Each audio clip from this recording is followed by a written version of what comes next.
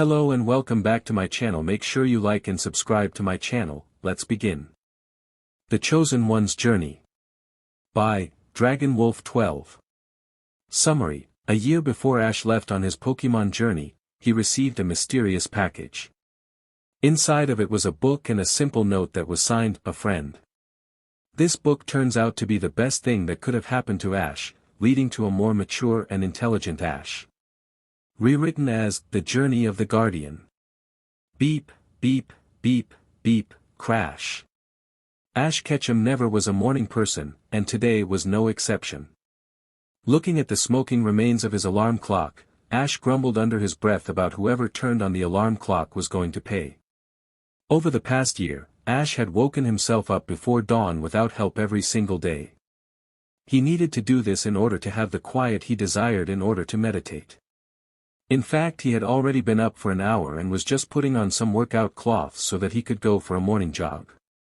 Suddenly, Ash remembered what day today was and a smile broke out across his face. Today was the day he would be getting his trainer's license and his first Pokemon. Glancing at his windowsill, he let out a soft sigh. Sitting on it was a pair of Pokemon eggs that he had hoped would become his first, but sadly they hadn't hatched yet. Putting on a set of shorts and a t-shirt, he left the house and began running through town. As he ran, he began thinking about the past year and how it had changed him from the immature and easily distracted boy he had been into the calm and focused young man he was today. Flashback: 1 year ago. "Ash, could you come down here please?" Delia Ketchum shouted up to her son. A minute later, Ash came walking down. "What's up, Mom?" he asked. "Somebody has sent you a package," she said, showing him a box that the postman had just delivered. "Really? I wonder whom it's from," he said as he opened the box. Inside of the box was a very old-looking book. Sitting on top of the book was a simple post-it note with a message written on it. "Use this book to become the best, like no one ever was. A friend." "That's strange," Delia said. "I wonder who would send you this." "I don't know, maybe it was Professor Oak," Ash suggested. "Maybe," Delia said slowly, "we'll have to ask him next time we see them. For now, why don't you go clear off some of the action figure from your bookcase so there will be room for this." End flashback. It turned out that it hadn't been Professor Oak who had sent it, but he was just as curious as they were. Ash smiled as he ran. From that moment on, he had been engrossed by all of the knowledge that one book held.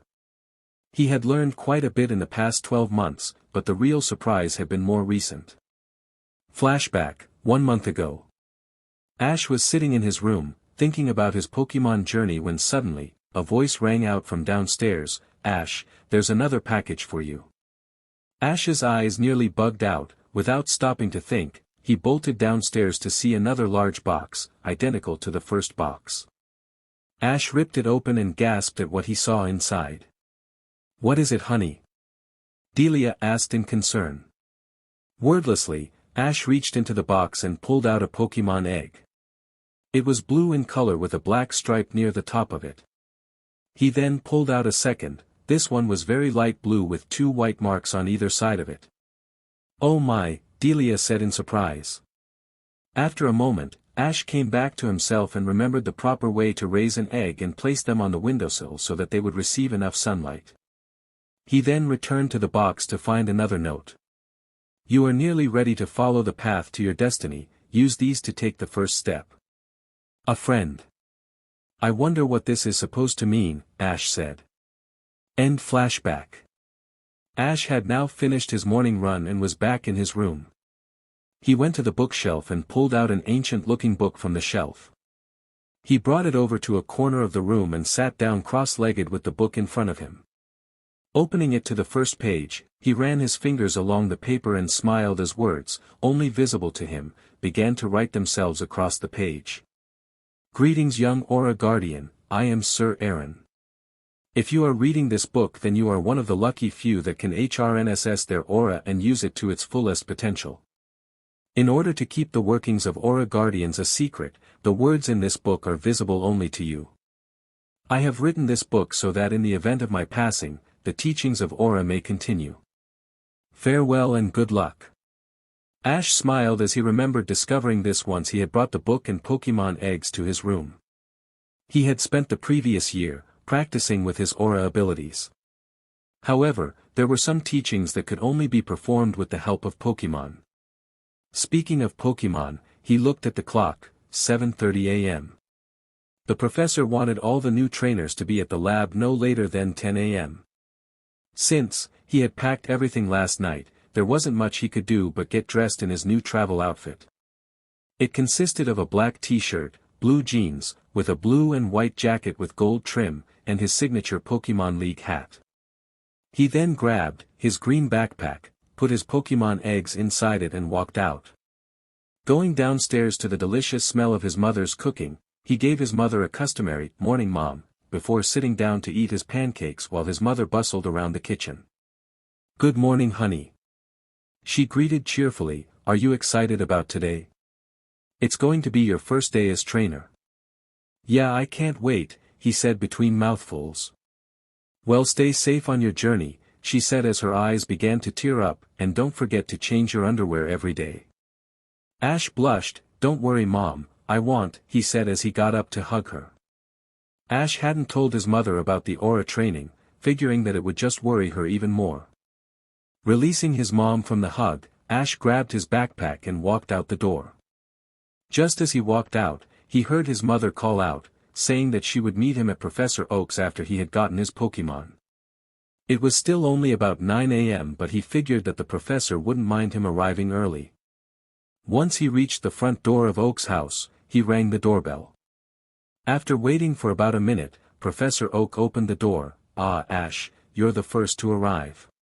Come in," he said holding the door open. Ash stepped through and followed Oak through the building to his lab.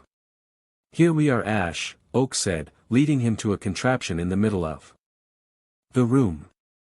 It had a glass dome that slid away once Oak pressed a button, revealing 3 Pokeballs. "Here we have the 3 starter Pokemon.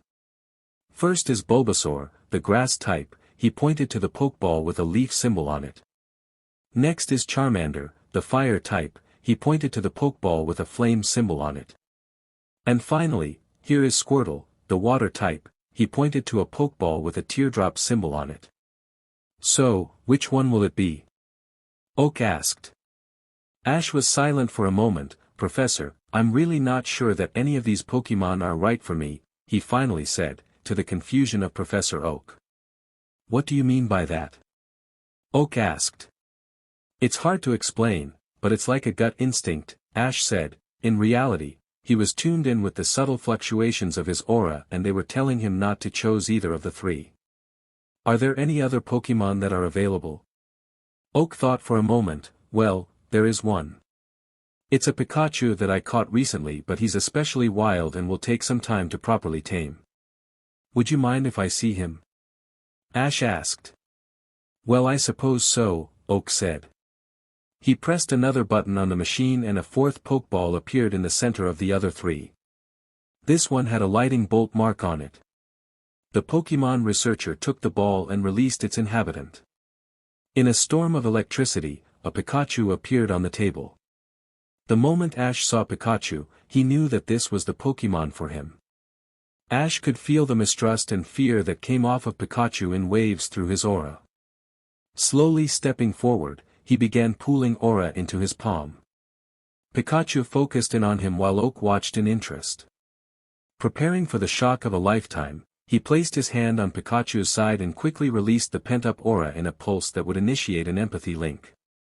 The reaction was instant. His mind was suddenly filled with rushing images and emotions. Mistrust of humans, a burning desire to become strong, fear of Pokeballs, a thirst to be the best, to name a few, all in a few seconds. Gently pushing past Pikachu's rampant emotions, Ash opened his heart and let it spill into Pikachu. Ash had no idea what Pikachu saw within him, but he could feel a steady sense of acceptance and trust build up in the mouse. Taking this as a good sign, Ash used his aura to communicate across the empathy link. "Will you join me on my journey and accept me as your trainer, Pikachu?" There was a tense silence as Pikachu mulled over his trainer words. Finally, after several minutes, Ash received a distinct mental nod from Pikachu. Ash let out a slight sigh in relief and pressed on. If you and I are going to be partners, then I would like to form an aura bond between us, will you allow it? An aura bond was a technique that many aura guardians used to bond with their Pokémon in a special way. It allowed the bonded to speak telepathically with each other from any distance and formed an empathy link between the two. In order to form the bond, one must take the other's aura and fuse it together with his or her own. Then the other must accept the bond by accepting the bond and letting it settle, making the bond permanent. Pikachu was shocked by what Ash was asking. After observing this human's heart, he had come to decide that if there was one human in the world that he would willingly serve, it would be this one. Then Ash had earned his respect by asking him if Ash wanted to be his trainer instead of just ordering him into battle. But, the ultimate shock had not only called him his partner but he had asked him to form an aura bond with him. Although Ash didn't know it yet, he had earned Pikachu's eternal respect, allegiance, and most importantly his friendship. As soon as Pikachu had gotten over his shock, it was all he could do not to start jumping around in happiness, but he knew that he would break the link. Ash gave a mental smile at his new friend and began to initiate the aura bond. Using the empathy link as a guide, he reached out with his aura and latched onto Pikachu's aura. Once he had established a stable connection, he poured more power into it and started to fuse their auras together. Once he was finished, the rest was up to Pikachu. As a human, Ash had to work for months to bring his aura to the level of control it was at now. Pikachu had it easy, as a Pokémon the use of aura in certain areas came instinctually. Focusing on the newly established bond, Pikachu let it settle, pouring his own power into it to tighten it, and making it permanent. Once the bond was complete, Ash let the empathy link drop and they returned to the real world. When the empathy link was established, Ash sped up his and Pikachu's perspectives to the speed of true thought. This meant that the last 10 minutes that the two had spent in their minds was only about 30 seconds in the real world. Bringing his eyes back into focus, Ash looked down at the table to see Pikachu rubbing his head against his hand, cooing in pleasure. The mouse then sprinted up the still outstretched arm and settled himself onto his shoulder. Looking at the now shell-shocked professor, Ash smiled and said, "I choose Pikachu." Snapping out of his shock, Oak said, "Well Ash, I must say that I am thoroughly impressed. I was expecting him to shock the living daylights out of you when you touched him. You see, I only captured him last night when I found him chewing on the power cables. I haven't had the chance to properly tame him yet." Glancing at Pikachu, Ash thought, "Power cables?" He received the impression of a shrug and Pikachu replied, "I was bored." Focusing back on the professor, Ash said, "Well, I guess I did that pretty well." Chuckling, Oak replied, "Yes, you most certainly did. Now you wait here for a moment while I get you your Pokédex and Pokeballs." As the professor walked out of the room, Ash focused in on Pikachu, "So now that I'm your trainer, I need to know what attacks you know." After looking thoughtful for a moment, Pikachu said, "Let's see, I know how to do Thunder Shock and Quick Attack. Oh, and I can also do Thunder Wave and maybe Double Team." Ash nodded his head. Now that they were bonded, Ash could fully understand Pikachu's poke speech. "Okay, that's a good move set for now. I think we'll start you off with learning Agility for an extra speed boost, then Iron Tail because the first gym had rock types." Professor Oak, who had walked in hearing Ash talk, stopped in surprise. He certainly did his homework. I wish Gary would take the time to research like Ash apparently has. He thought to himself as he walked into the room. "Alright, here you are Ash," he said as he handed Ash a red machine and 5 shrunken Pokeballs. "Would you like me to explain how the Pokédex works?" he offered. "That's alright Professor, I would rather figure it out on my own," Ash said, as he absently pet Pikachu on his shoulder. "Alright then, here is Pikachu's Pokeball," Oak said as he handed him the Pokeball with the lightning bolt symbol on it.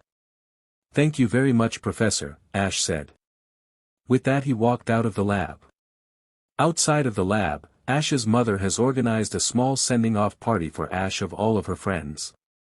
Ash smiled at the sight and gave his mother a hug. "Goodbye Mom," Ash said, "I'll call you once I reach Rewritten City." Be good out there, Ash, she said through tears, and don't forget to change your underwear. Ash blushed in embarrassment as a few members of the crowd snickered. I will, Mom, don't worry, Ash said. With that he walked down the road towards Route 1, everyone cheering for him. After walking for several hours, chatting with Pikachu, and spotting several different Pokémon, Ash decided to stop for some lunch. After pulling out a sandwich and some Pokémon food for Pikachu, he suddenly remembered something he had forgotten to do. Pulling out his Pokédex, he pointed it towards the eating Pikachu. Pikachu, the mouse Pokémon, and the evolved form of Piku. Pikachu's tail is sometimes struck by lightning as it raises it to check its surroundings. This Pikachu is male and has the ability Lightning Rod. He knows the moves Thunder Wave, Thunder Shock, Quick Attack, and Double Team. This Pikachu also possesses the egg move Volt Tackle, but it has not been unlocked yet. Just like you said, although Volt Tackle is an incredible attack, we will work on that once you've learned Thunder, Ash said. Once they were both finished, Ash put away the supplies and started to put his pack back on. However, before he could get it all the way on, he heard a steady beeping sound coming from his pack. What's that sound? Pikachu asked. Knowing there was only one thing in his pack that would make a sound like that, he pulled out his 2 Pokémon eggs to discover that both were glowing brightly. Where did you get 2 Pokémon eggs? Pikachu asked in awe. I'll tell you later, Ash said. Removing the lids from the incubators, he set up a pair of blankets on the ground and placed an egg on each. Ash and Pikachu watched in awe as the eggs started glowing brighter and brighter before finally starting to change shape. When the glow died, Ash gasped at what he saw. 2 Pokémon were sitting before him. One was a small dark blue dog-like Pokémon with a black mask on its face and red eyes. The other was a small light blue serpentine Pokémon with white fins on either side of its head. Rio. Teeny, the 2 Pokémon said. Oh wow, a Riolu and a Dratini, Ash said in awe. As soon as the 2 Pokémon saw him, Riolu stood up on slightly wobbly legs and stumbled over to him while Dratini slithered. They both slithered onto his lap and looked up into his face. Ash just stared at them, going over the information he had learned about their species. Dratini are extremely rare dragon Pokémon found in Kanto and Johto. If you were lucky enough to capture one, you could become an incredibly powerful trainer because of their final evolution. The Kanto Johto champion's signature Pokémon was a Dragonite. Riolu are also rare Pokémon and are only found in Sinnoh. Evolving into the fighting and steel-type Lucario, they are powerful Pokémon in their own right. The other thing about Riolu and Lucario was their innate ability to use and control aura. Suddenly, Ash felt a pull on his aura and he noticed that Riolu was looking at him intently with his paw on Ash's chest. Riolu was forming an aura bond with Ash. He was so lost in his thoughts that he hadn't noticed the bond forming, and now Riolu was waiting for him to finish it. Ash settled the bond and reinforced it for permanency, making Riolu smile. Hi Daddy, Ash heard in his mind. Suddenly Pikachu started on his shoulder. Turning to the mouse, Ash said, Riolu just bonded to me, and since you and I are bonded, you're probably included. Pikachu nodded, but seemed a little unsettled. Ash chuckled and turned back to Riolu. Hello there Riolu, how are you feeling?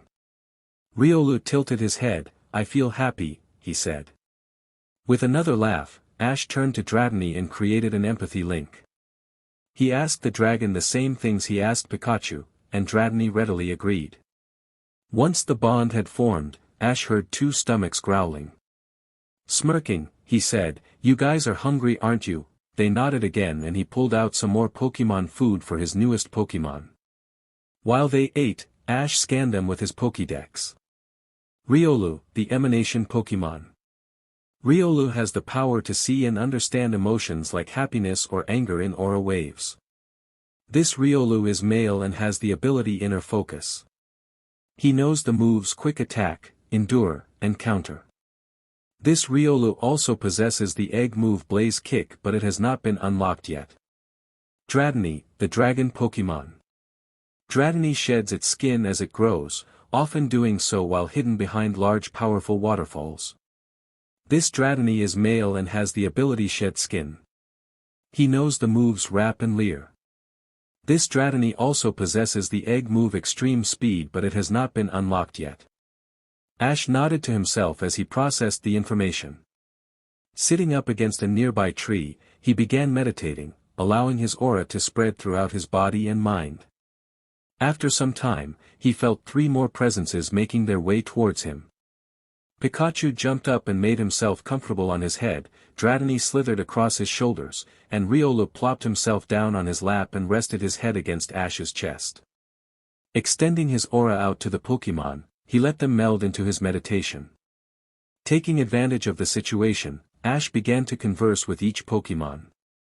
He assessed their physical condition and abilities, while planning their training and completely losing track of time. Finally, after several hours, the ever-growing rumbling of several hungry stomachs forced them to stop. Opening his eyes and looking around, he saw that the sun was beginning to set. "Ah man, we were supposed to be in Rewritten City by now," he said to himself. "Ah well, it was defiantly worth it." He set about creating a fire pit while sending Pikachu and Riolu into the nearby woods to get some firewood. 10 minutes and a thundershock from Pikachu. Found a roaring fire and a cozy campsite. After feeding the Pokémon, he pulled out a can of soup that his mom had made for him. "It's a good thing I packed for several nights," he said to himself as he poured it into a pan and started cooking it over the fire. Once he had finished his own dinner, he added enough wood to the fire to last the night and pulled his sleeping bag out of his backpack. Immediately after squirming into it, his 3 other Pokémon snuggled in with him. "Good night guys," he said to his sleepy Pokémon. Pika. Re. Teeny. The next morning, Ash was the first to awaken. He looked around in confusion for a moment before realizing where he was. "That's right, I started my journey yesterday," he thought to himself as he started wiggling out of his sleeping bag, waking his 3 Pokémon in the process. Silently, he walked to the edge of the clearing to start his morning meditations. His Pokémon very quickly joined him in the same positions as last night, with Riolu in his lap, Dratini across his shoulders, and Pikachu on his head. An hour later found them all eating breakfast. After breakfast, Ash led the Pokémon through several different exercises designed to increase physical strength, endurance and stamina. Afterwards, was move tutoring. Pikachu was to learn agility, Riolu was working on Force Palm, and Dratini was learning Twister. While they worked on their moves, Ash walked around and coached when he could while examining their progress. An hour before lunch, Ash called a stop. They were all doing really well with their moves. Pikachu had agility perfected, Riolu could achieve a full energy build-up and release and was only working on the speed of the attack, Dratini could create a light wind but it wasn't strong enough to do any damage. The final hour was one-on-one training with Riolu. Ash was teaching Riolu what he had learned about Aura and testing the Emanation's Pokémon skills. After eating lunch, Ash captured Riolu and Dratini and set on his way to Rewritten City. After about 2 hours of walking, they noticed clouds forming overhead. It hadn't started to rain yet, but he could tell it would soon and quickened his pace. Suddenly the two heard a scream coming from the woods. "What was that?" Ash asked. Pikachu shrugged, not knowing either. "We had better go check it out, someone could need help," Ash said, and he ran into the forest in the direction the sound had come from. As he ran, he heard another scream, but this time a deafening roar that he hadn't heard from the road accompanied it. Bursting out of the brush, he saw an orange-haired girl lying near a waterfall. At the base of the waterfall was a tremendous Gyarados. It roared at the girl and began charging a hyper beam. "Pikachu, quick, use agility to get close, then use Thunder Wave," Ash commanded. "Got it," said the rodent, and he vanished from Ash's shoulder. Pikachu reappeared standing on Gyarados' head and unleashed a low-power electric pulse, designed to paralyze the target. Gyarados froze as the electricity flowed through its body and the hyper beam faded. Using agility again, Pikachu reappeared on Ash's shoulder. Ash quickly ran to the fallen girl. She was shivering on the ground, staring wide-eyed at the atrocious Pokémon. "Come on," he said, as he grabbed her arms to help her up, "We've got to get out of here before the paralysis wears off." She nodded weakly and let him stand her up. "My bike," she mumbled weakly, still in shock. He noticed a bicycle leaning on a nearby tree and together they walked towards it. As they walked, he could feel it starting to rain and got a bad feeling. Behind them the Gyarados roared. The two humans whipped around just in time to see the Gyarados use the rain to break free of the paralysis. It quickly charged a hyper beam and fired at them. Ash reflexively pushed the girl away while simultaneously jumping in the opposite direction. The powerful beam of energy passed in between them and collided with the bicycle, causing it and the tree it was leaning on to explode. Ash quickly looked back at the rampaging Pokémon. The Gyarados was beyond any sort of reason now. It was thrashing about, throwing hyper beams in all directions. He wasn't sure what to do. He didn't think they would make it past the rampaging Gyarados, until the sky lit up with lightning and he suddenly remembered Pikachu's special ability. "Pikachu, get above it and use the strongest electric attack you can manage," he said to his starter. Pikachu nodded and leapt up as high as it could go, then used quick attack to go another 5 feet. The mouse Pokémon was now above Gyarados and was about to unleash the strongest thunder shock in history when the sky lit up with lighting again. Pikachu's lightning rod ability activated and the lighting was redirected to hit Pikachu. The lightning instantly supercharged Pikachu and he unleashed electric hell upon the defenseless Gyarados. "Eat thunder!" Pikachu yelled. The atrocious Pokémon roared in pain as writhed under the supercharged thundershock. Finally, the attack ended and Pikachu landed back on Ash's shoulder, completely unscathed, while the Gyarados toppled over and crashed onto the bank. Ash sighed in relief. Turning towards the girl, he asked, "Hey, are you alright?" She stood up rather shakily and said, "Yeah, I think so, but my bike is trashed." They turned to look at the smoking remains of what, once upon a time, might have been recognizable as a bicycle. "Yeah, too bad," Ash said. "My name is Ash, I'm from Pallet Town." "Nice to meet you, my name is Misty, I'm from Cerulean City," Misty replied, "Thanks for saving me." "That was very brave of you," she said with a slight blush on her face. "It's not a problem," Ash said, completely oblivious. "I'm heading to Viridian City, do you want to join me?" "Sure," Misty said, "I was heading there anyway when I stopped to do some fishing and this Gyarados attacked me." They turned to look at the smoking remains of the water-flying type. "I can't just leave it here to die," Ash said. He walked up to Gyarados and placed his hand against its side. Extending his aura, Ash examined its injuries. To his surprise, it was still conscious, completely exhausted and in terrible pain, but awake. Realizing that the Pokémon was awake, Ash tried to establish an empathy link, but the pain was too great. "There's only one way I can communicate with Gyarados now," he thought to himself. Channeling his aura in a different pattern, Ash started using Heal Pulse. Letting the healing energies pulse through Gyarados' body and healing its injuries. Once the pain had ebbed away from the Pokémon's mind, Ash stopped the Heal Pulse and rescanned the Pokémon's body.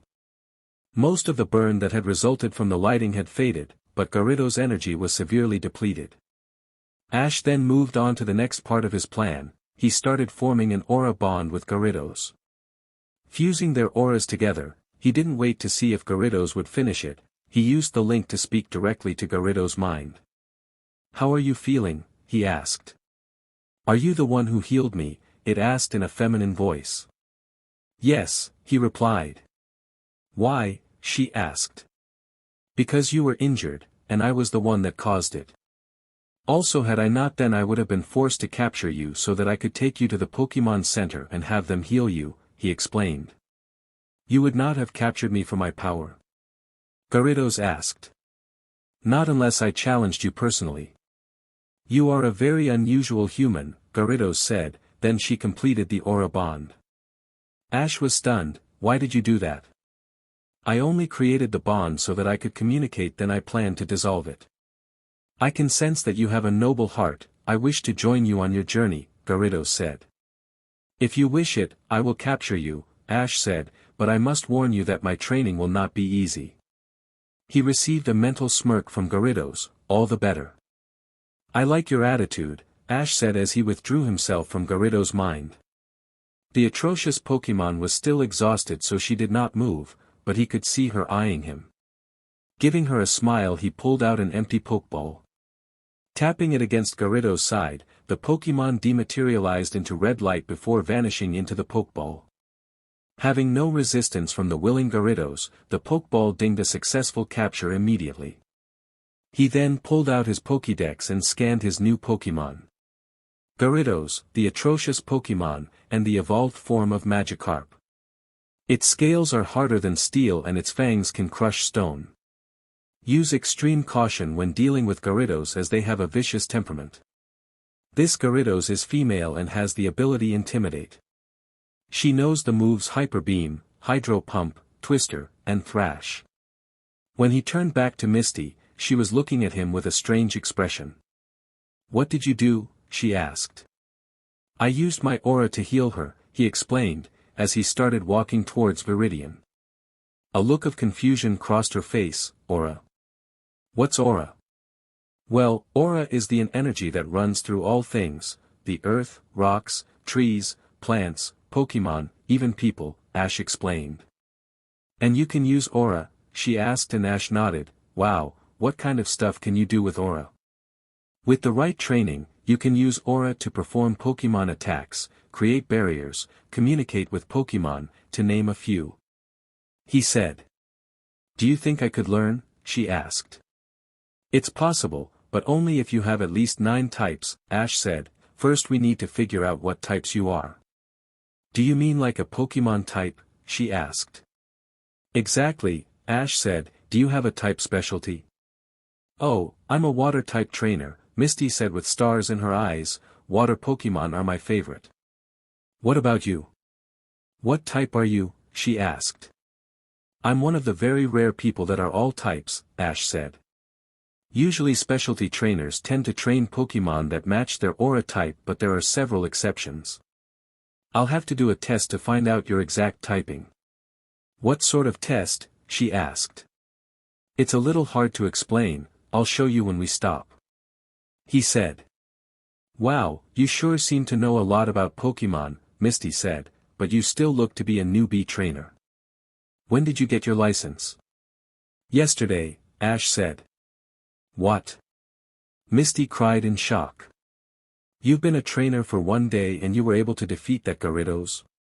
"Oh, that," Ash said chuckling. "You see, Pikachu's special ability is Lightning Rod, which draws all electrical attacks to him and leaving him unharmed.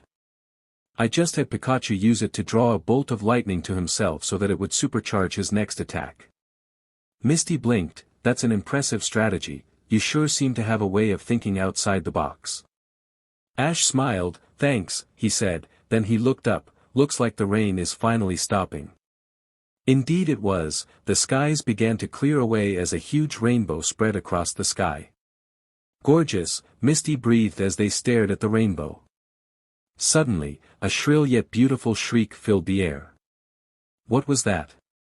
Ash asked. "Look!" Pikachu suddenly said, pointing. The humans followed his finger towards the horizon.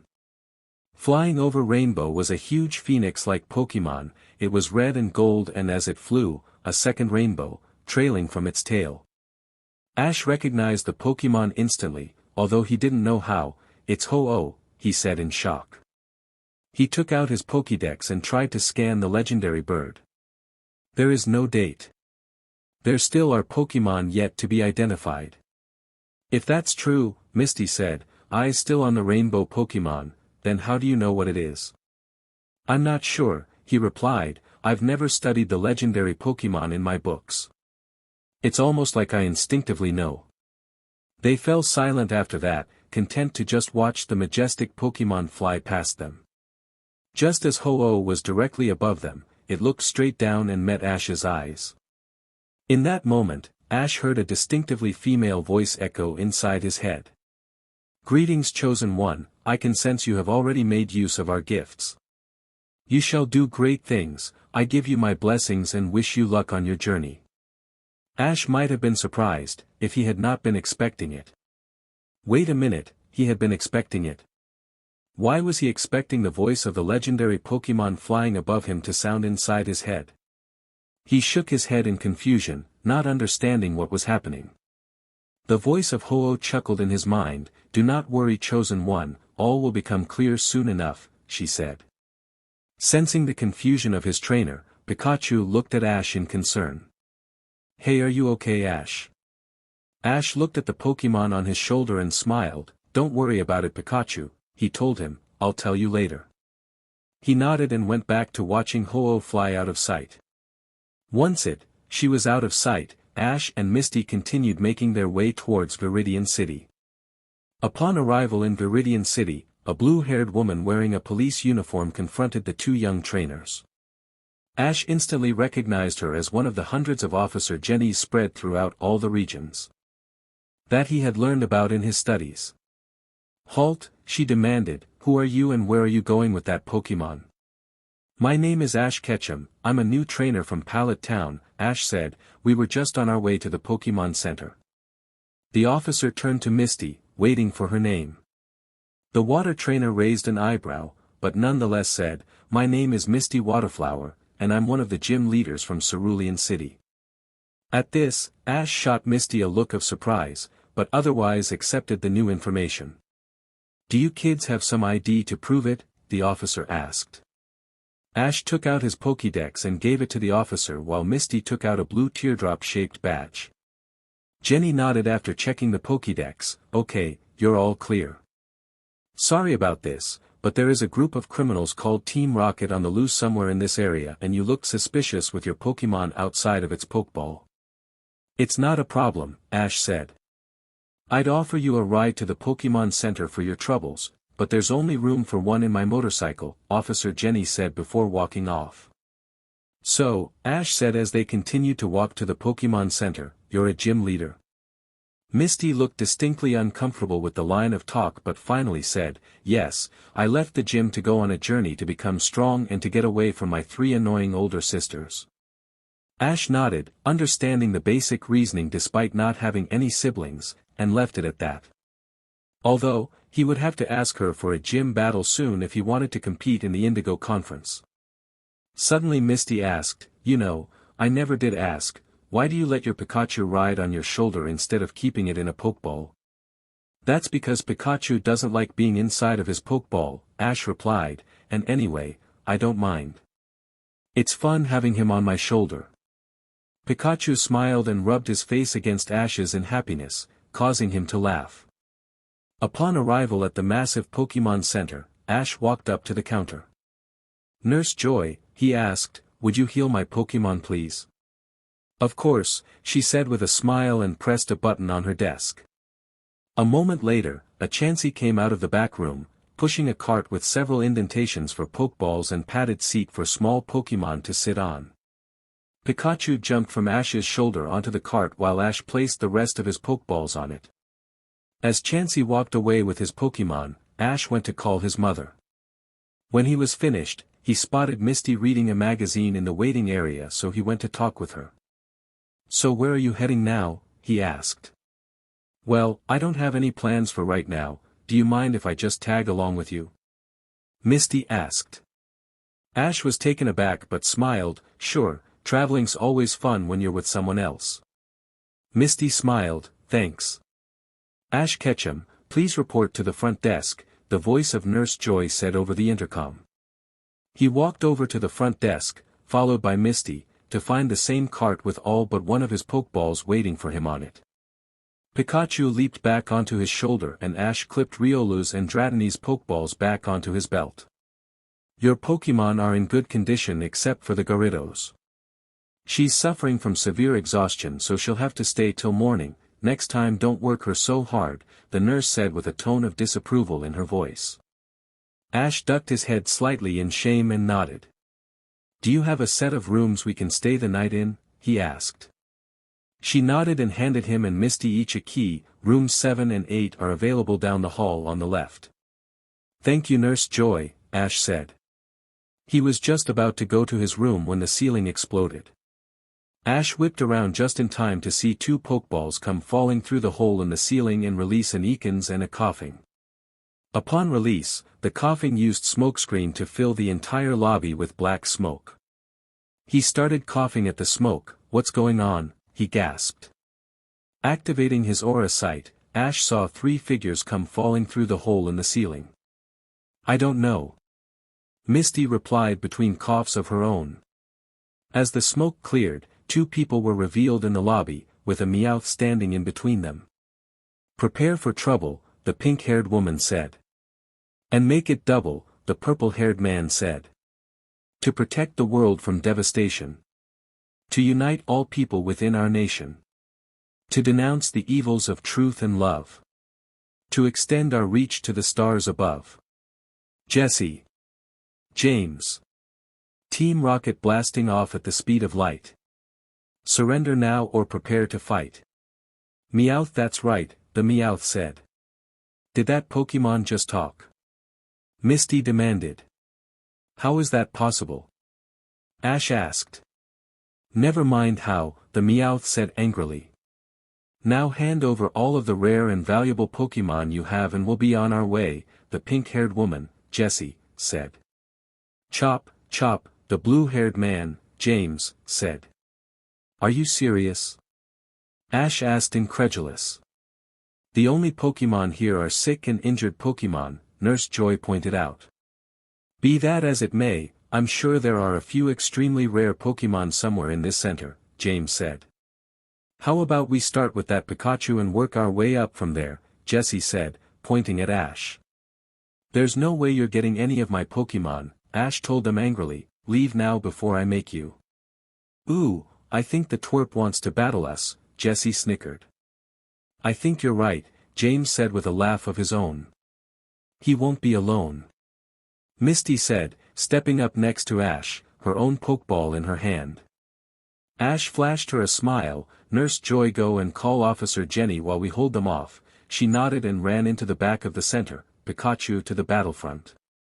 "Let's show these losers who's boss," Pikachu said as he jumped from Ash's shoulder. "Stereo, you're up," Misty called as she threw her Pokeball. "Do you want to take the snake or the gas bag?" Ash asked his teammate. She smirked. "I'll take the snake." "Stereo, use water gun on Ekans." "Pikachu, use Thundershock," Ash called. Both Pokemon responded instantly. Pikachu unleashed a burst of electricity at the poison gas Pokemon while Stereo launched a burst of water at the snake Pokemon. "Ekans, dodge and use bite," Jessie called. James shouted, coughing, "Dodge that and use poison gas attack." Both poison types jumped out of the way and unleashed their own attacks. Ekans lunged forward and latched onto Stereo while coughing started spewing poisonous gas at Pikachu. "Stereo, use rapid spin to throw it off," Misty commanded. "Pikachu, use a widespread thunder wave to block the gas," Ash told him. Stereo started spinning around, causing Ekans to go flying away and actually crash into coughing. Pikachu's thunder wave turned into a net of electricity and was driving the gas back towards their opponents. The poison gas attack engulfed Jessie and James and they started coughing. "Meowth, do something," Jessie demanded. "What do you expect me to do?" Meowth demanded between his own coughs. "You're a Pokemon, so attack," James said. "Oh right," Meowth said stupidly. He then charged at Pikachu yelling, "All right you mouse, taste my fury swipes." "Pikachu, use quick attack powered with agility," Ash said. Pikachu launched forwards at blinding speeds and slammed into the Scratch Cat Pokemon. Meowth went flying and crashed into the 2 poison types. The 3 Pokemon then went sliding across the floor and bowled into their owners, knocking them over. "Now Pikachu, use Thundershock with all you've got," Ash commanded. "Pika." Pikachu acknowledged and he sent at the strongest Thundershock he could at the rockets. Electricity lit up the Pokemon Center as the Thundershock developed into something more. The lightning slammed into the people and Pokemon, causing them to shriek in pain. Suddenly, coughing started expelling poisonous gas, causing a violent reaction with the electric attack. There was a large explosion and Team Rocket were blasted out of the building, Team Rockets blasting off at the speed of light, they screamed. "Awesome job Pikachu, you lean Thunderbolt," Ash said with excitement, as he knelt down in front of Pikachu. The mouse Pokémon squealed his delight before jumping onto Ash's shoulder and rubbing his face against Ash's. "Alright, what's going on here?" Officer Jenny demanded, as she came storming into the Pokémon Center. "Officer Jenny, those two are members of the Team Rocket gang you warned us about earlier today were here. They broke into the Pokémon Center trying to steal the Pokémon being held here," Ash explained. "He's right," Misty said, "we just battled them and Ash sent them blasting away with Pikachu's Thunderbolt." "I can confirm what they have said," Nurse Joy intoned. "Alright," Officer Jenny nodded, "I guess there's not much left for me to do." Jenny then turned back to Ash and Misty, "I would like to thank you too for your assistance. I don't want to think of what damage they could have done if you weren't here to stop them." "Thanks officer, but all the credit goes to the Pokémon," Ash said as he gestured to Pikachu and Staryu. Nevertheless, she gave them a salute and walked out. "We work pretty well together," Ash said to Misty as they walked towards their rooms. "Yeah, we do," she replied. "It's a good thing we're traveling together." Giving her one last smile, Ash walked into his room and dropped his backpack on the floor. Releasing Dratini and Riolu, Ash plopped down in bed and fell asleep almost instantly, with his Pokémon cuddling against him. The next morning, Ash woke up bright and early, just like always, and did his morning meditation with his Pokémon for an hour. Afterwards he returned Riolu and Dratini and made his way to the lobby. "Good morning Nurse Joy," he greeted, "is Gyarados all better?" "Good morning," she replied, "yes your Gyarados has made a full recovery. I advise you not to let it get this exhausted again," she told him sternly. "Yes ma'am," he said as he took Gyarados' Pokeball and put it back on his belt. "Is there a training field I can use?" Smiling, she replied, "Yes there is one out in the back of the center." "Thank you Nurse Joy," he bade goodbye and went out to the field. Once he had released Riolu and Dratini again, Ash said, "I want to tell you that we have a new team member." Riolu and Dratini cheered at a new friend. "Now she may look scary but we've already bonded and I'll make sure she doesn't hurt you." They looked a little unsure at Ash's words but got ready to meet their new teammate. "Okay Gyarados, to the battlefront," Ash said as he released the atrocious Pokémon. Gyarados appeared with a loud roar and she started glaring at the now scared little Pokémon. "Now Gyarados," Ash said out loud, "these are your teammates, you will treat them with the respect you would have them treat you." She stopped growling and opened her mind to them, communicating across the link. After a few moments, Riolu and Dratini did not look scared anymore and went right up to Gyarados. "All right you guys, it's time for some more training," Ash announced. After a good morning run, Ash had them continue working on their moves. Pikachu started working on Iron Tail, using a stone to strengthen his tail muscles. Riolu perfected his Force Palm, and Dratini continued working on Twister. Gyarados was working directly with Ash. He was assessing her physical condition and examining her moves, while coming up with training strategies. After working for 2 hours, Misty finally came out of the Pokémon Center. "Morning Ash," she greeted. "Morning Misty," he replied, "are you ready to go?" "Yes, but I need to stop by the Pokemart on our way out of town," she said. "Alright," he said then turned to the training Pokémon. "Okay guys that's enough for now."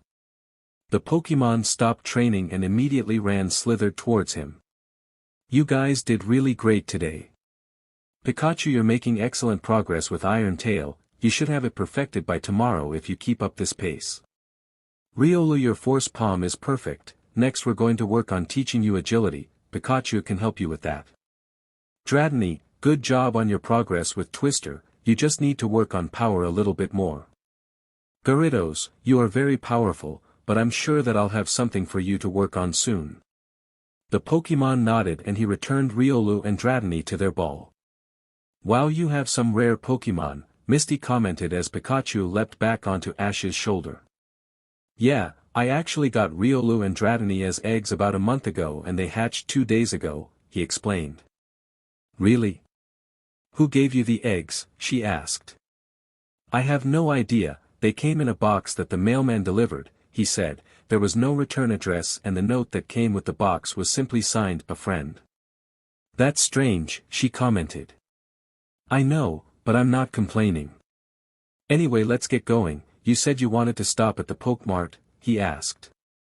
An hour later, they walked out of the Viridian City Pokemart laden with new Pokeballs, potions, and other essential supplies. They then made their way into Viridian Forest. While they walked, Ash noticed Misty starting to get fidgety and she would flinch slightly at every sound that the forest made. Putting it aside, he kept walking. However, with each passing hour, her twitching would get continually worse. Finally, around lunchtime, he broke down and asked, Hey Misty, are you feeling okay? You seem to be a little jumpy. She shot him a look that resembled a deer caught in headlights. Yeah, I'm fine, she mumbled out. Looking at his watch, Ash sighed and said, Let's stop for some lunch, I think I can see it clearing up ahead. Okay, Misty said with a slight stutter in her voice. As Ash was getting out a couple of sandwiches and the Pokemon food, he felt Pikachu tense on his shoulder. Not a moment later, Misty screamed from where she was sitting. Spinning around, Ash saw that she was being attacked by a wild Pidgeotto. Without sparing a second thought, Ash commanded, Pikachu use Thundershock. Pikachu leapt into action, delivering a powerful Thundershock on the attacking bird Pokemon. Pidgeotto screamed on pain as the electricity coursed through its system. As the attack cut off, it turned and gave Ash and Pikachu a very heated glare and prepared itself for a tough battle. Ash smiled, his instincts and aura telling him that this was the type of Pokemon he wanted. Now Pikachu, quick attack followed by a thunder wave to paralyze it. Ash commanded. Pikachu shot across the clearing at high speeds, followed by a trail of energy, and slammed into the Pidgeotto while simultaneously unleashing a low electric pulse to paralyze the target. The bird Pokemon was sent flying across the clearing before crashing into a tree. A second later, a Pokeball hit the Pokemon's side and it was absorbed into the ball. The red and white sphere rocked back and forth once, twice, 3 times before it dinged a successful capture. Yes. Ash said in triumph as Pikachu picked up the ball to give to its trainer. Are you okay, Misty? Ash asked, once Pikachu had given him the Pokeball. Yeah, I'm fine, I guess that's 2 I owe you now, she joked. Pulling a potion out of his bag, Ash released his new Pidgeotto so that he could heal it. Once he was finished, Ash pulled out his Pokédex and scanned his new Pokemon. Pidgeotto, the bird Pokemon and the evolved form of Pidgey. It is armed with sharp claws and dives from the sky to capture its prey. This Pidgeotto is female and had the ability Keen Eye. She knows the moves Gust, Quick Attack, Twister, and Wing Attack. Ash whistled then bent down on his knees. Hi Pidgeotto, my name's Ash and I'm training to be a Pokemon Master. If I'm going to succeed then I'm going to need the best of the best by my side, do you think you're up for it? The bird Pokemon stared at him for a minute before her beak stretched into its best smirk and she nodded. Great to have you on board, Ash said with a smile. Placing a hand on her back, Ash created an aura bond. She looked surprised but accepted the bond.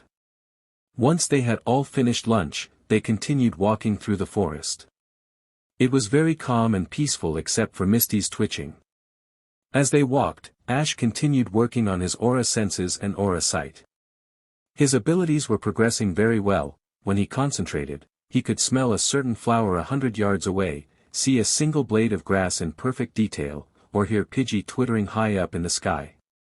That night, they set up camp near a lake that Misty had spotted off the path.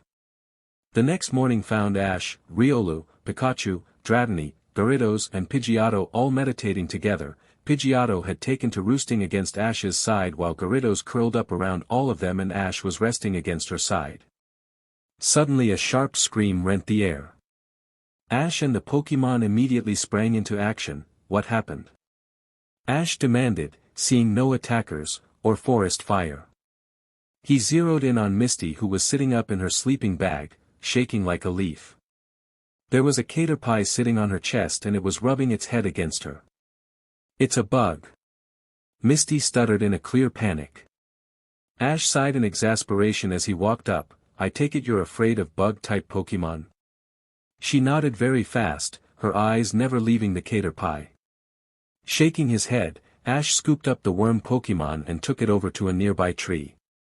Carefully placing it on one of the branches, he watched as it crawled out of sight. Once he had finished, Ash started leading his Pokemon through their usual exercises before moving on to move tutoring, while Misty watched them in interest, having never seen Ash train before. Riolu, after a quick discussion with Pikachu, was practicing agility. Pikachu and Dratini were working on perfecting Iron Tail and Twister respectively, and Ash started Pidgeotto learning Steel Wing. Since Gyarados already knew Twister, she was working with Dratini. Once Dratini perfected Twister, he and Gyarados were going to be learning Dragon Rage together. While the Pokemon were working, Ash pulled out a very large and old book from his backpack. How did that fit in there? Misty asked in surprise. That's a story for another time, first we are going to find out what Pokemon type you are, Ash explained. He opened it to a blank page. This is a special book that will react to your aura. When you place your hand on this page, it will tell you what type you are. He put his fingers on the page and 18 different words wrote themselves across the page, naming all of the different Pokemon types. Now it's your turn, he said to Misty. Tentatively, Misty put her hand on the blank page of the book. 4 words wrote themselves on the page. Water, normal, fighting, fire, fairy. Only 4 types, that limits what you can learn, but it does not make it impossible. Ash said more to himself than to Misty. What? Misty said in shock, fire. I'm a fire type. Water and normal were pretty much a given, Ash explained, almost everyone is a normal type. The fighting type means that you'll never back down no matter the odds. Fire types tend to have a very fiery personality. So I have to get a fire Pokemon? Misty said, still in shock. Not at all, Ash said, this just means that you can use these kinds of Pokemon attacks, and you will bond best with normal, water, fighting, and fire-type Pokemon. It also means that you can only perform aura bonds with Pokemon that have one of these types. What's an aura bond? She asked. After Ash explained it to her, she was starry-eyed. You mean that I can understand Pokemon that I have bonded with? Exactly, but first you need to learn how to create the bond, he explained. She looked crestfallen. How long will that take? Ash shrugged, it's different for everybody. Ash spent the next hour explaining about different aspects of aura until they called it quits for lunchtime. Once all of the humans and Pokemon had eaten, Ash returned everyone but Pikachu and they set on their way.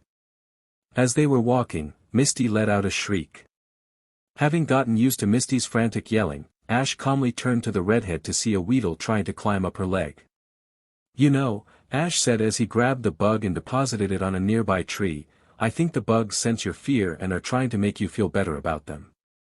Misty humphed, well I wish they wouldn't, she said angrily. Enter the fire type, Ash thought, sensing nods from all the Pokemon. He shook his head as they continued walking through the forest. Suddenly there was a rustling from the grass near them. With a shout, a kid wearing a samurai outfit and wielding a sharp-looking katana charged out of the bushes. Swinging the sword, he aimed to point it directly in Ash's face. Unfortunately for him, Pikachu was quicker. As the sword came down, Pikachu leapt from Ash's shoulder as his tail took a metallic shine. He swung his tail around and slammed it into the sword. The katana went spinning away and found itself embedded in a tree while the samurai kid spun around and landed on his butt. Who are you? Ash demanded as Pikachu landed back on his shoulder. The mouse Pokemon started sparking threateningly. Raising his hands in a placating gesture, please, this is all a misunderstanding, I never meant to hurt anyone. I am called Samurai and I am a Pokemon trainer. If that's true, then what were you doing swinging that DMN sword at me? Ash asked angrily, Pikachu still growling and sparking on his shoulder. It is merely a test to see if you are a worthy trainer. I had no intention to harm you, Samurai said. That is one of the most ridiculous things I've ever heard, Misty said. The samurai kid's sweat dropped, hoping to change the subject. He asked, are one of you perhaps from the town of Pallet? Looking taken aback, Ash said, I'm from Pallet Town. Samurai stood up with a triumphant expression on his face. Pointing at Ash, Samurai said, 3 trainers from Pallet Town have already passed through this forest and I have battled each of them. The battles were glorious even though I lost to all of them. I wish to challenge you to a battle in hopes of regaining my honor. Ash perked up at this, his first trainer battle. Oh, this is going to be fun, he thought. His Pokémon started laughing in glee, ready to trounce the freak. I accept. What are the conditions? He asked. It will be a 2-on-2 battle with no substitutions, Samurai said. Fine, Ash replied. Pinsir, into battle. Samurai shouted. A large Pinsir appeared out of the Pokeball that Samurai threw and snapped its horns menacingly.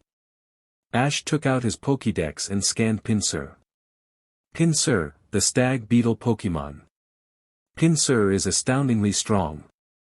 It can grip a foe weighing twice its weight in its horns and easily lift it. This Pokémon's movements turn sluggish in cold places. A bug type, Ash thought. Pidgeotto, are you ready? Let me at it, I'll crush the bug, she replied enthusiastically. Grabbing her Pokeball from his belt, Ash threw it saying, Pidgeotto, to the battlefront. The bird Pokémon appeared in a flash of light, ready for action. Now Pinsir, use bind. Samurai commanded. Pinsir lowered its horns and charged Pidgeotto, intending to grab the bird and crush it. Dodge with quick attack, the bird Pokémon bolted out of the Pinsir's path in a streak of light. Now come around and use wing attack. Pidgeotto's wings started glowing bright white as she circled the clearing and aimed at Pinsir's back. Pinsir, behind you. Samurai shouted. The stag beetle Pokémon turned around just in time to see a flash of brown as Pidgeotto slammed her wing into it. Pinsir crashed down to the ground from the impact while Pidgeotto landed in front of Ash. Ah! Pinsir, get up, Samurai encouraged. Seeing Pinsir stagger back to its feet, Ash called out, now finish it with gust. Pidgeotto started flapping her wings and blades of energy went sailing at Pinsir, whipping up powerful winds around them. The attack slammed into Pinsir, sending it flying across the clearing. When Pinsir landed, there were swirls in its eyes, signifying its defeat. Pinsir return, Samurai returned his Pokémon then grabbed his second Pokeball. Go Metapod, with a flash the cocoon Pokémon appeared. Seriously, a Metapod? Well, a battle is a battle, Ash thought, don't let Metapod harden, it will just prolong the inevitable. Metapod use hard. Samurai began. Quick attack. Ash shouted. Before Metapod could even register the command, Pidgeotto slammed into it, sending it across the field. Since Metapod already have a high defense, it survived the attack, but Ash wasn't giving up. Keep going Pidgeotto, quick attack again. Ash said. Suddenly Ash felt a surge of excitement. I'll give you one better, Pidgeotto thought to him. Pidgeotto performed a flip in midair, coming in close to the ground. Her body became surrounded in white streaks and she rocketed at Metapod. Just before hitting Metapod, she vanished, before slamming into the cocoon Pokémon, and sending it flying across the clearing again. Metapod was unconscious before it hit the ground. Awesome job Pidgeotto, that aerial ace was perfect, Ash congratulated. Of course it was, she said. Wordlessly, Samurai returned Metapod. Turning to Ash, he said, you are truly a powerful trainer, thank you for the battle. Yeah, I had fun, Ash replied, let's have a rematch next time we meet. Very well, I wish you good luck on your journey, Samurai said. He was about to turn around when Misty interrupted, hey, do you know how far away we are from Pewter City? Samurai nodded, approximately an hour's journey in that direction, he said pointing in the direction that they were heading. Thanks, Misty replied. Upon entering Pewter City, Ash went directly to the Pokemon Center. After dropping his Pokemon with Nurse Joy, he went around and talked with different trainers to see what they knew about the gym leader. "So what did you find out?" Misty asked when he walked back to her. "Apparently the leader's name is Brock. He usually holds 3-on-3 battles and always saves his Onix for last," Ash said. "So he's a rock-type trainer?" she asked. "Yeah, that's why I had Pikachu learn Iron Tail and Pidgeotto learn Steel Wing," Ash explained. "Those Steel-type attacks would be extremely effective against Brock's rock types. Also, he will probably underestimate me if I use a Pokemon with a type disadvantage." "Well, good luck, I'll be watching, so you'd better not disappoint me," Misty said with a grin. "I won't," Ash said as the Pokemon Center chime went off, signaling that his Pokemon were healed. Once Ash collected his Pokeballs and Pikachu, he headed directly to the Pewter Gym, with Misty at his side. Upon arrival at the stone building, Ash confidently pushed the doors open and walked in. The inside of the gym was pitch black, but Ash could sense someone sitting on the other side of the room. This was confirmed when a voice rang out, "Who goes there?" "I'm Ash Ketchum from Pallet Town and I challenge you to a battle." Ash called back. "Very well, I accept your challenge," the voice replied. Suddenly, the entire gym lit up and a rocky battlefield started rolling onto the floor. On the other side of the field, a teenager was sitting cross-legged against the wall. When the field was completely formed, a referee walked onto the field to announce the rules. This will be a 3-on-3 Pokemon battle between the challenger Ash of Pallet Town, and the Pewter City gym leader Brock.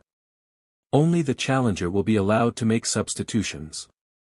"Good luck, Ash," Misty said as she walked over to the sidelines.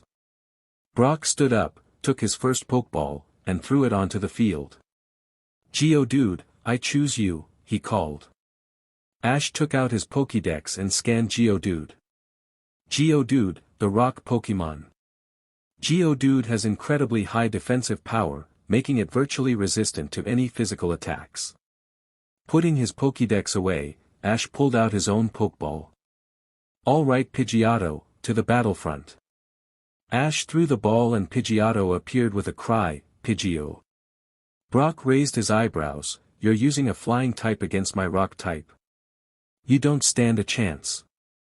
Pidgeotto narrowed her eyes. "Oh, it is on," she thought. "Ash, let's beat this rock back to the Stone Age." "You got it," Ash thought back.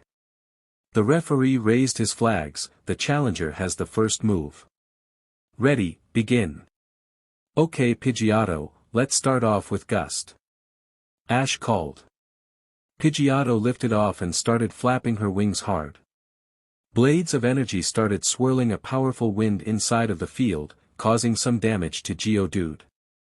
"Hold strong, Geodude, when the attack ends use Rock Throw," Brock called. Geodude braced itself against the wind and waited for the gust attack to end. When the wind died down, Geodude shoved its hands into the ground and brought up several large rocks and started launching them at Pidgeotto. "Dodge them," Ash called. Pidgeotto started flying all over the field, swerving in and around the flying rocks. Suddenly, one of the rocks clipped her wing and Pidgeotto went down with a cry of pain. "Great job, Geodude," Brock said. "Now finish it with Roll Out." Geodude tucked its arms to its body and started rolling towards the downed Pidgeotto at high speed. "Quick, Pidgeotto, get up and use Steel Wing to defend yourself," Ash yelled. Pidgeotto managed to stagger back to her feet and brought her wings out in front of her to shield her body. The wings then gained a metallic glow as they turned into hard steel. Geodude slammed into the steel hard wings and pushed Pidgeotto back a foot before coming to a stop. "Now use Twister to blow it away," Ash ordered. Pidgeotto's wings returned to normal as she brought them back behind her. With a single powerful flap, a tornado formed around Geodude and the rock Pokemon was sent tumbling away. "Now combine Aerial Ace with Steel Wing and bring it on home," Ash shouted. Pidgeotto lifted off and performed a back flip in the air as blades of white energy surrounded her. At the same time, her outstretched wings regained their metallic glow. A foot away from Geodude, Pidgeotto vanished before slamming into the rock Pokémon. Geodude was sent flying across the gym and landed in a cloud of dust. Geodude is unable to battle, Pidgeotto wins, the referee announced. Brock was shocked. He beat me with a flying type, I had better not underestimate him anymore, he thought to himself as he recalled his Geodude. Graveler go. Brock threw this second Pokeball and released the evolved form of Geodude. Again, Ash pulled his Pokédex to scan his opponent. Graveler the rock Pokémon, and the evolved form of Geodude. A slow walker, it rolls to move. It pays no attention to any object that happens to be in its path. Alright Pidgeotto return, Ash recalled the bird Pokémon to her Pokeball, Pikachu, are you ready? Hell yeah. Pikachu said as he bounded onto the field. So he's using a Pikachu this time, Brock mumbled to himself, studying his opponent. Pikachu, start off with quick attack, Ash started off the match. Pikachu shot off across the field with a trail of bright wild light. Graveler, defense curl. Graveler tucked its limbs close to its body and curled into a tight ball, dramatically increasing its already staggeringly high defense. At the last possible second, Ash shouted, switch to Iron Tail. In the middle of his run, Pikachu leapt into the air as his tail took on a metallic shine. Using the speed he gained from quick attack, Pikachu swung his tail around and slammed it into the ball of rock. The force of the attack sent the rock Pokémon flying across the field. Unfortunately for Ash, Brock was ready for something like this. Use magnitude, he shouted as Graveler flew through the air. Using the force of its fall to increase the power of its attack, Graveler slammed his fist on the ground. Shockwaves erupted where Graveler's fist made contact and the entire field started shaking, causing damage to an unprepared Pikachu. Oh no, Pikachu. Ash called in worry. Are you okay buddy? He asked across the aura bond. Ouch, Pikachu groaned, that hurt, but I can still battle. Brock, who was now wondering if Pidgeotto's win was just a fluke, called out to Ash, sending an electric type to battle a rock and ground type was a foolish decision. Although I commend you for teaching it Iron Tail, it still isn't enough to beat me. Ash was angry now, save you opinions for after the match, he told the gym leader angrily. Very well, Graveler, finish this with roll out. Brock commanded. Graveler instantly curled into a ball and started rolling at Pikachu at high speed. Ash smirked as a plan formed in his head. Pikachu picked up on it and a smile formed on his own face. Alright Pikachu, use agility to dodge. Got it. Pikachu confirmed. Then he all but vanished as he started running around the field faster than the human eye can follow, appearing at different intervals on the field. Only Ash's aura increased senses let him track Pikachu's progress. Graveler stopped rolling and looked around in confusion, trying to follow the elusive mouse. This is going nowhere, Graveler, use magnitude again. Brock commanded. Graveler slammed its fist into the ground again and shockwaves erupted around it, causing the ground to shake violently. Ash could sense that this magnitude was even more powerful than the previous one and knew that Pikachu would not survive it if he was hit, so he did the first thing that came to his mind. Pikachu, use your tail to jump above the field. Pikachu leaned back and used his tail as a springboard to launch himself high above the field. Graveler, use smack down, Brock quickly ordered. Graveler grabbed a large rock from the field and launched it at the airborne Pikachu. Pikachu quick use defend yourself with Iron Tail, Ash called. Pikachu's tail took on a metallic glow as he did a flip in midair, bringing his tail down and slicing the rock in half. Now combine quick attack and Iron Tail and finish this. Ash yelled. Pikachu shot down towards Graveler almost too quick for the human eye to follow. At the last second, he did a front flip and brought his tail down and struck Graveler right between the eyes. The rock Pokémon was sent flying across the field, and crashed into a large rock, kicking up a cloud of dust. When Ash used his aura sight to look at Graveler, he was shocked. The dust quickly cleared to reveal Graveler still standing up, and ready to fight. The only noticeable damage was a small crack in its rocky skin, where Pikachu's tail had struck. Both Pokémon were now panting heavily, the long battle had taken its toll on both of them. Ash knew that neither Pokémon wouldn't last much longer. A quick glance at Brock confirmed that he thought the same them for Graveler. "Okay Pikachu, it's time to finish this once and for all, use Iron Tail," Ash shouted. "Graveler, use Mega Punch," Brock countered. Both Pokémon launched themselves at each other, Pikachu's tail taking on a metallic glow while Graveler's fist started glowing.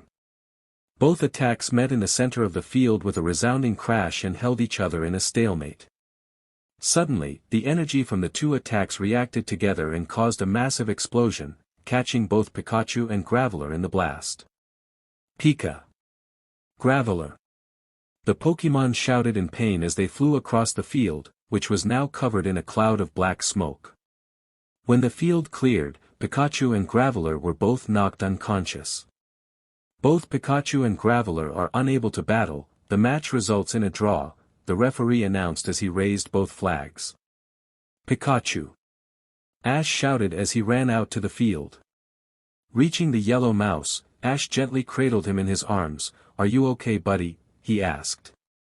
"Yeah I'm fine Nash, you'd better win this ketchup," Pikachu replied in a daze.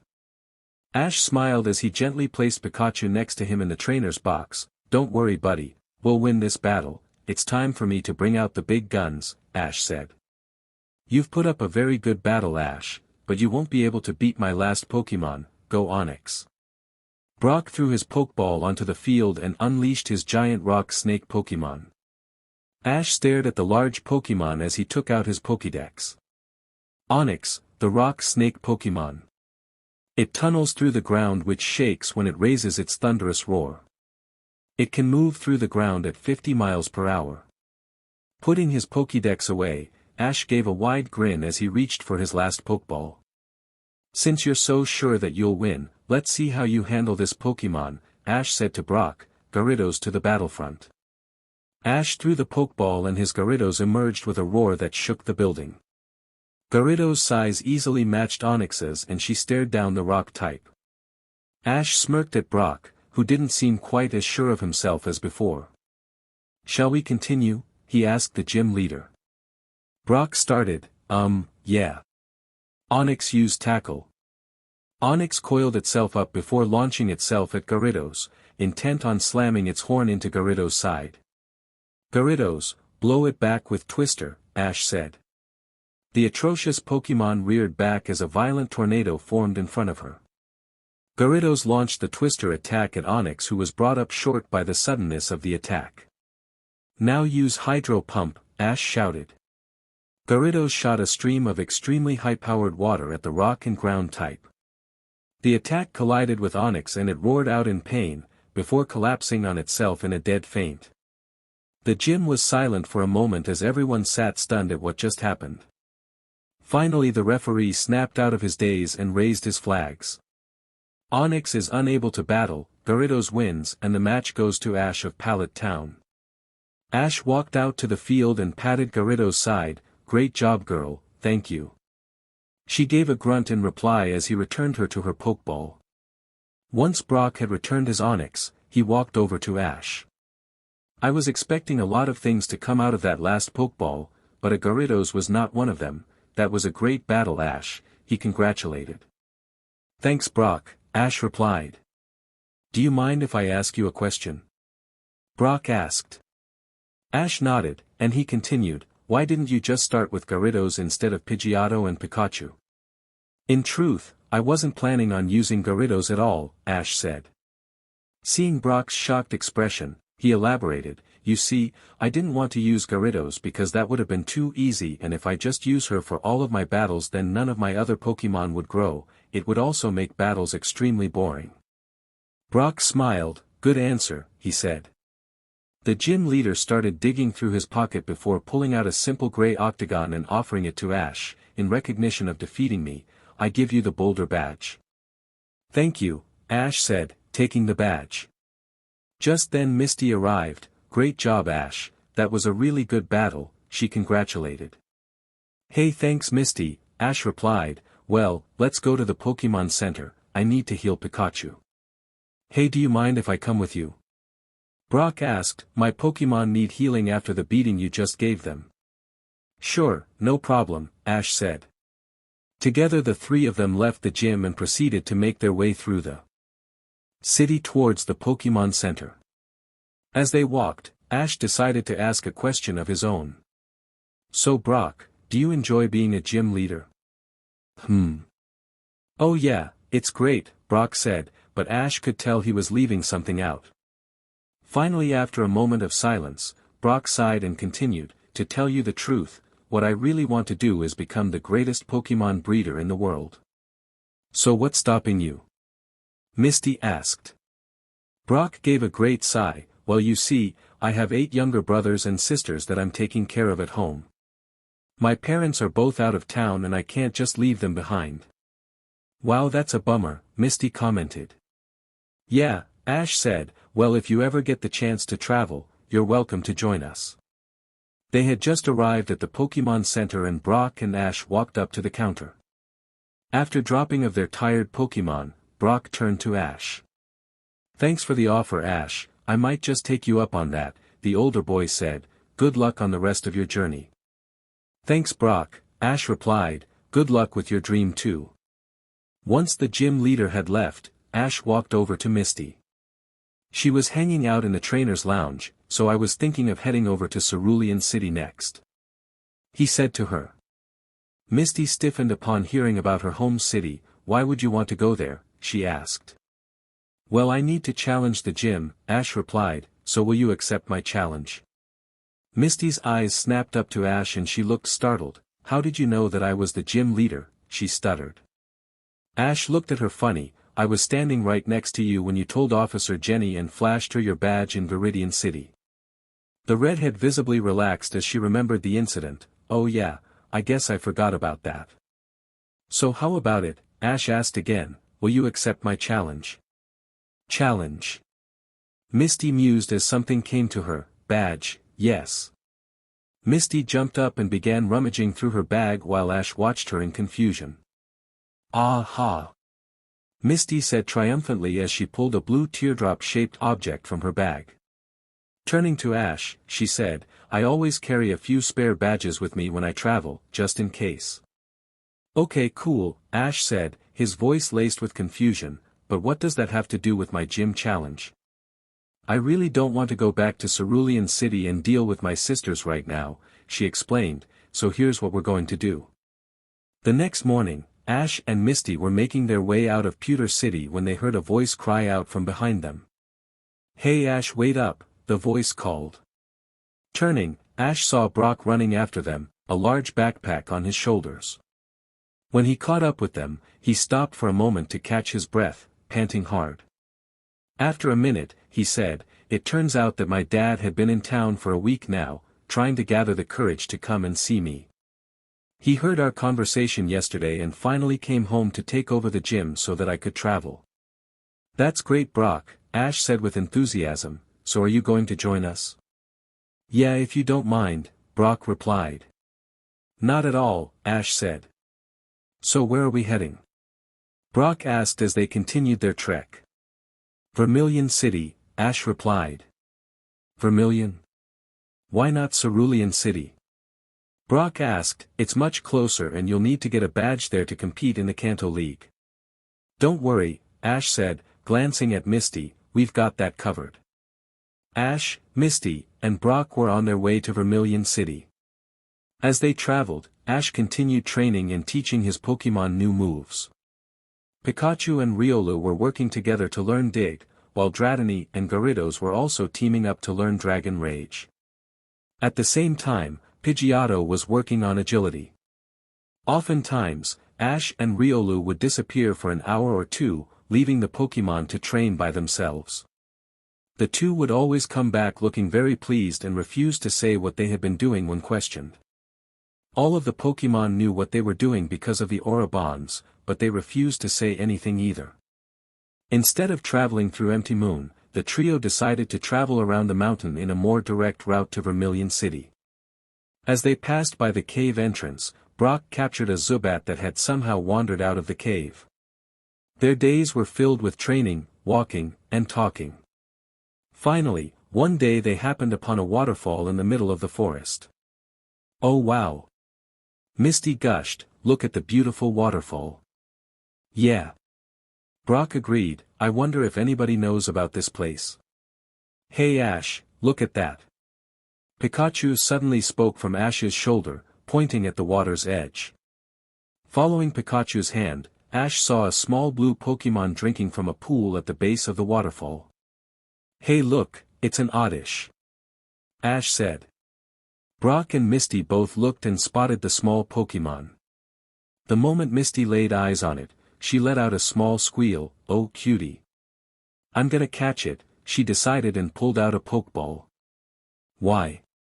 Ash interrupted before she could throw the ball. "Oddish are grass types, not water types."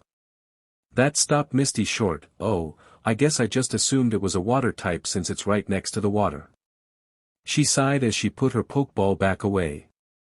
They watched as the Oddish noticed them and ran off. "Don't worry about it Misty," Brock said, "it's an easy mistake to make." "So what do you guys think of stopping here for lunch today?" "That sounds like a great idea Brock," Misty said. "Ash, can you go collect some wood for a fire?" Brock asked. "No problem," he replied. Leaving Brock and Misty to set up camp, Ash pushed into the woods surrounding the pool and went searching for some dried-up wood. After 15 minutes of searching, he finally found a dead tree that had fallen over. "Okay Pikachu, use your iron tail to lop off some of those larger branches and cut them down to smaller pieces." The mouse nodded on his shoulder and got to work. While Pikachu was working, Ash was breaking off some smaller branches that could be used as kindling. Suddenly, Ash heard a rustling from a nearby bush. Turning, Ash watched as a small blue-green Pokémon came bursting out of the bush and started glaring and growling at him. A Bulbasaur. Ash thought in surprise. "Are you going to catch it?" Pidgeotto asked. Ash thought. Extending his aura, Ash felt the turmoil and anger spreading through the small Pokémon in front of him. He could also sense a determination and a willingness to gain strength. "I think I had better, I can probably help with the emotional turmoil in his heart." "Ooh pick me, Dratini said in excitement. Ash chuckled mentally, "I'm sorry Dratini but you aren't quite ready for a battle yet, I'm going to go with Pidgeotto on this one." "Aw," Dratini whined. Bulbasaur was thoroughly confused now. He had just leapt out into the clearing, growling at the human intruder. He was expecting the human to either run or attack him, instead, the human just stood there and stared at him. Out of the corner of his eye, Bulbasaur could see a Pikachu using Iron Tail to cut apart some wood, completely ignoring them. Focusing back on the human, Bulbasaur met his eyes and tried to understand what was happening. As he looked into the human's eyes, he saw an oddly familiar spark in them, and it made something in his mind click. Long ago, he had promised himself to never trust a human, apart from Melanie, ever again. But there was something in this human's eyes that made him want to give him a chance. Ash watched as the Bulbasaur changed its stance. At first it was trying to look intimidating, as if to scare him off.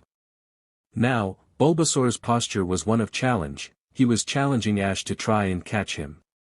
Giving a smile, Ash reached for one of his Pokeballs and threw it, Pidgeotto, to the battlefront. The bird Pokemon appeared with a cry and she ruffled her feathers as she got ready for battle. Bulbasaur was the first to attack, launching a Razor Leaf at Pidgeotto. The attack was so fast that Ash had no time to react and Pidgeotto was hit. Multiple razor-sharp leaves were suddenly assaulting the bird Pokemon. "Quick, double team!" Ash shouted. Pidgeotto flashed before multiple copies of the flying type appeared all over the clearing. "Now use Aerial Ace," Ash called. Each of the duplicates leapt into the air and aimed for Bulbasaur as white blades of energy surrounded them. Bulbasaur had no chance as he was struck by each of the copies, until the real one connected and launched the seed Pokemon across the clearing. Ash quickly threw an empty Pokeball at the downed Bulbasaur. The red and white sphere connected against the Pokemon's side and Bulbasaur vanished in a flash of red light. The Pokeball started rocking back and forth as Bulbasaur tried to break free. After several seconds, the Pokeball continued rocking until it settled and let out a loud ding, signifying a successful capture. Ash blinked in surprise. He had been expecting the Bulbasaur to break out with how long it was taking. With a quick mental command, Pidgeotto swooped down and picked up the silent Pokeball in her claws while Ash dug a super potion out of his backpack. Once Pidgeotto dropped the Pokeball in his lap, Ash quickly released his newest capture. Upon release, Bulbasaur turned a curious and very wary gaze at his new trainer. Ash noticed this and said nothing as he showed the super potion to the wary Pokemon. Bulbasaur's eyes widened in recognition and astonishment. He nodded his head and Ash started healing him of his recent injuries.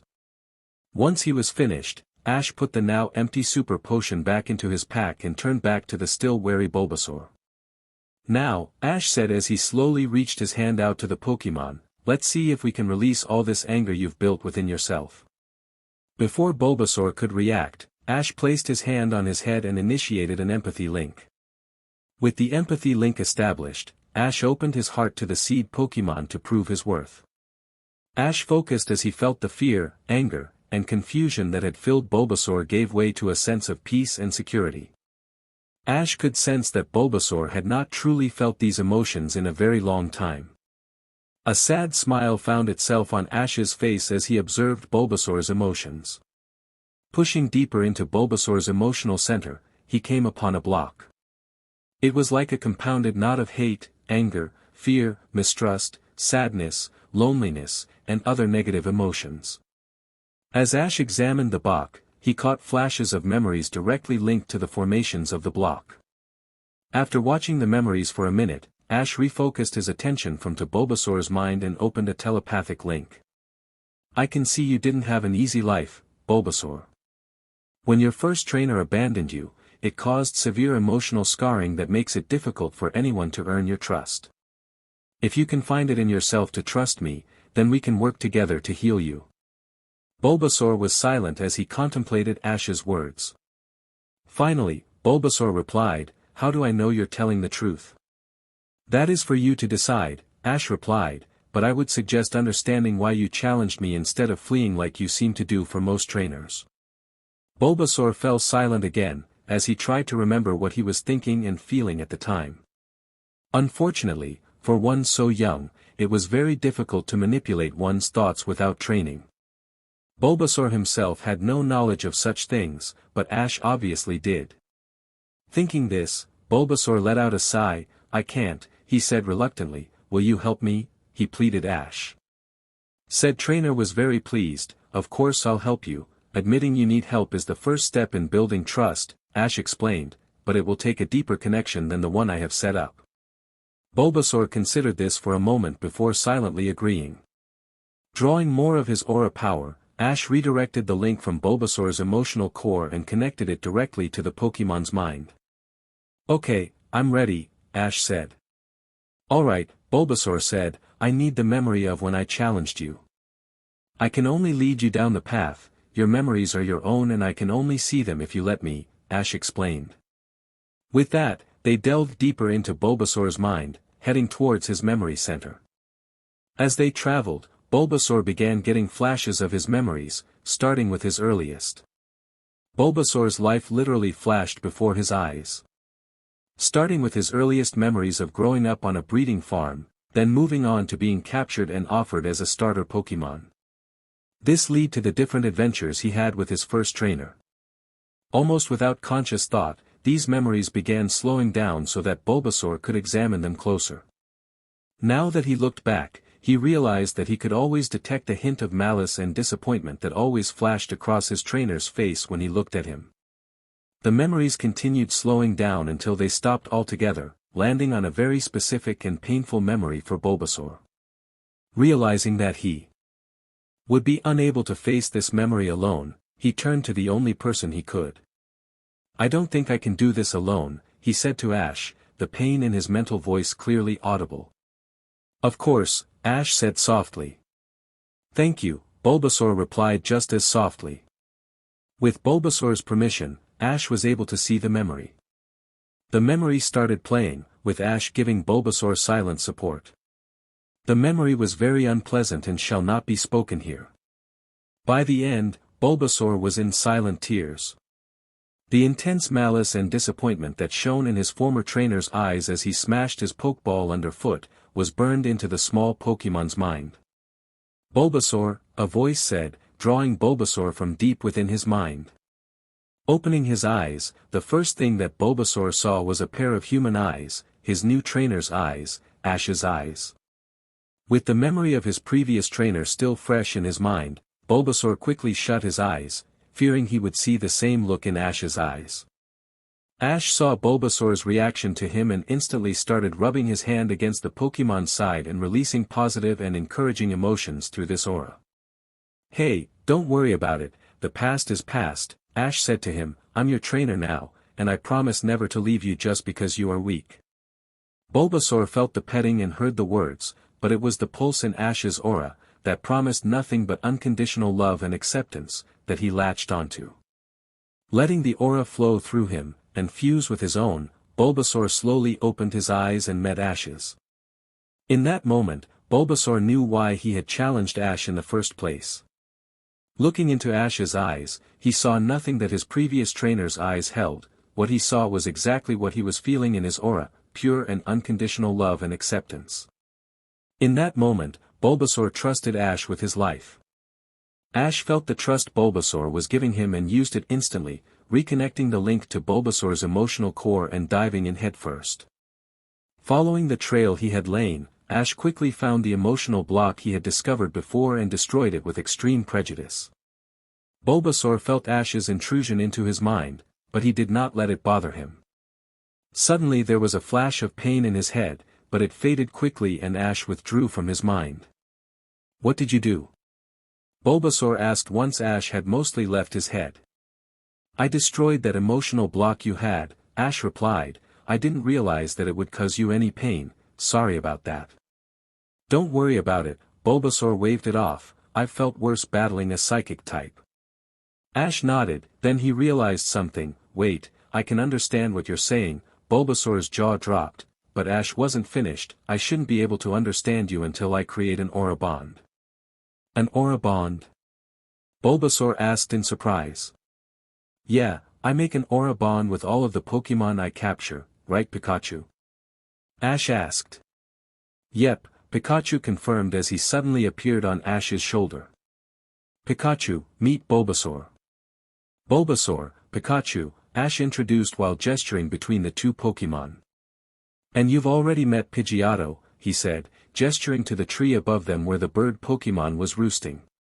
"Hi," she chirped. "Hi there," Pikachu greeted with a wave of his paw. "Hello," Bulbasaur returned to both of them.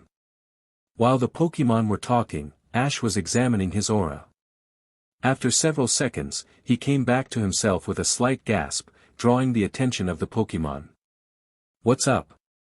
Pikachu asked. "Somehow, an aura bond has already been formed between you and I, Bulbasaur," Ash explained. "What, really?" Pikachu said in surprise.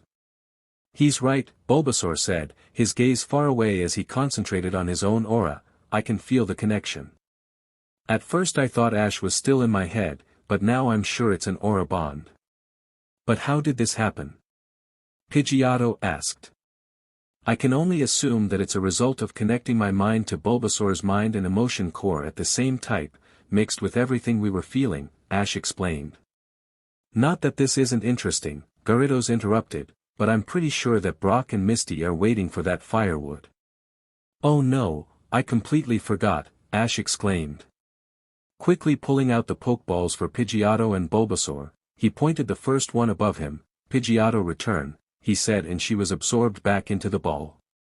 He then pointed the other one at Bulbasaur. "Bulbasaur." "Ash, wait," Bulbasaur interrupted before Ash could return him. "Let me help you carry all that wood," he said as he extended his vines. Ash stared for a moment, uncomprehending, before it hit him what Bulbasaur meant. Smiling, Ash put the ball back on his belt and the two Pokémon and one trainer started collecting the wood that Pikachu had cut. "Hey guys, I'm back," Ash called as he stumbled out of the woods, his arms laden with wood. "Good," Brock said, "now I can get this fire started and cook up some of my famous stew." "What took you so long?" Misty asked while Ash dumped the wood he was carrying near the fire pit. Then she noticed the Pokémon that was following him. "Where did that Bulbasaur come from?" Brock looked up from where he was setting up the wood for a fire. "Is he yours?" he asked. "Yeah, I just caught him while I was out collecting firewood," Ash explained. "He just came out of the bushes and challenged me, that's why I was so late." "No harm done," Brock said, "congrats on the capture." "Thanks Brock," Ash said. "Hey, that reminds me, I need to scan Bulbasaur with my Pokédex." Ash quickly pulled his Pokédex from his pocket and pointed it at Bulbasaur. Bulbasaur, the seed Pokémon, it bears the seed of a plant on its back from birth. The seed slowly develops. Researchers are unsure whether to classify Bulbasaur as a plant or animal. Bulbasaur are extremely calm and are difficult to capture in the wild. This Bulbasaur is male and has the ability Overgrow. He knows the moves Tackle, Vine Whip, Razor Leaf, Sleep Powder, and Poison Powder. As Ash was putting his Pokédex away, Brock called that lunch was ready. Smiling, Ash released all of his Pokémon so that he could eat their fill. They had all come to love Brock's cooking. Once lunch was over and Bulbasaur was introduced to the gym leader's famous cooking, said Pokémon asked Ash if they could go and visit Melanie so that he could say goodbye. Ash of course agreed and Bulbasaur led the three of them to the hidden village that he had been guarding for the past 2 years, making sure that they avoided all of the traps that had been set up to keep trainers out. Since Ash had not told Brock about his aura training, he had to spend half an hour explaining his abilities to the breeder. When he had finished, Brock was just as excited as Misty about learning how to use his own aura. When they reached the village, Melanie was shocked and surprised when Bulbasaur came running in, followed by 3 trainers, saying that he had been captured and he seemed excited about it. Once Ash had explained the situation to her, she calmed down and said her goodbye to Bulbasaur. She was actually very pleased that Bulbasaur had found a trainer he could trust. She could tell that Ash would never abandon Bulbasaur like his previous trainer did. After talking to Ash in private and thanking him for giving Bulbasaur a new life away from the village, Melanie gave the trio a tour of the village and explained what its purpose was. "Wow Melanie, this place you have here is amazing," Brock gushed. "Why thank you Brock," Melanie replied to the love-struck breeder. "Easy there Brock, don't make a fool of yourself," Misty said, grabbing Brock's ear. The trio ended up spending the entire afternoon in the village, helping Melanie tend to the Pokémon. When Melanie wasn't watching, Ash would perform a heal pulse on the more severely injured Pokémon, but he couldn't do it too many times or he would drain his own energy. By the time they realized what time it was, the sun was beginning to set and Melanie offered for them to spend the night. "That would be great," Misty exclaimed, "thanks Melanie." "Oh Melanie," Brock gushed, "your incredible generosity is only eclipsed by your exquisite beauty. I would be delighted beyond belief to spend the night basking in your ACK." Before Brock could say any more, Misty came up behind and yanked his ear. "And I would be delighted to spend the night with you tied to a rock," she stormed as she dragged the Pokémon breeder's sorry butt away. Wow," Ash said, completely nonplussed by what had just happened. Pikachu was giggling from his shoulder at Brock's antics. "Anyway, thanks for letting us stay the night Melanie, would you mind if we let out our Pokémon?" "Oh sure," Melanie said, "the more the merrier." "Great," Ash said as he reached for his 4, Bulbasaur and Pikachu were already out, remaining Pokeballs and tossed them into the air. "Come on out everybody." Out of the 4-ball burst his Riolu, Dratini, Pidgeotto, and Gyarados. "Oh my!" Melanie said at the sight of Gyarados, fear evident in her voice. "Don't worry about her," Ash said as he walked up and started petting Gyarados, "I swear she won't hurt anybody." Melanie seemed to relax after that, but her aura told Ash that she was still apprehensive. Dratini provided the perfect distraction. Ever the curious dragon, he slithered right up to Melanie and started sniffing and nuzzling her leg. The moment she caught sight of the inquisitive Pokémon, her heart melted. "Oh my god, it's adorable," she gushed as she bent down to pick up the dragon. While a giggling Melanie nuzzled a squealing Dratini, Ash introduced Bulbasaur to the rest of the team.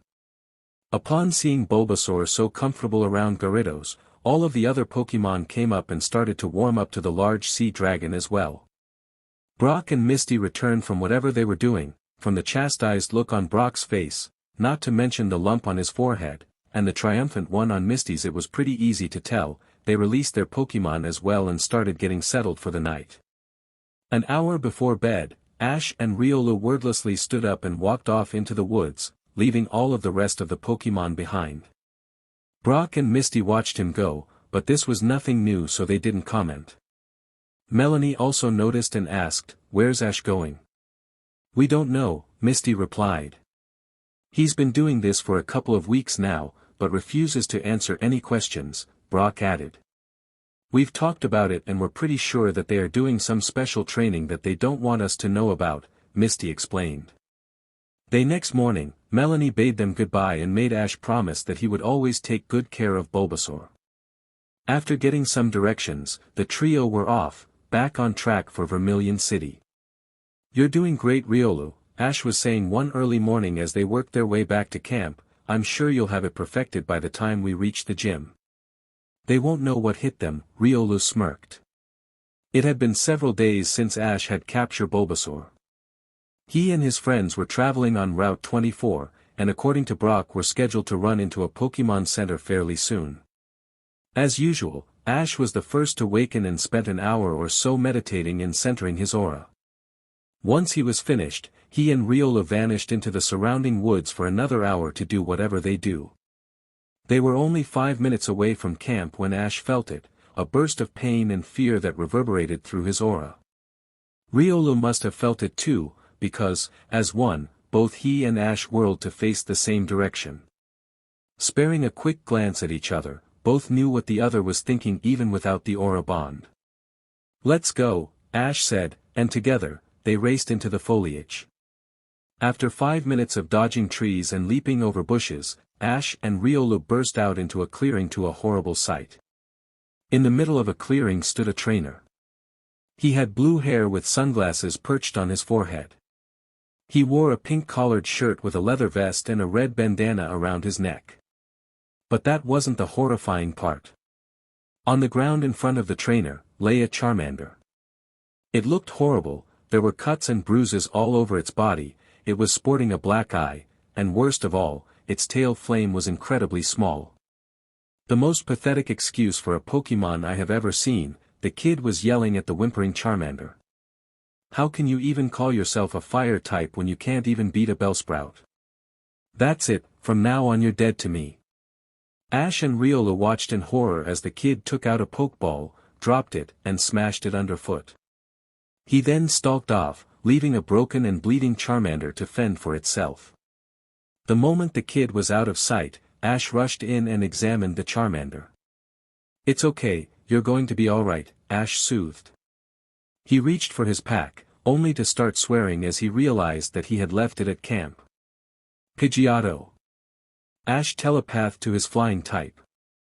"I need you to bring my backpack here." Pidgeotto gave a mental nod and he switched to Pikachu. "Pikachu, try to get Brock and Misty packed and ready to go. We need to get Charmander to the Pokémon Center as fast as possible." "Got it," Pikachu replied. Ash returned his attention to Charmander. It was eyeing him warily and whimpering in fear and pain. "Don't worry, I won't hurt you," Ash said. "I'm going to take you to the Pokémon Center and get you healed up." Charmander seemed to relax a little, but he was still in deep pain. Ash gently laid his hand on Charmander's side and used Heal Pulse. As the golden energy washed over the small fire type, Ash was pleased to see many of the minor injuries recede and his tail flame got slightly brighter. Unfortunately, a Heal Pulse can only do so much, especially with so many injuries, which caused Ash to push a lot more energy than normal into the move. "There now," Ash said tiredly. "How are you feeling?" "Char," Charmander replied gratefully. That's good, Ash panted. Even though he had no idea what Charmander said, he was feeling like he was about to pass out himself. A small hand rested itself on Ash's shoulder. Looking over, Ash saw Riolu flash him a smile, before closing his eyes and the appendages on his head rose up, signaling that he was using aura like Ash had begun to teach him. Ash suddenly felt a surge of energy flow through him from the bond he shared with Riolu. Ash smiled, "Thanks Riolu, that really helps," he said. "No problem," the emanation Pokemon replied. "Ash," a voice cried from above. Ash looked up to see Pidgeotto swooping down, his backpack gripped in her claws. She dropped the pack and Ash snatched it out of the air, immediately diving his hand in, searching for a hyper potion he had gotten for emergencies. "Okay Charmander, this is going to sting, but it will make you feel better," Ash warned. Charmander conceded with a nod. Ash got to work, ripping off the one-time use seal and spraying each of the multiple wounds. Charmander winced with each application, but kept from crying out. Ash felt a sting of pride at the little trooper. Once Ash finished, he helped Charmander sit up. "You're doing great Charmander. I've healed most of the external wounds, but we still need to get you to a Pokemon Center to make sure I haven't missed anything and restore your energy." "Hey Ash, what's going on?" a familiar deep voice shouted from behind. Ash turned to see Brock and Misty running up behind Pikachu. "Great timing Brock," Ash said, "we need to get this Charmander to a Pokemon Center right now. I can explain what happened on the way." Brock knelt down to examine Charmander. He spotted the hyper potion and frowned. "I don't like these bruises on his chest. A hyper potion should have healed those instantly, unless there are internal injuries." Ash sighed, "I was afraid of that." "What are we going to do?" Misty asked. "It would be too dangerous to move, and capturing him won't work because they still move in the Pokeballs." "That's it!" Brock exclaimed. He turned to Ash. "Your team is full, right?" he asked. "Yeah," Ash replied, uncertain as to why Brock was asking that of all questions. "Great, when a trainer captures a 7th Pokemon it becomes locked in suspended animation." Brock explained, "If you capture Charmander as your 7th, then he will be safe until we get to the Pokemon Center, where a Nurse Joy can unlock the Pokeball for medical reasons." "Brock, that's brilliant," Misty said. Ash turned to Charmander. "Is that okay with you Charmander, do you want to join my journey?" Charmander stared at Ash for a moment, before nodding. "Awesome," Ash smiled, as he pulled out a fresh Pokeball and tapped Charmander on the head and he disappeared in a flash. The Pokeball dinged an instant capture and immediately shrunk down, the white button on the front turning red. "Okay guys, let's go," Ash said as he shouldered his backpack. It was nearly lunchtime when they made it to the Pokemon Center. "Nurse Joy!" Ash yelled as he ran into the Pokemon Center. "Oh my, what is it?" Nurse Joy asked. "I found this Charmander in the woods, it's badly injured," Ash explained, holding up his locked Pokeball. "I've already used a hyper potion but he is still hurt." "Oh dear," she said, grabbing the Pokeball. It instantly unlocked and grew back to full size as she grasped it. "Chansey, I need a stretcher for a medium-sized fire type." She called and a large pink Chansey was there a moment later, pushing a bed with fireproof lining. Nurse Joy released Charmander onto the bed and gasped the moment she saw Charmander. Without wasting a second, she pushed the trolley into the surgery room and the needle symbol above the door lit up. "Well," Ash said, "nothing to do but wait." An hour later, a tired but pleased Nurse Joy came out of the operation room. Ash stood up the moment he saw her and hurried over. "How's Charmander?" "He's doing well," she replied. "He was in critical condition when you brought him in. You probably saved his life with the hyper potion and the suspended lock on the Pokeball. He will make a full recovery by tomorrow, but no battling for a week. Now, care to tell me how he came to be in that condition?" Ash took deep breath and nodded. He told her everything he saw the other trainer do to Charmander, which unfortunately wasn't much. When he finished, she gave a resigned sigh, surprising Ash.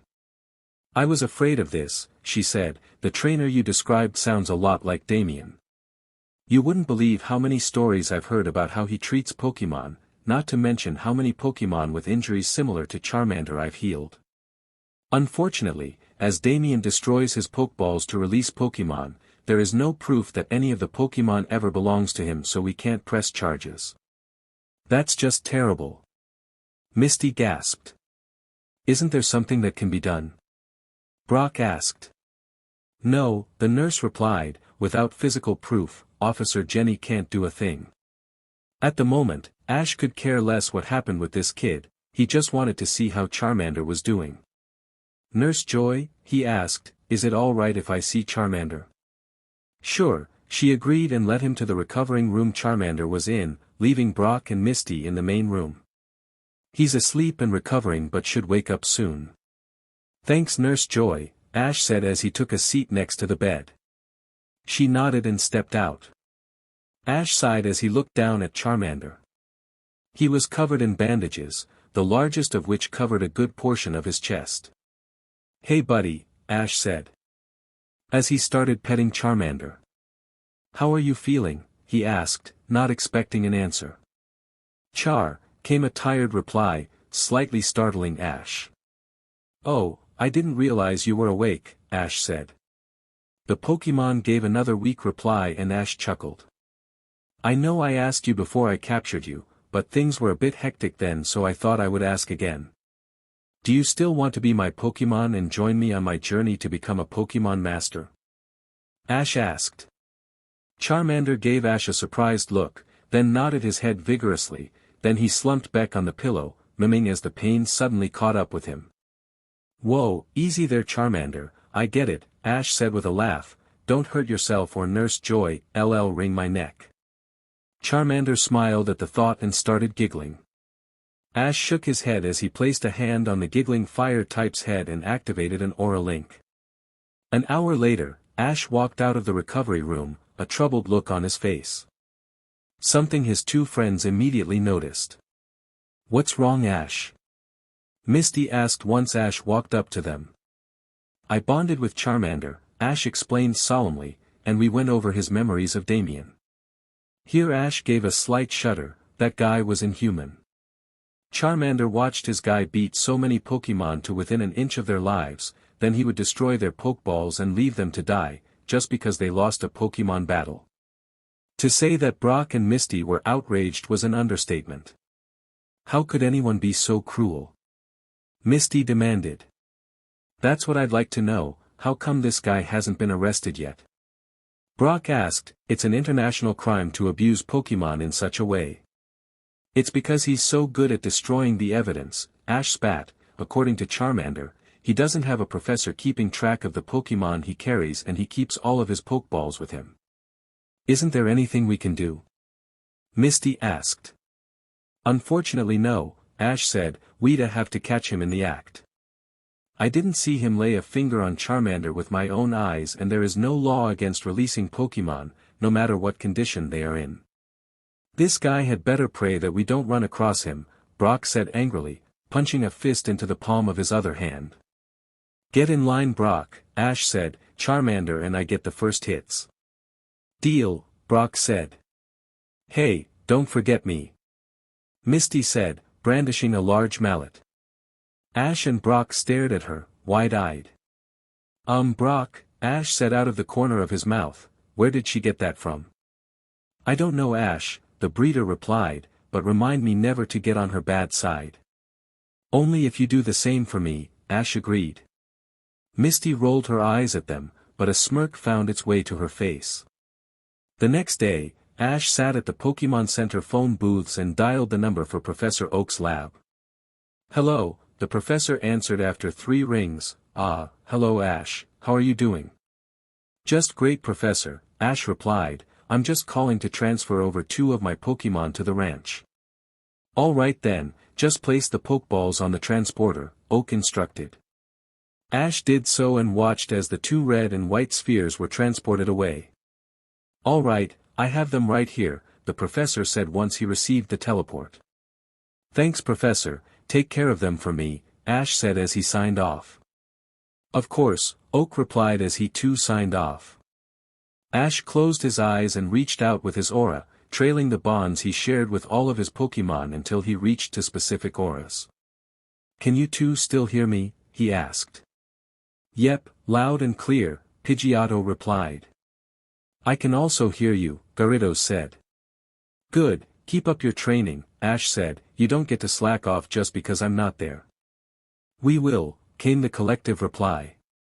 Ash gave a mental nod and went to pick up Charmander. An hour later, the three friends were walking out of the Pokémon Center, intent on continuing their journey. As they walked, Ash pulled out Charmander's Pokeball and his Pokédex and scanned it. Charmander, the lizard Pokémon. A flame burns on the tip of its tail from birth. It is said that a Charmander dies if its flame ever goes out. This Charmander is male and has the ability Blaze. He knows the moves Flamethrower, Scratch, and Smokescreen. "Wow, he must be a strong Charmander to know Flamethrower at this age," Brock commented. "Yep, and he's just going to keep getting stronger," Ash said with conviction. In another dimension, a large figure watched as three children walked along a path in the faraway Kanto region. "My plan is coming along perfectly," the figure said with a smirk. "Alright Charmander, you're doing great. Keep it up." Ash stood in the center of a large clearing, surrounded by 5 Pokémon, all training to their limits. Pikachu was in one part of the clearing, working on the speed of his dig attack. One might compare him to a Sharpedo leaping through the waves. The entire area was littered with holes that you would be hard-pressed not to step in one. In another part of the clearing stood Riolu and Charmander, each working on a new attack by slashing at the boulders that riddled the area. Charmander was working on his Metal Claw attack. The little fire type has the focus for the attack, but it took too long to build up the power, especially since it wasn't even his type. In the meantime, Riolu was working on a special attack that Ash was hoping to use against a certain gym leader.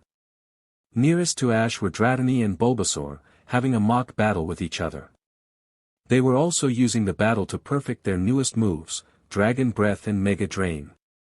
In a corner of Ash's mind, he observed as 2 other Pokémon, a Pidgeotto and a Gyarados, went through their own training.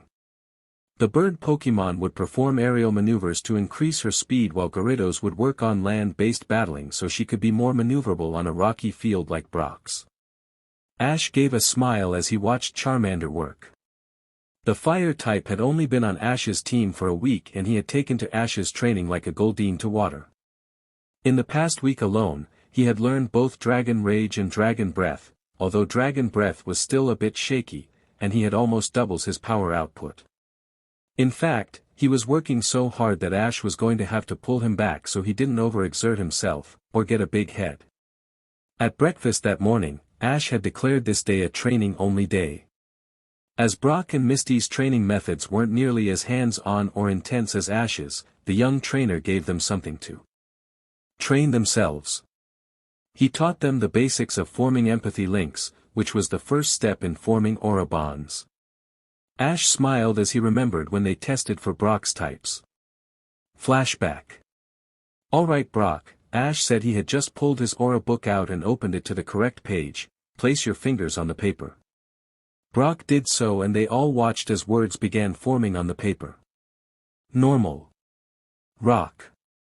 Grass. Ground. Steel. Poison. 5 elements, that's one more than Misty, Ash stated. Then he explained what each meant. Almost everyone is a normal type. The rock, steel, ground, and grass types together mean that you are sturdy and reliable while remaining firm in your beliefs. The poison type means that you have a major flaw in your personality that only shows under certain circumstances. This flaw can be brought under control with the help of meditation. The good news is that you are extremely resistant to poison-type attacks, Ash finished happily. End flashback. Once Brock and Misty were busy trying to form empathy links with their Pokémon, Ash slipped away to get some training done. Ash and his Pokémon had just finished eating a light lunch and were about to get back to training when all 6 of them froze, each sensing something out of place. Pikachu's ears started twitching. Ash and Riolu closed their eyes and stretched out with their auras, Bulbasaur was sniffing the air, and Dratini slithered around, ready to attack or defend. 5 Pokémon, all the same species, Ash thought. They're moving to surround us, Riolu continued. They smell like water types, Bulbasaur added. Sound like Squirtle, Pikachu concluded, they're muttering about a prank. Dratini, be ready with that new move of yours, Riolu, get ready to strengthen it if you have to, Ash ordered. After waiting for a minute, 5 consecutive water gun attacks erupted from around the clearing. Ash reacted just in time with a split-second warning from his aura, protect, he commanded. Dratini leapt into action, forming a green barrier around the group. All 5 water attacks ricocheted off the barrier and disappeared into the sky. Ash scanned the auras of the 5 Squirtlets around him and frowned at what he saw. Deciding to do something about it, he shouted, "Is that the best you can do? I've seen a Magikarp fire a better water gun. Come out and face us, unless you're scared." Squirtle. A sharp voice said from behind Ash. Turning, he saw an angry Squirtle chattering at him, a pair of pointy sunglasses on his face. Around them 4 other Squirtlets appeared, each wearing a pair of round sunglasses. Turning back to the first Squirtle, Ash asked his own Pokémon, "What's he saying?" "Something about how dare you insult the awesome and undefeated leader of the Squirtle Squad," Bulbasaur translated, "You want me to kick his butt? He needs to be knocked down a peg or 3. "I agree, but it would be too easy for you, Bulbasaur. I want Charmander to battle, it will humiliate him that much more to lose to a fire type," Ash said with a smirk. "Do you really think I'm ready?" Charmander asked timidly. "Charmander, I know you're ready," Ash replied with complete honesty. "Okay, Squirtle," Ash shouted, interrupting the tiny turtle Pokémon's tirade, "if you think you're so high and mighty, let's see you beat me in a battle." Charmander to the battlefront. The little fire type stepped up and faced Squirtle with a determined expression on his face. Squirtle took one look at Charmander and burst out laughing, followed by the rest of the Squirtle Squad. Ash could sense the doubt creeping into Charmander and knew he had to act quickly. "Don't let them get to you, they're underestimating you and that will be their downfall. I know you can beat him." "You can do it, Charmander," Pikachu said. "Beat that punk down," Bulbasaur enthused. "We're all rooting for you," Riolu encouraged. "Go Charmander."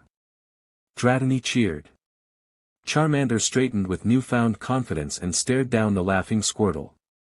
"Since you're feeling so confident, Squirtle, let's make a bet," Ash challenged. "If we win, I capture you and you join my team willingly. If you win, I'll give you all the food I have on me, and you get to prank us all you want and I won't fight back." Ash's Pokémon smirked as they sensed the loopholes Ash left for himself. Squirtle thought it over for a moment before agreeing. They moved to different sides of the field, Ash and his team on one side and the Squirtle Squad on the other. Charmander and Squirtle squared off against each other, right between their teams. After a brief stare down, Squirtle started off the battle by firing a water gun at Charmander. "Dodge!" Ash quickly commanded. Charmander leapt to his right and the water gun sailed harmlessly past him. Flamethrower. Charmander took a deep breath and exhaled a huge column of flames at the water type. Squirtle gave a cocky laugh just before the flamethrower hit him. Charmander kept the flames up for a full minute with no sign of Squirtle. He cut the attack with a cry of delight, Ash however narrowed his eyes. "That was too easy," he commented. When the flames died away, Charmander expected to see a fried turtle. Instead he saw a mostly undamaged shell. "He used withdraw to escape damage," Bulbasaur commented, slightly impressed. "It would have worked too, if Charmander hadn't kept the attack up for so long," Pikachu said. As soon as the last of the flames disappeared, Squirtle started spinning at a quick rate. So fast that he lifted off the ground, and started rocketing towards Charmander. "He's using rapid spin, quick Charmander counter with Metal Claw," Ash yelled. Charmander leapt back to give himself an extra moment and began charging his Metal Claw. Before he could get full power, Squirtle slammed into him and he was thrown across the field. Squirtle quickly stopped his attack and launched another water gun. The water slammed into Charmander before he could react. Charmander screamed in pain as he fell to the ground. "Come on Charmander, don't give up now."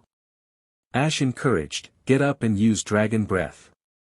Charmander struggled to his feet and launched a blast of green flames at Squirtle. Squirtle rolled his eyes and used Withdraw again, defending himself from the dragon fire. Ash saw an opening. "Don't stop the attack," he said telepathically, "get in close and use Scratch when he comes out of the shell." Charmander nodded and slowly started walking forward while trying to keep up the attack. When he got 3 feet from Squirtle, Ash could see the strain Charmander was exerting in order to keep up the attack. "I'm pushing him too hard," he thought to himself. "I overestimated Charmander's stamina and now he's paying for it. Come on Charmander, you can do it." 2 feet away, Charmander finally cut the Dragon Breath attack and started charging a powerful Scratch attack. As the green flames washed away, Ash could see several burns on the shell, and when Squirtle popped out, he winced slightly in pain. Squirtle's eyes widened when he saw Charmander standing right in front of him. He could only watch as the lizard Pokémon brought down his claws and slashed him across the chest. Squirtle went flying across the clearing from the blow. Charmander was visibly panting as he wearily watched the cloud of dust that Squirtle had caused when he landed. Suddenly, Squirtle erupted head first from the dust cloud, his head covered in a white aura of energy as he used Skull Bash. "Oh no, Charmander, get out of there!" Ash yelled in a slight panic. Charmander tried to run out of the way, but he was still too weak from continuously using Dragon Breath like he did. The Skull Bash attack hit him square in the chest and he was sent flying across the clearing and smashed into a tree where he crumpled at its base. "Charmander!" Ash yelled, "Are you okay?" Charmander didn't respond, nor did he even move. The Squirtle Squad started cheering and giving Ash and his Pokémon evil smirks, as if they were already planning 100 pranks. Ash, however, noticed none of this. He had eyes only for Charmander's small form. "Come on Charmander, I know you're still awake, you can do it." Hearing Ash's voice in his head, Charmander began struggling to stand back up. The Squirtle Squad noticed and stopped laughing, instead they were staring in shock. "You're doing great Charmander," Ash encouraged, "just a little more." Ash's team started cheering Charmander on. Even Gyarados and Pidgeotto had stopped their training to watch the battle and cheer Charmander through Ash. Charmander was on one leg, just about to stand fully when he started faltering. Seeing this, Ash shouted, "Come on Charmander, just one more leg. You can do it, I believe in you." Hearing Ash's last words, Charmander summoned the last of his strength and stood up. He gave Ash a smile and a thumbs up before turning a glare on a still stunned Squirtle. Ash gasped as he felt a sudden surge of energy erupt from Charmander's body. The lizard Pokémon's entire body erupted in a fiery red aura. "That's Blaze!" Ash said in shock. He pulled out his Pokédex. Blaze, the special ability of the Charmander evolution line. Blaze will activate when the Pokémon's health is extremely low, however when Blaze is activated all of its fire-type moves will be exponentially more powerful. "Alright Charmander, let's finish his up quick, use Flamethrower," Ash ordered. Charmander nodded. Taking a deep breath, he exhaled an enormous column of flames that literally lit up the sky. Squirtle was so surprised by the size of the attack that he forgot to withdraw, taking the full brunt of the attack.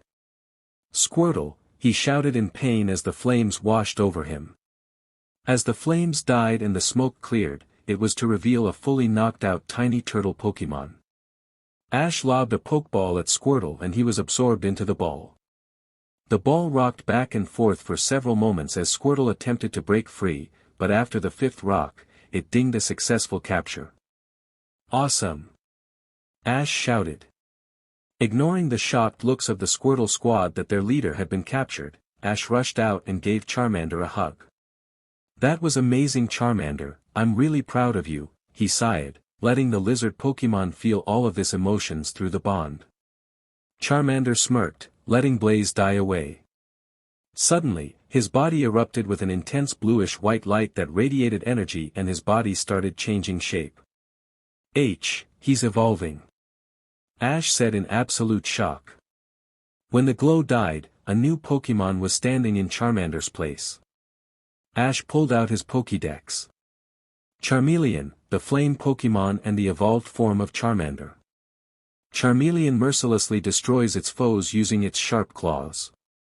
If it encounters a strong foe, it turns aggressive.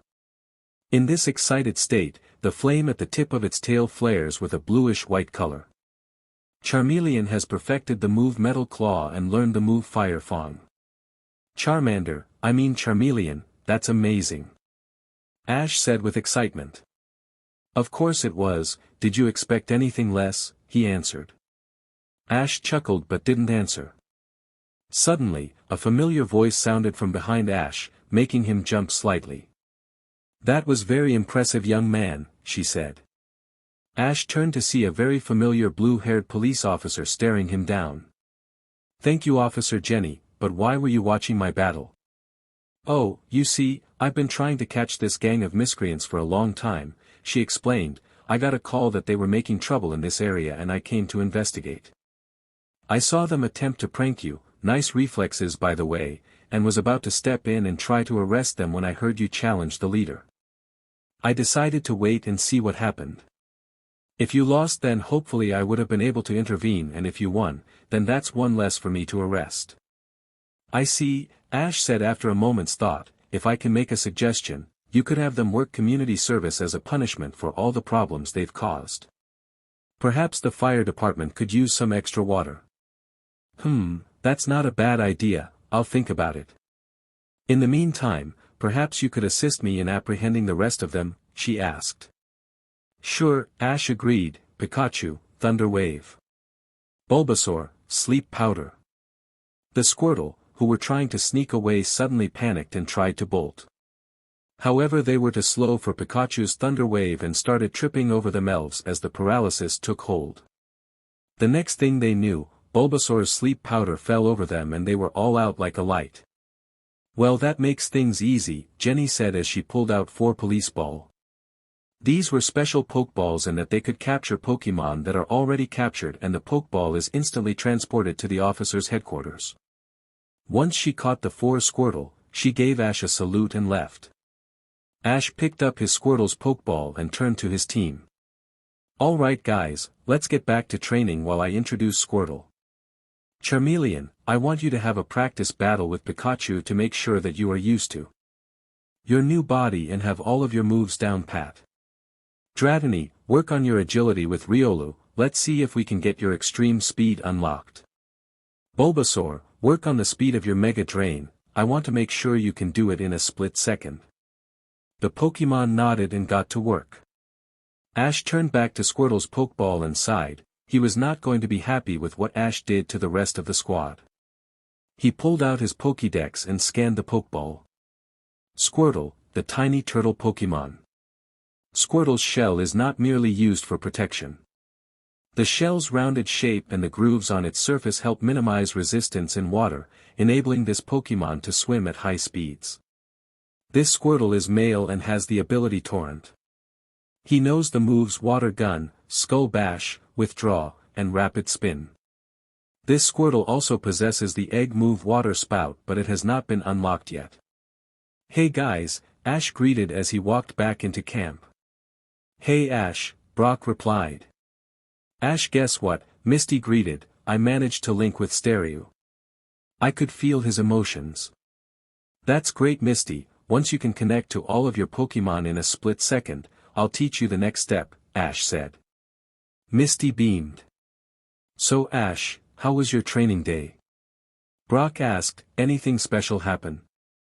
Not really, Ash replied. Well, Charmander evolved into a Charmeleon, I captured a Squirtle that was the head of a rogue gang of Pokemon, and I helped Officer Jenny capture the rest of the Squirtle Squad, Ash said using air quotes. Hey, don't mock my gang. Squirtle protested from in his ball. Ash sighed. He had spent several hours, locked in an aura link with Squirtle, trying to overcome his attitude, stubbornness, and anger at trainers. He was even harder than Bulbasaur, and Ash's treatment of the Squirtle Squad had not helped. So, how far away are we from Vermilion City? Ash asked, shaking Brock and Misty out of their shocked silence. Do you ever have a normal day? Misty asked. Define normal, Ash replied with a smirk. Misty got a tick mark in anger, normal as in, sigh, you know what, never mind, it's obvious that you don't understand the meaning of normal. Ash just smiled at her.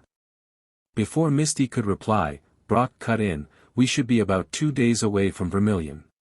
Great, Ash said, wait, I forgot to ask at the last Pokemon Center, do you know what type the gym is? Brock said, thinking, if memory serves, the Vermilion gym uses electric types. Got it, Ash said confidently, we'll be ready. Finally, Vermilion City. Ash said with excitement. We're finally here, Misty said, I'm going to take a bubble bath the moment we hit the Pokemon Center. I need to hit the laundromat and replenish our stores at the Pokemart, Brock said, it's a good thing you had that 2-day emergency stash in your backpack, Ash, or we would have run out of food long ago. Yeah, Ash agreed, suddenly very glad he had won that battle against Squirtle, but I'm sure that our Pokemon could have found us enough berries to live off of until we got here. By now, they had reached the Pokemon Center. They were about to walk in when a kid came rushing by with a Rattata in a stretcher being pushed by a Chansey. I wonder what happened, Ash said as they walked in. Oh dear, that's the 15th one this month. Nurse Joy exclaimed as the stretcher rushed past her. Ash sweat dropped, it was only the 4th of the month. Nurse Joy, what's going on? He asked. Oh, it's the gym leader, Lieutenant Surge. He keeps beating his challengers to within an inch of their lives and refuses to back down whenever I confront him, she said angrily. Wow, what kind of Pokemon does he have that can do all of this? Misty asked, gesturing at all of the injured Pokemon around. He has a Raichu, the nurse informed them, just last month, he found a Thunderstone and used it on his brand new Pikachu. A Raichu, huh? Ash said, he quickly pulled out his Pokédex and looked up Raichu. Raichu, the mouse Pokemon and the evolved form of Pikachu.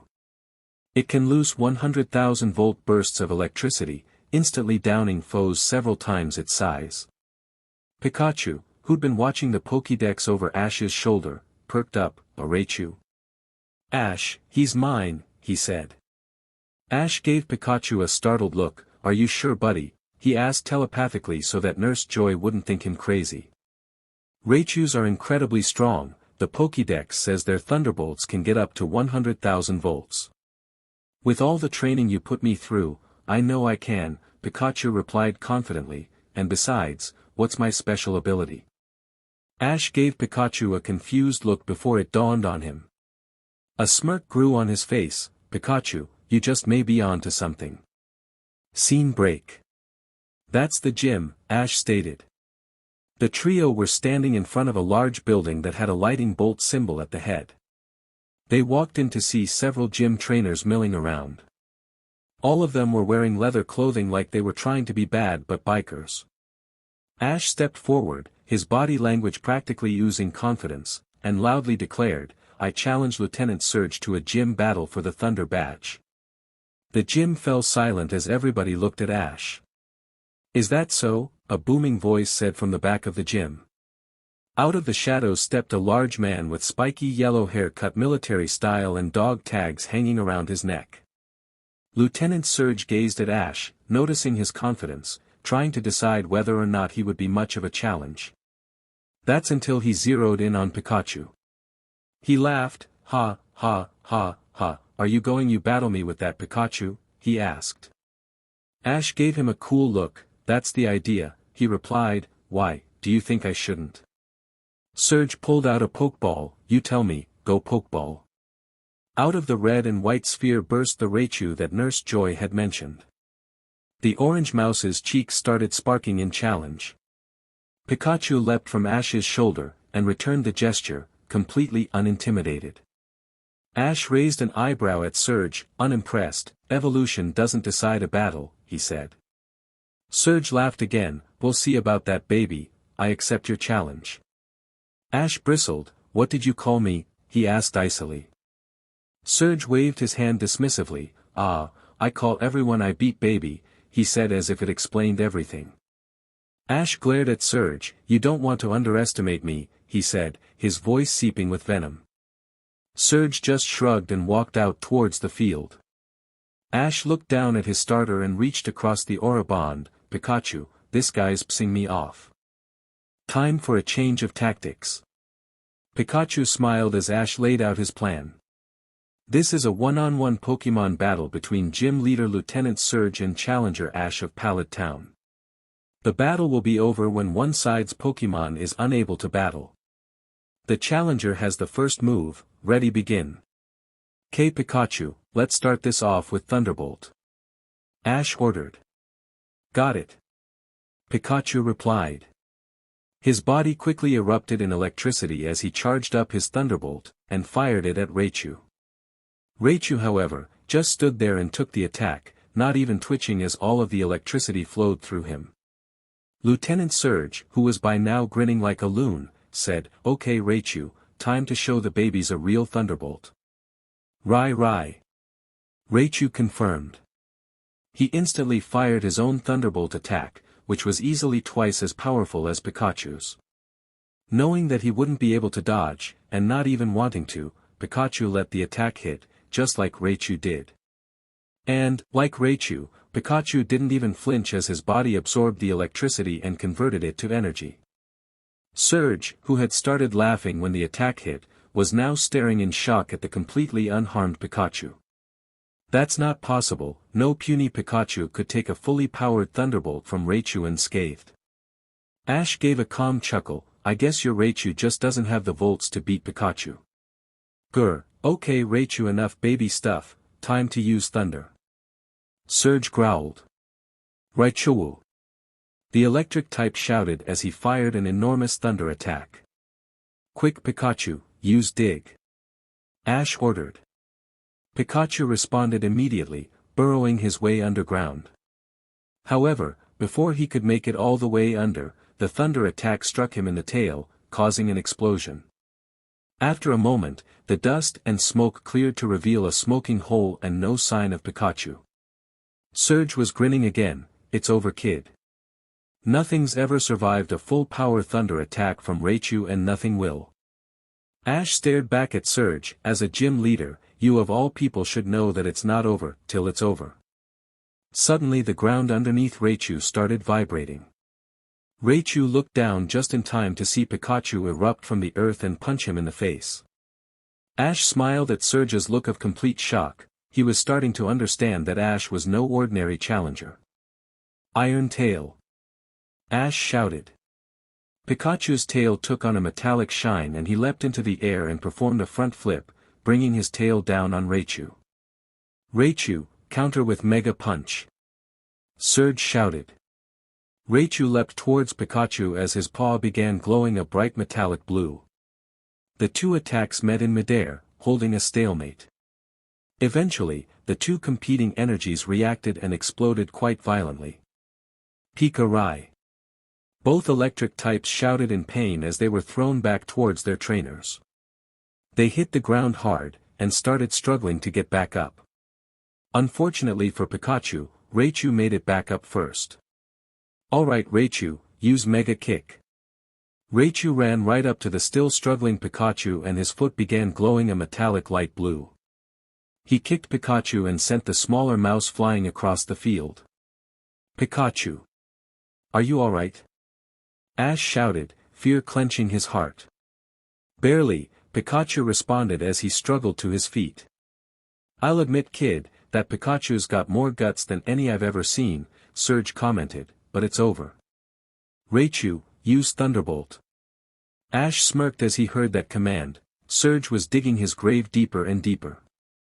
Raichu called as he unleashed his Thunderbolt at a struggling Pikachu.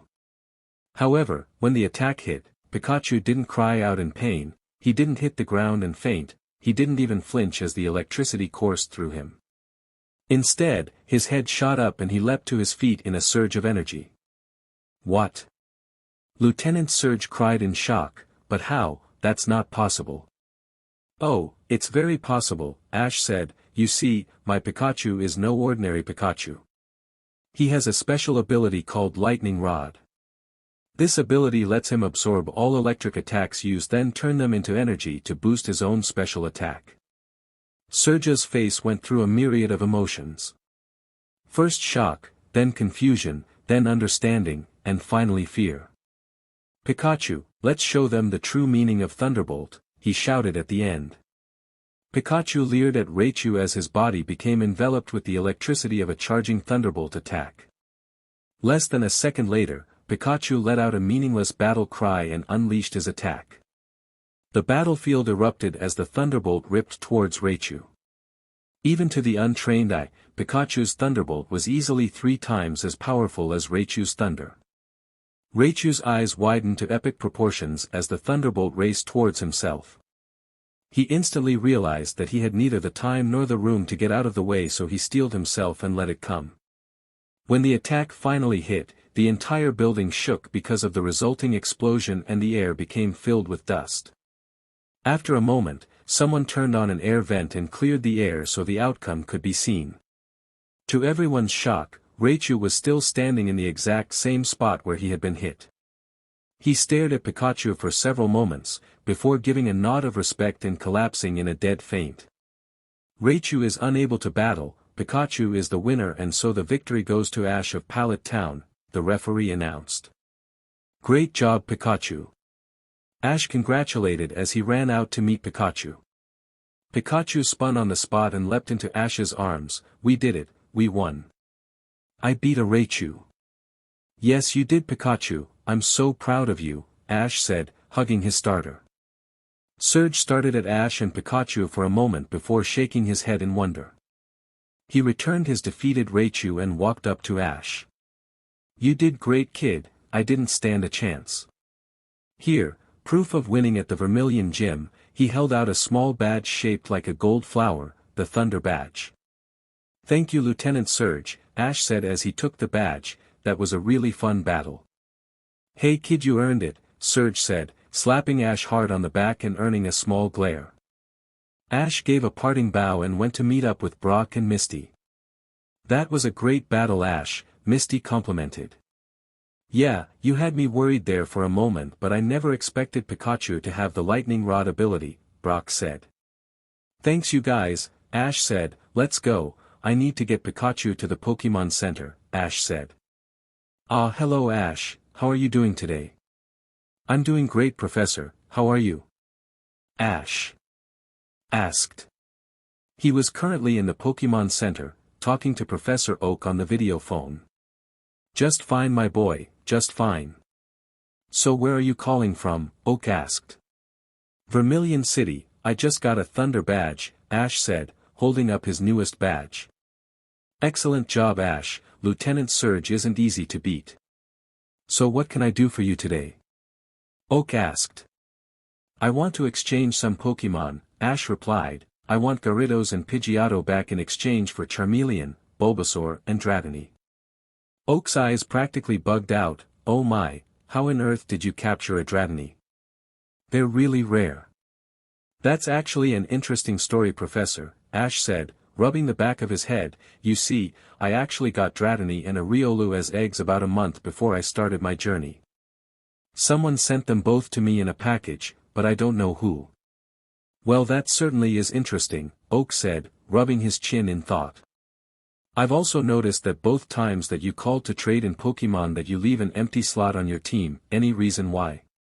Oh well, that's easy. Whenever I catch a new Pokemon, I want to make sure to spend some time bonding and training with it right away so that I'm always close to my Pokemon and to make sure that they are able to keep a specific training regimen while they're at your lab. Oak looked at Ash in surprise. Well, that's certainly an interesting way to work with your Pokemon. In fact, there are very few trainers that approach training quite like you do. I might have something that will help you with your training. How long will you be staying in Vermilion City? Oak asked. Caught off guard, Ash took a moment before answering. Well, I was planning to leave first thing tomorrow. Why? Well, that won't do, Oak said, ignoring Ash's question. What's the next gym you're heading to? I think either the Celadone gym or the Saffron gym. Hang on, let me ask Brock. Looking over his shoulder, Ash saw Brock getting dragged away by Misty. Apparently he had been trying to swoon Nurse Joy again. Ash shook his head. Hey Brock, what's the next gym we're going to? Is it Saffron or Celadone? Brock mumbled something in between his mess of pain and complaints about his ear aching, but Ash couldn't understand. He looked questioningly at Misty. He said the Saffron gym, she translated. Thanks, Ash turned back to the screen, the Saffron gym. Very well, when you get to the Pokemon Center, Nurse Joy should have a package there waiting for you, Oak said. Okay, but what is it? Ash asked. No spoilers, Oak said, wagging his finger. Now give me a moment to go and get those Pokemon for you. He walked off screen. 2 minutes later he came back holding 2 Pokeballs and a slightly surprised look on his face. Well, that was unexpected, he said. Both Gyarados and Pidgeotto were waiting at the front of my lab as if they knew you were getting them. Wow, Ash said, hopefully real, look of surprise on his face. I guess they know me better than I thought. Ash smirked internally. Were you guys listening? Of course, Gyarados and Pidgeotto replied in unison. Ash shook his head as he put Charmeleon's, Bulbasaur's, and Dratini's Pokeballs on the transporter. Once the transfer was made, he turned back to Oak. Okay, I got them, thanks Professor Oak. Very well Ash, don't forget to look for my package once you get to Saffron City, Oak said, then signed off. I wonder what the professor is sending you, Pikachu said. It could be almost anything, Ash said. He isn't the world's topmost authority on Pokemon for nothing. Maybe it's another Pokemon egg, Riolu suggested. Hey Charmeleon, Bulbasaur, Dratini, do you have any ideas? Pidgeotto asked. I don't know. The moment he signed off the weird guy let me out of the ball and started examining me and taking measurements, Dratini said. It's a little creepy. Don't let it get to you Dratini, he's just curious about you, Ash reassured, but don't be afraid to blast him with a thunder wave if he gets annoying. Everybody laughed. I can see a box on the table with your name on it, but it's already been sealed up, Charmeleon said. Oh well, I guess we'll just have to wait, Ash sighed. What's up Ash? Misty asked, having heard Ash's sigh. Oh, nothing important, Professor Oak is just sending me a package but he won't tell me what it is, Ash explained. Well, I guess you'll just have to wait and find out, Misty replied. Brock was still twitching on the ground, his ear much larger than it was supposed to be. Do you want to go and explore the city? Ash asked. That sounds great, Misty said excitedly. Let me just go and get my bag, keep an eye on Brock.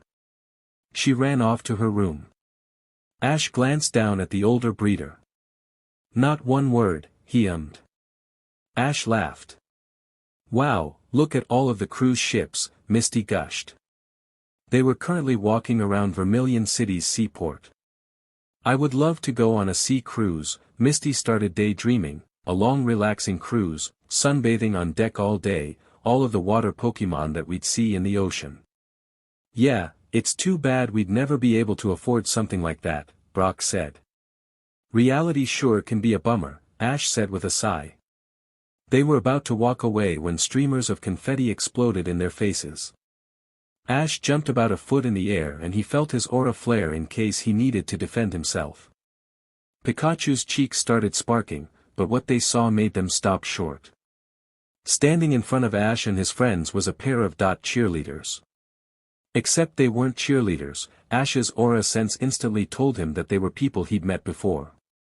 It only took him a moment to recognize them, Jessie and James, the Team Rocket duo that had attacked the Pokemon Center with their talking Meowth.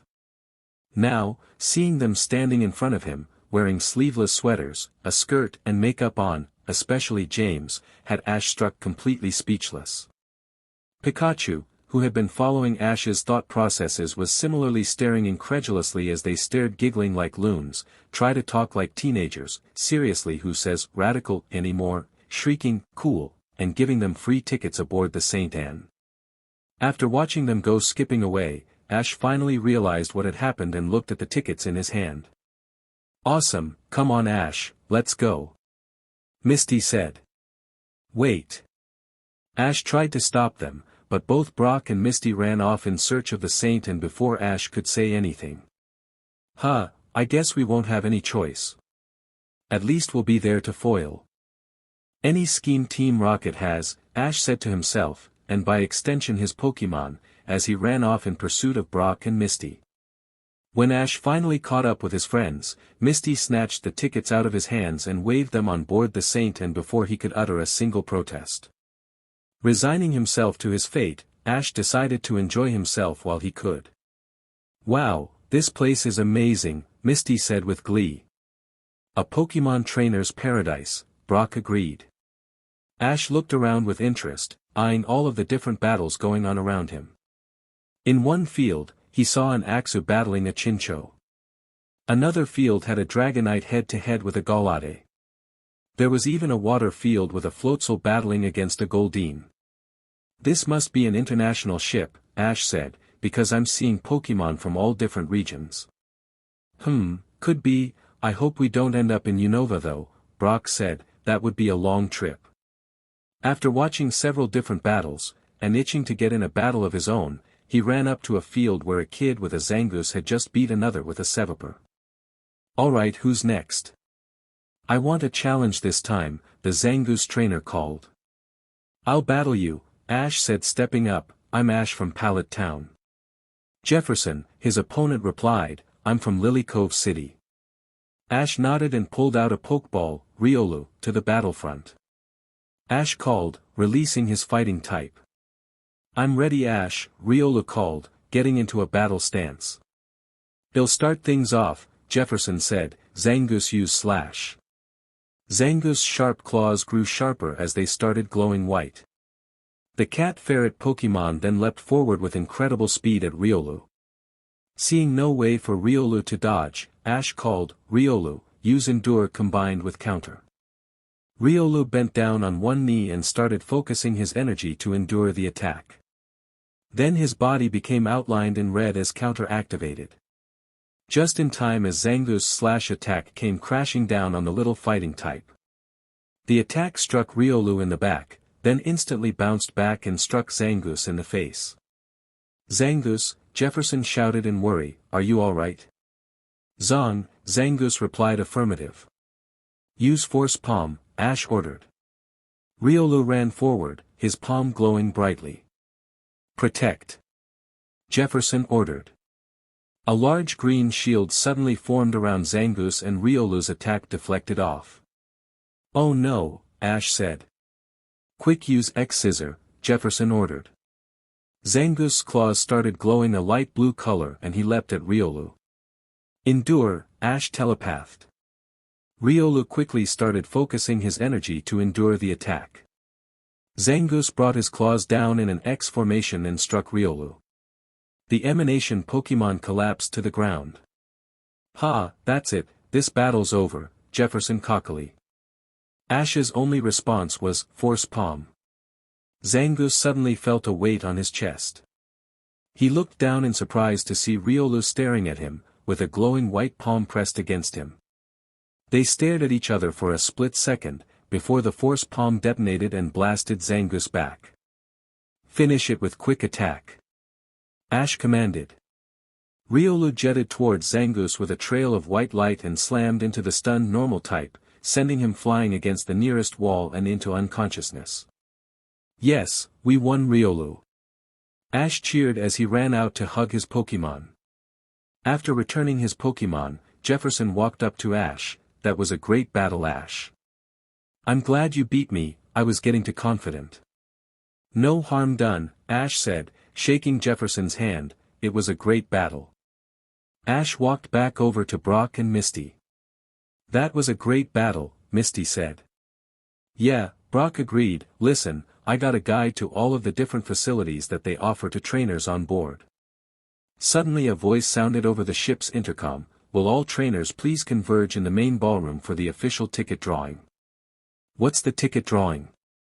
Ash asked. Brock opened his booklet and started skimming through the pages. "Here it is. It says here that once a month on the St. Anne, they draw 5 numbers that match some of the passengers' tickets. Each winner gets a special prize that's related to Pokemon in some way. That sounds awesome, let's go and check it out, Ash said. Alright Pokemon trainers, it's time for the monthly ticket drawing, the announcer said. My name is Jillian, some of you may know me as the contest MC for the Unova region. Several of the trainers, obviously coordinators from Unova, started cheering. Contest? Misty asked in confusion. It's a special Pokemon tournament where instead of battling on pure power, the trainers, called coordinators, focus on the Pokemon's beauty and grace, Brock explained. Huh, sounds interesting, Misty said, but I think I'll stick with traditional battling. You and me both, Misty, Ash agreed. Okay trainers, are you ready? Jillian asked. The crowd started cheering. An assistant walked up to the stage and handed Jillian an envelope. She opened it and pulled out the letter. Alright, our 5th place prize winner is Jefferson of Lily Cove City. The crowd started clapping as Jefferson went up to the stage.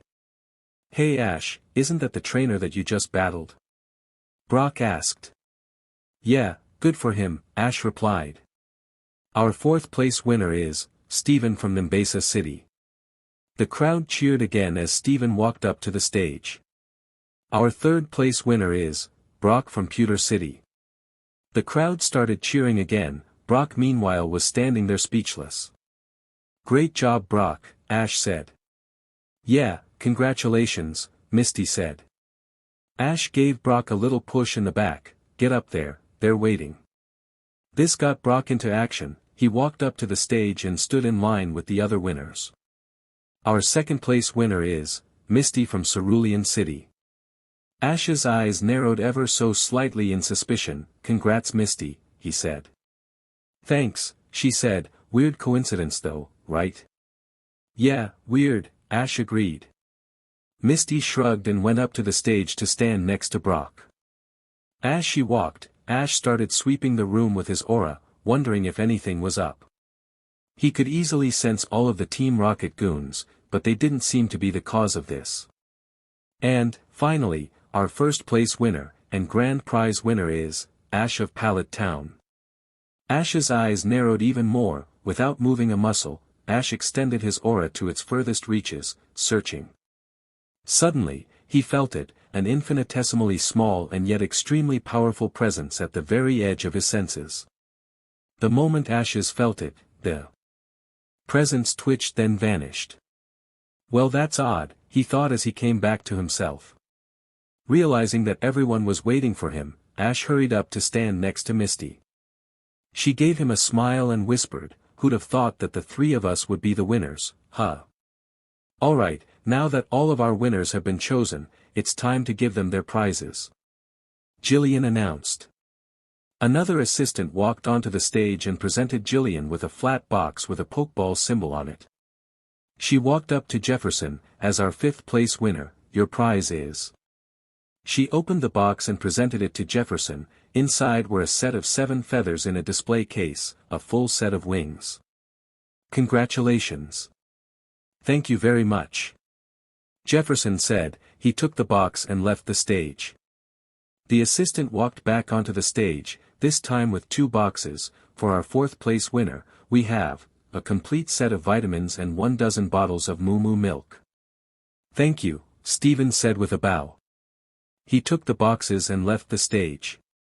Jillian then walked up to Brock with 3 boxes in tow. For our 3rd place winner, we have a complete set of Pokemon grooming brushes, a full Pokemon first aid kit, and a portable rejuvenator machine. Brock was slack-jawed by the time Jillian was finished. After a minute of staring at the boxes in shock, he finally realized that everyone was staring at him and that he was holding things up. After stammering a quick apology and thanks, he gathered up the boxes and fled the stage. Misty giggled and Ash smirked in mutual amusement at their friend's antics. Jillian then walked up to Misty. For our 2nd place winner, we have a set of 5 lure ball, a brand new super rod, a set of 5 random evolution items, and a mystery Pokemon. Oh wow, thank you.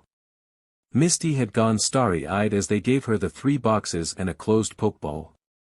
Well Misty, would you like to open the Pokeball now and show the audience, or wait till later? Jillian asked. I'll open it now, Misty said.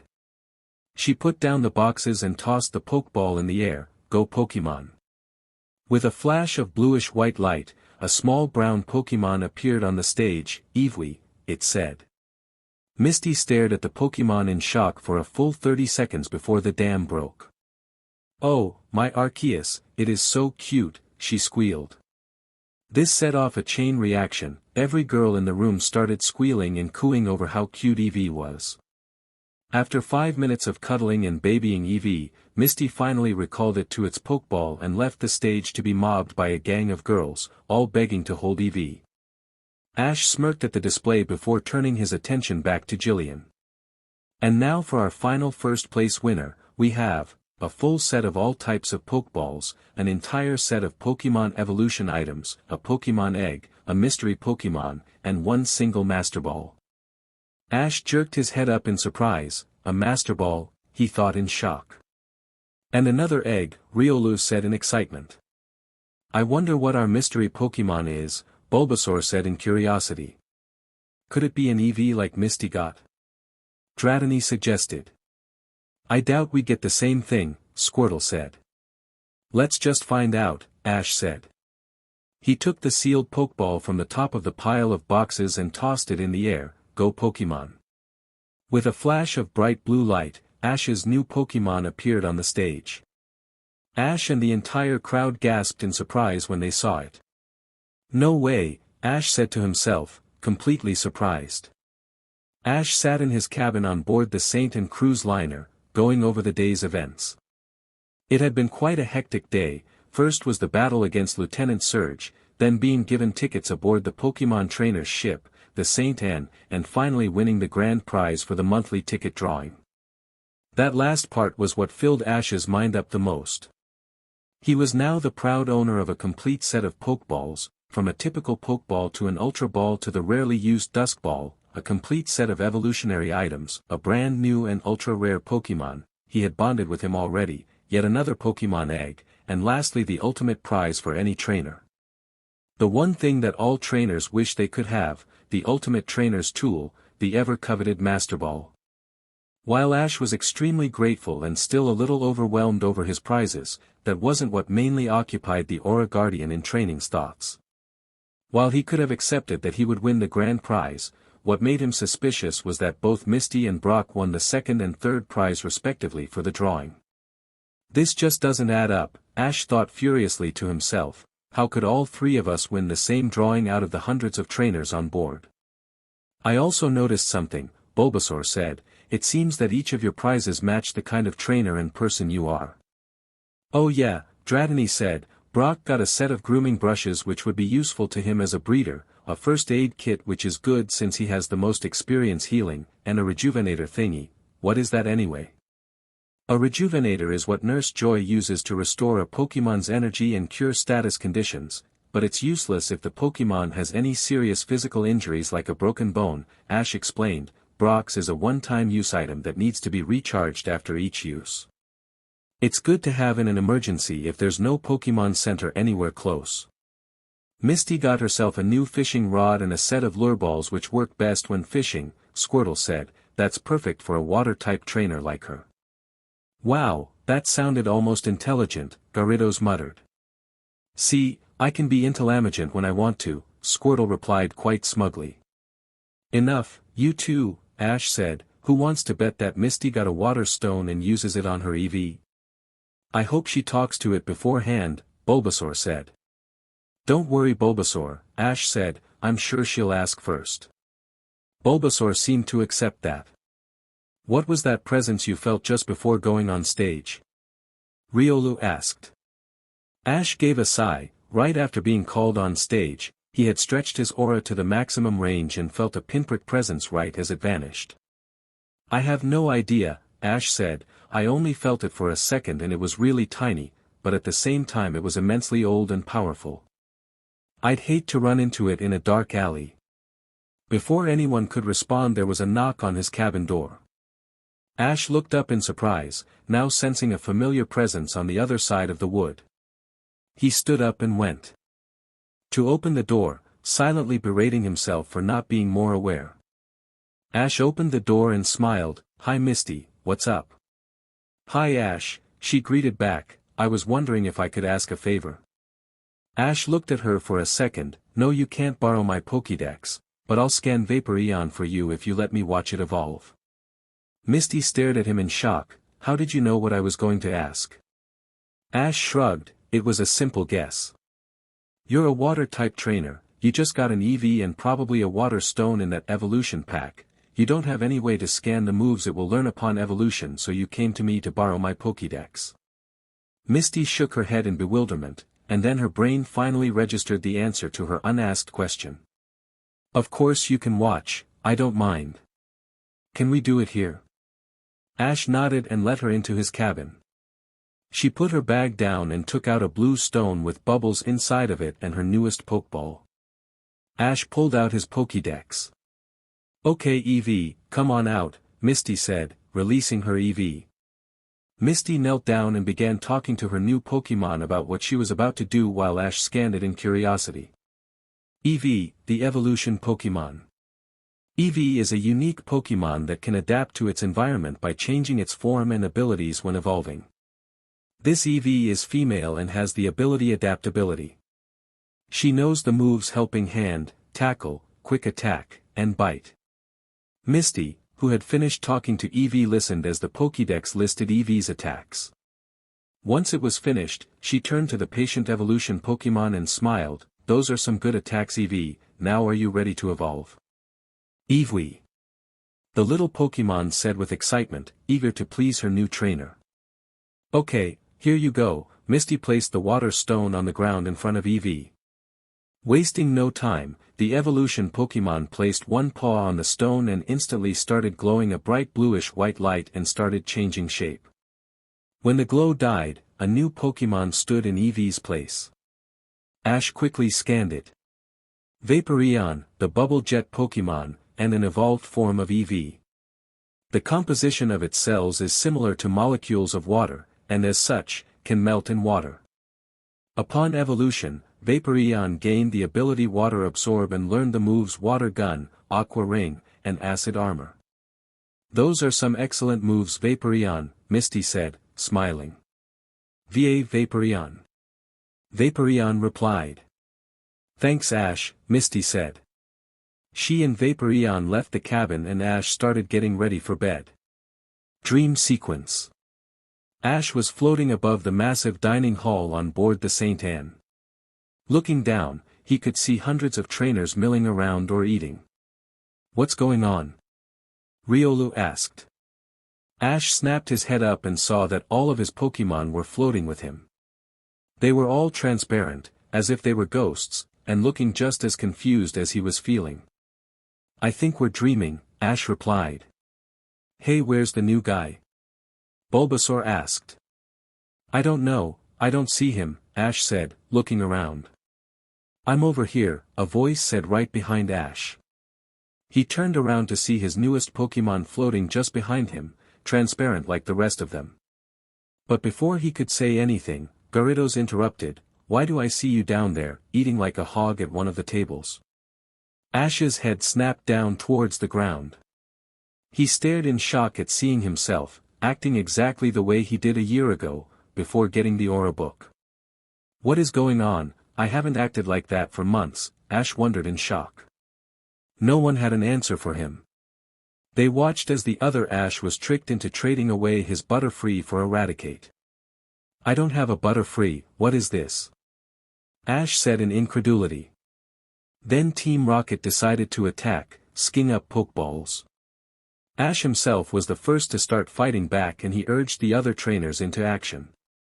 Once all of the trainers were battling back, it quickly became a slaughter fest for the Rocket Grunts. Ghost Ash snorted in amusement as a combo thundershock from all of the Pikachus on board sends Team Rocket flying. The next thing they knew, a massive storm started rocking against the boat. All of the passengers evacuated except for Ash, who had performed a retrade to get the Butterfree back, then idiotically dropped the Pokeball, Brock and Misty who were following Ash, and the Team Rocket trio. After a particularly aggressive wave hit the ship, Ash and his friends all ended up knocked out and the Saint Anne capsized. The scene around Ghost Ash and his Pokémon faded away, leaving them confused and annoyed. Ash himself couldn't believe how idiotic he was acting. It was as if he has never spent the past year working with Professor Oak and learning about his aura. What the hell? Ash said. Suddenly, the space around Ash and his Pokémon was filled with intense bright light. It was as if 1,000 Chinchou decided to overpower their flash attacks all at once. Ash Ketchum, a distinctly female voice suddenly boomed in all of their heads. Ash gasped. That voice was familiar. Ho-oh, he asked uncertainly. The light died away to reveal the magnificent legendary Pokémon, floating in front of them. Yes, she replied, what you have just witnessed was one possible path in your future. This would have been your future had steps not been taken. Steps? Ash interrupted, what do you mean steps? You and your friends did manage to escape with your lives, Ho-Oh continued as if Ash hadn't said anything. However, 5 humans and over 24 Pokémon lost their lives because they were trapped on board. When this ship sinks, and it will sink, you must ensure that everyone makes it off alive. Good luck. Before Ash could make any kind of response, everything went black. End dream sequence. Ash sat bolt upright in his bed, panting hard. What was that? He demanded. Pikachu, who'd been sleeping near Ash's head and had awoken in the same fashion as his trainer, looked at him. It was a dream message from a legendary Pokémon. Ash turned to his Pokémon. You had that dream too? He asked in surprise. We all did, Charmeleon said. Ash took a deep breath and looked at his clock. 6:27, it read. Ash frowned at the clock, but got up anyway and went to take a shower. Once he was showered and dressed, Pikachu leapt on his shoulder and they went for a walk. Hey you, someone said, after Ash had been exploring the deck for half an hour, you're Ash right? Ash turned around to see Steven, the 4th place winner, standing right behind him. Yeah, and you're Steven right? Congratulations on the win. Steven nodded, thanks, and the same to you. Hey listen, would you mind having a battle with me using that new Pokémon of yours? Ash shrugged, sure, why not? He could use some battle experience anyway. Steven smiled, great, there's a battlefield just around the corner. Ash nodded and followed Steven to the battlefield. As they walked, Ash pulled out his newest Pokeball and his Pokédex. Ash activated the Pokeball scan function and passed it over the red and white sphere in his hand. Gible, the land shark Pokémon. Gible once lived in the tropics, and to avoid cold it lives in caves warmed by geothermal heat. This Gible is male and has the ability Sand Veil. He knows the moves Dragon Rage, Sandstorm, Dig, and Take Down. This Gible also possesses the egg move Outrage, but it has not been unlocked yet. Note, the unusual coloration of this Pokémon suggests that it is a shiny Pokémon. Ash nodded to himself, planning a strategy. When they arrived at the battlefield, Ash took his spot in the green trainer's box while Steven claimed the other box. What are the rules? Ash asked. Steven took out a Pokeball with a grin, 1 Pokémon each, no substitutions. The battle will be over when either of the Pokémon is unable to battle. Agreed, Ash said, Gible to the battlefront. With a shower of sparkles, Ash's newly acquired shiny Gible appeared on the battlefield, ready to fight. Steven smirked as he tossed his own Pokeball. Servine, time to battle. With a shower of sparkles identical to Gible, a blue and white grass-type Pokémon appeared on the field. Ash quickly scanned his opponent. Servine, the grass snake Pokémon, and the evolved form of Snivy. Servine whips its opponents with its vines, and dodges their attacks by hiding in the shadows of thick foliage. Note, the unusual coloration of this Pokémon suggests that it is a shiny Pokémon. Is that your starter? Ash asked across the field. Sure is, and Servine is my strongest. Steven replied. Then let's get this show started. Gible start out with Dig. Ash called. Gible acted instantly, and within seconds was fully underground. He quickly started burrowing toward Servine. Servine, when he comes up, leap into the air and use Leaf Blade, Steven ordered. Servine nodded and prepared itself. As soon as the ground below it started to shake, Servine leapt into the air barely a second before Gibble erupted from the earth. His tail started glowing bright green and he did a front flip to bring his tail down on Gibble. Gibble was looking around in confusion, unsure of what happened until Ash shouted, "Gibble, above you." Gibble looked up just in time to see a powerful leaf blade come slicing down on his head. "Gibble!" Ash shouted helplessly as he watched his Pokémon get launched across the field. "Quick, use Sandstorm," Ash ordered, once Gibble had landed. The land shark Pokémon leapt to his feet and quickly whipped up a sandstorm that covered the field, making it much more difficult to see. "Servine, use Energy Ball," Steven shouted above the roaring of the sandstorm. Servine nodded and opened its mouth. A green orb of energy started growing in front of Servine's mouth, and then he fired it at Gibble. "Dodge it!" Ash ordered. Aided by his Sand Veil ability, Gibble leapt out of the way of the coming energy ball. "Now Gibble, use Dragon Rage." A blue orb of blue energy appeared at Gibble's core as he charged up the Dragon Rage. He opened his mouth and fired a large wave of blue and black energy into the air. At its zenith, the energy reshaped itself into that of a dragon and launched itself at Servine. "Get out of the way, Servine!" Steven shouted. Due to its species' incredible speed, Servine was able to leap out of the way of the incoming Dragon Rage attack. "Great job, Servine, now use Leaf Tornado to get rid of this sandstorm." Servine balanced himself on this nose, so that his tail was high up in the air, and started spinning at a high speed. A green tornado of leaves quickly formed around Servine's tail, growing larger and absorbing the sandstorm. "Quick Gibble, use Takedown while it's distracted," Ash ordered. Gibble ran forward toward Servine as a golden glow enveloped its body, intent on slamming into the grass snake Pokémon. Steven smirked, "All right Servine, bring it down right on Gibble." Servine tilted in its spin, bringing the entire tornado crashing down on Gibble. An explosion shook the field as a storm of sand, leaves and wind slammed into the land shark Pokémon. Once the dust cleared away, Gibble was revealed to be unconscious. "Oh man, Gibble," Ash ran out to the field to check on his Pokémon. "Sorry I lost Ash," Gibble said. "Don't worry about it Gibble, you did really great," Ash said. He returned Gibble to his Pokeball and stood up. "That was a great battle," he said to Steven, who had already returned his Servine and walked up. "Thanks, that Dragon Rage was really powerful." "Let's have another battle next time we meet," Steven returned. "Count on it," Ash said. They shook hands and Steven walked away.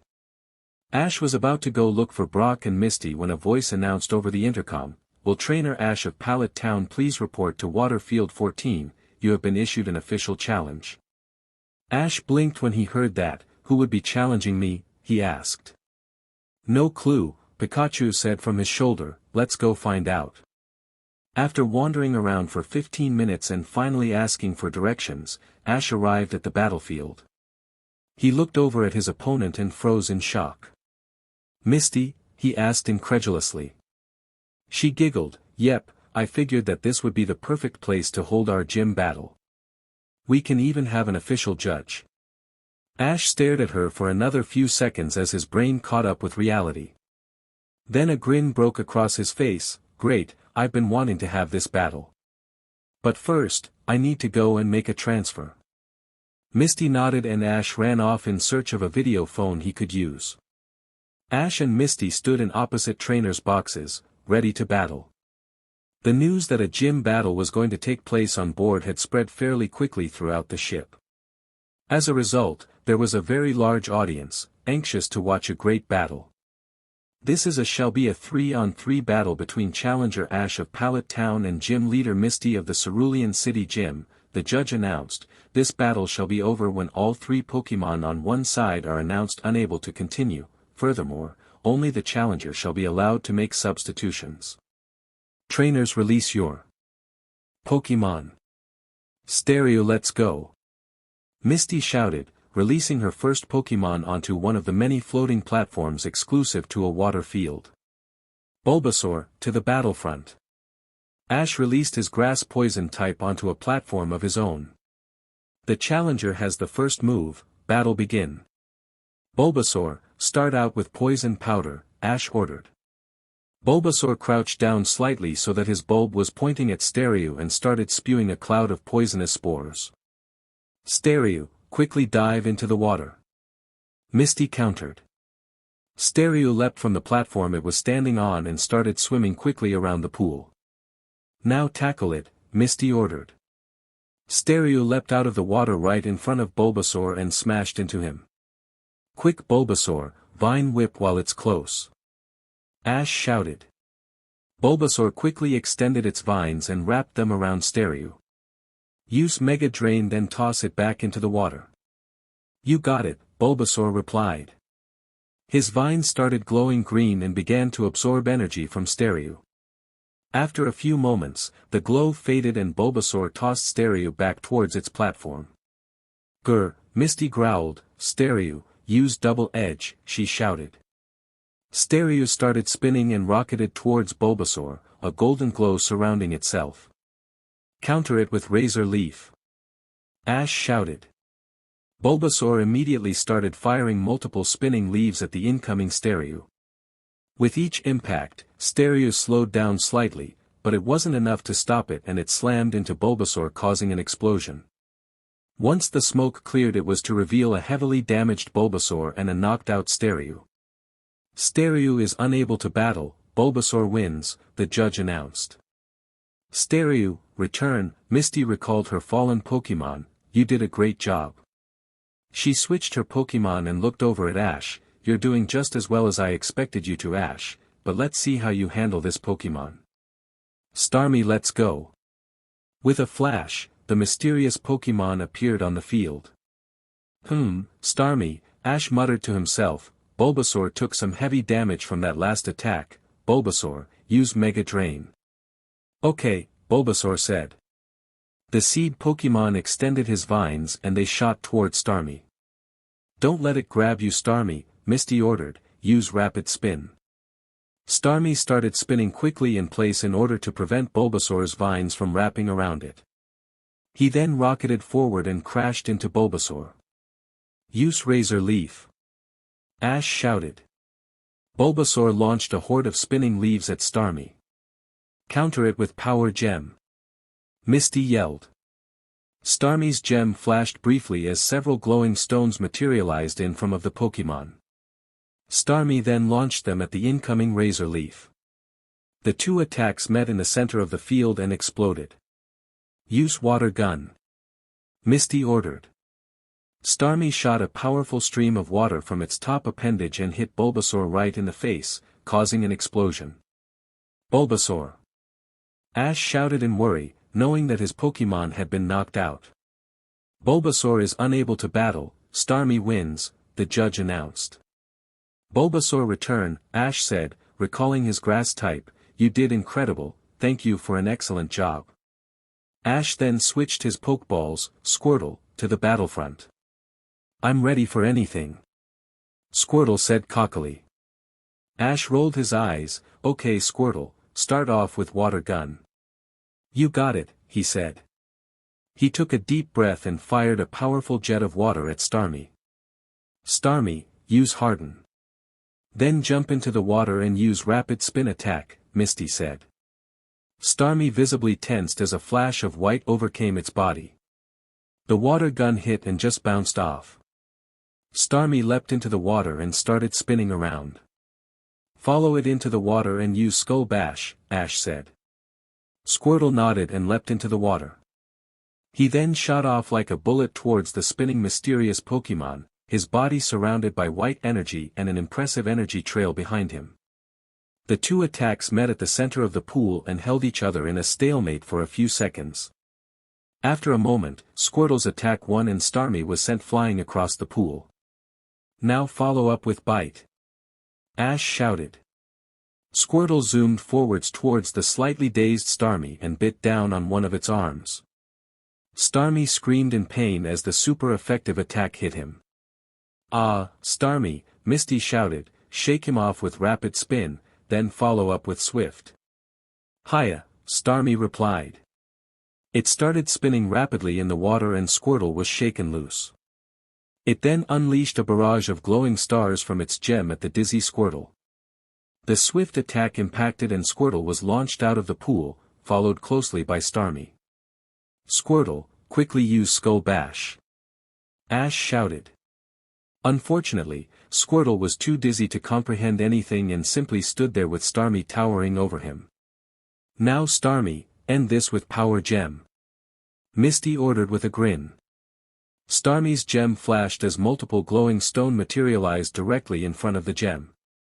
Starmie launched them at Squirtle, successfully knocking him out. Squirtle is unable to battle, Starmie wins, the judge announced. Squirtle return, Ash said. He recalled Squirtle to his ball and switched his Pokemon after a whispered good job. Ash looked at his new Pokeball, I know this is your first battle, but I'm sure that you can win this. Dratini, to the battlefront.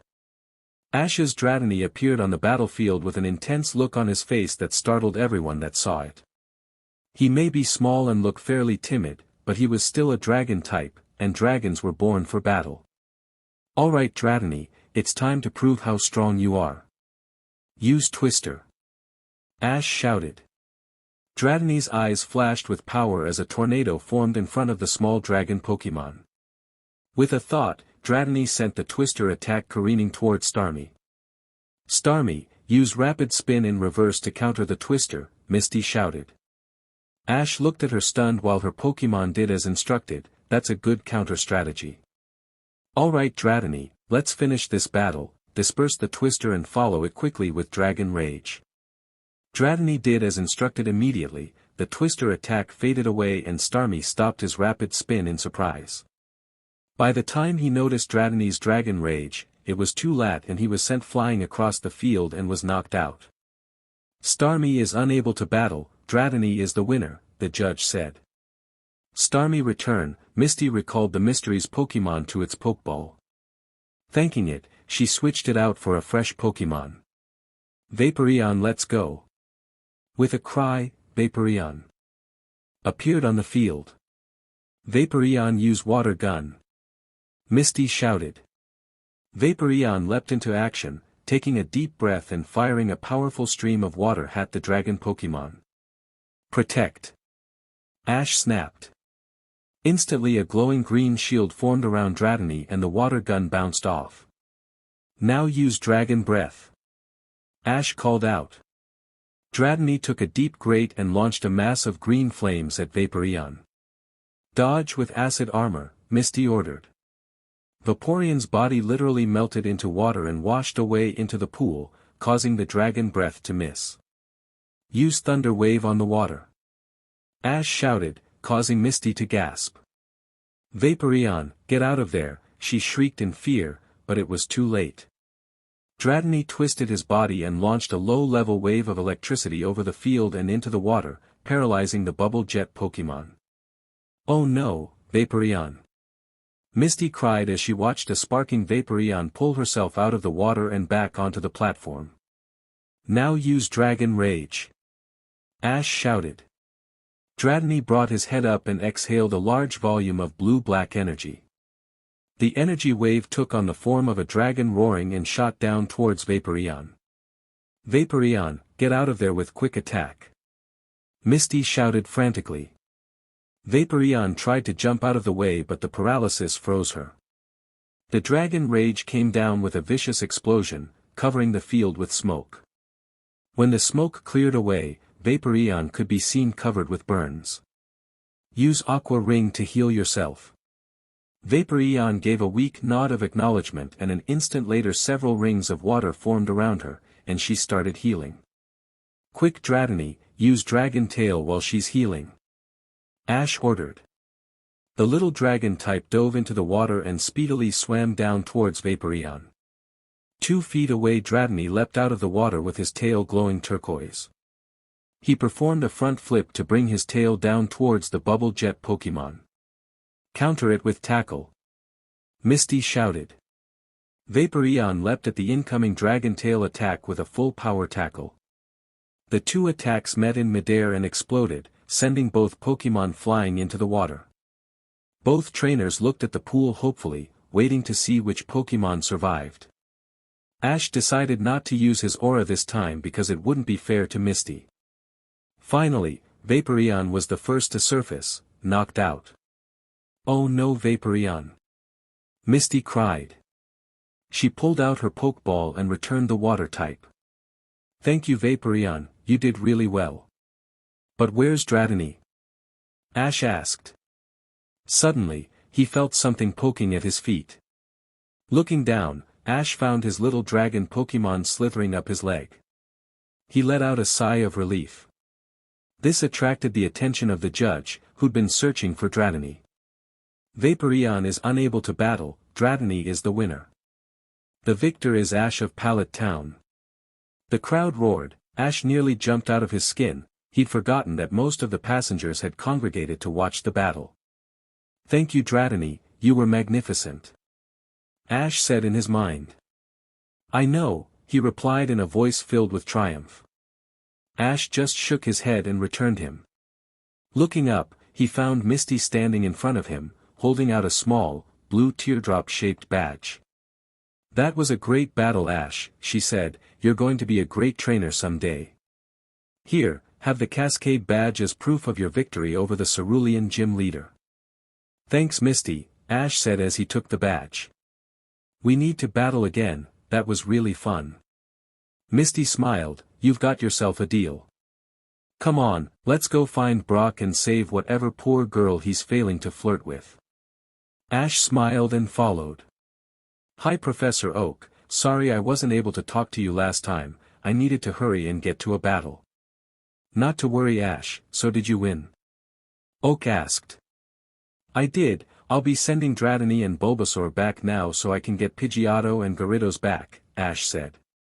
"Alright then, just place your Pokeballs on the transporter and I'll start the transfer," Oak said. Ash did so and watched as the two Pokeballs vanished, to be replaced by two more. "Okay, I've got them," Ash told the Pokemon researcher. "As do I," Oak replied, "by the way, where are you calling from?" Ash smiled, "I'm on board the St. Anne. Some weirdos came up to me and gave my friends and I 3 free tickets then ran off before we could even say thanks." Oak blinked, "Well that was nice of them, are you enjoying yourself?" "Yeah, it's been pretty cool," Ash said, "I won the grand prize in the monthly ticket drawing. It was a Pokemon egg, a set of evolution items, a set of all types of Pokeballs, a shiny Gibble, and a Master Ball." The professor was gaping. "That's quite a set of prizes you received. Do you have any plans for the Master Ball?" No not really, I mean I can't just use it on any random Pokemon." "I guess I'll just wait and see what happens," Ash said, "and I'm sure you want to look at my Gibble so I'll send him to you once I get to Saffron City." "Alright Ash, I expect you'll call once you get that package." "Good, stay safe," he hung up. "Yeah right," Ash mumbled to himself, thinking about the dream he had last night. Ash shook his head as he shut the machine off and started walking back to the ballroom to meet Brock and Misty for lunch. Passing by a large window, Ash frowned as he noticed a large mass of storm clouds forming in the distance. "This isn't good, I was really hoping that dream wasn't real," he thought to himself. "We'll know for sure if Team Rocket tries to attack during dinner," Pikachu said.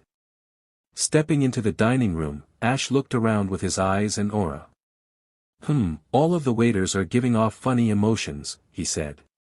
"Hey, is that James over at the Magikarp stand?" Pikachu suddenly said. Ash followed Pikachu's pointing and saw that it was indeed James. He sidled over to listen in on the conversation. "See how healthy it is?" the salesman asked as he tossed a Magikarp into James' hands.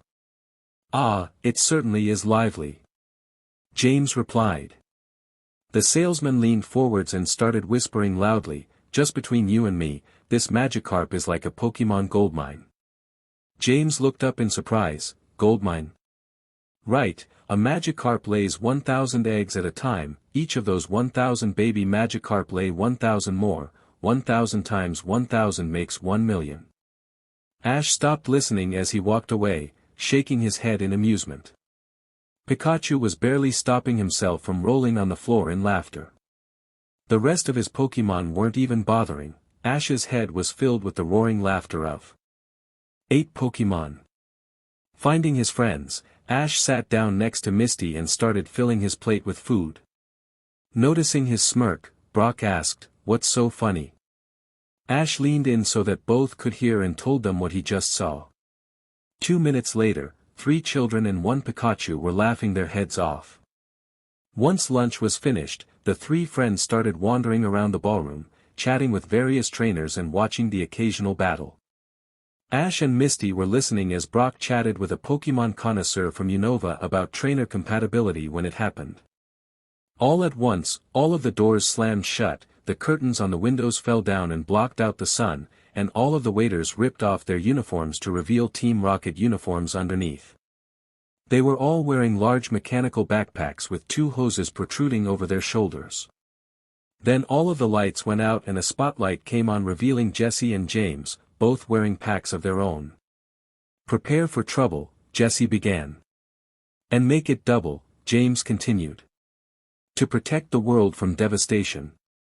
To unite all people within our nation. To denounce the evils of truth and love. To extend our reach to the stars above." Jessie. James. Team Rocket blasting off at the speed of light. "Surrender now or prepare to fight." "Meowth, that's right," Meowth said. "Team Rocket will now take possession of your Pokémon," Jessie finished. This started the crowd of trainers muttering. That's when all of the Rockets activated their backpacks, which turned out to be giant vacuums. A huge wind built up in the crowd and Pokeballs started coming loose from trainer belts all over the place. "Are we just going to let them steal our Pokémon like this?" Ash shouted above the gale as he snatched his Pokeballs out of the air. "We're trainers, aren't we? Battle them." "Right," everyone shouted. Suddenly the air was filled with the sounds of Pokémon being released from their ball. Ash followed suit, tossing 4 Pokeballs into the air. Pikachu was already out and Gyarados was too big to maneuver safely. As Riolu, Pidgeotto, Squirtle, and Gibble appeared, Ash looked around the room. Everywhere he looked there were Rockets still trying to SCK up more Pokeballs, or Pokémon fighting the different Rocket grunts. "Alright, Pikachu and Riolu, I want you 2 to go around and destroy those vacuums on the Rocket grunts' backs. The rest of you, work with the other Pokémon to subdue and corral the grunts together," Ash ordered. The Pokémon nodded in understanding and ran off to get to work. All over the ballroom, Pokémon were attacking Rockets. Water types were using Water Gun and Bubble Beam to wash grunts away into a massive whirlpool. The whirlpool would dump the grunts into a corral of several Pokémon doing rollout.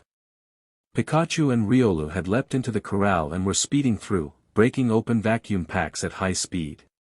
Upon seeing what they were doing, several trainers called out Psychic types to levitate the Pokeballs out of there and back to their appropriate trainers. "Time to get rid of them." Ash shouted, "Group Gust." Flying types erupted from Pokeballs all over the room and started circling around above the Rockets. Flapping their wings powerfully, the wind started picking up and forming a large tornado around all of the Rocket grunts. "Brock, Misty, get that window open," Ash ordered, pointing towards a large window that pointed to the open sea. "All right, Ash," Brock replied. He and Misty went over to rip the curtain down and force open the window. Ash ran around to the other side of the twister and barked out his own order through voice and aura. "Pidgeotto, use Twister on that tornado and direct it out the window." Ash's Pidgeotto separated from the rest of the flock and started flapping her wings extra hard. A slightly smaller tornado formed in front of her and she directed it into the gust tornado. The 2 twisters merged and doubled in size before sliding out and ejecting out the window, taking all of the Rocket grunts out with it. After a moment, all of the flying types that had been in the tornado came flying back in and landing on or in front of their trainers. "Yeah!" Everyone cheered. "Well, that was easy," Ash said, hands on his hips, once he had returned his Pokémon. But we still need to deal with the ship sinking, Pikachu said. That stopped Ash short. Sheet, he said. What Ash? Misty asked. What did Pikachu say? Brock added. Ash didn't get a chance to answer because at that exact moment, an enormous wave crashed against the ship and caused it to tilt to the side. Oh no! Misty was looking out a porthole. It's a big storm. It'll be tough to get back with waves like this, Brock said. What? Misty exclaimed shock. Is the ship going to sink? No, the captain said that this ship is unsinkable, Brock soothed. That's what they said about the Titanic, Ash muttered. What did you say, Ash? Misty asked. Oh, nothing, Ash replied. The ship rocked again. The intercom suddenly blared. This is your captain speaking. Will all passengers please make your way to the lifeboats? This is not a drill, the ship is taking on water. Again, will all passengers please make your way to the lifeboats? Ash immediately stretched out with his aura and started scanning the ship for anything out of the ordinary. There. Riolu said, 5 humans, all trapped together in a cabin in mid-deck. They're starting to panic, we need to get there fast. Come on Ash, we need to go. Misty said. I can't Misty, Ash replied, I can sense 5 trainers trapped in their cabin, I need to get them to safety. You and Brock get to a lifeboat and I'll meet you there. Brock frowned, no Ash, we're sticking together. We'll help you save them. But. Ash tried to protest, but he was interrupted. You don't have any choice, Misty snapped, her red-headed temper starting to show, you're not the boss of us, and anyway, you'll have a better chance if we help you. But. Ash tried again, but was silenced by an angry glare from Misty. Alright, let's go. He ran off, deeper into the ship, followed closely by the former gym leaders. After running down 2 flights of stairs and navigating through several different corridors, Ash stopped at AT section and looked around in confusion. Ash. Brock said tentatively, do you actually know where you're going? Ash shrugged helplessly, the best I can give you is that direction, he said, pointing at the wall they were facing, about 100 yards away. Well, lucky for you, I built a miniature model of the saint and when I was young, Misty said, I'm pretty sure I know which cabin you're talking about and I know the fastest way there. Well then lead on my lady Misty, Ash said with a flourish and a bow.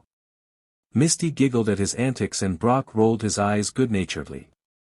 Misty ran off down the left path and took a series of lefts and rights without any hesitation. Finally, she stopped outside of a door with a melted handle. Ash rapped loudly on the door, hello?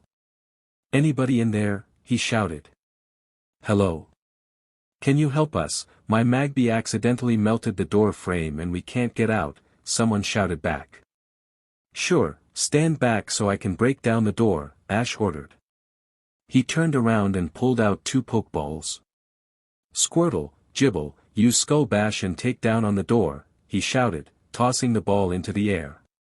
The 2 Pokemon appeared and did as ordered, breaking the door down in one slide.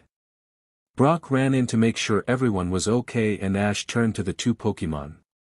Thanks guys, good job. Return. Ash recalled them back to their ball.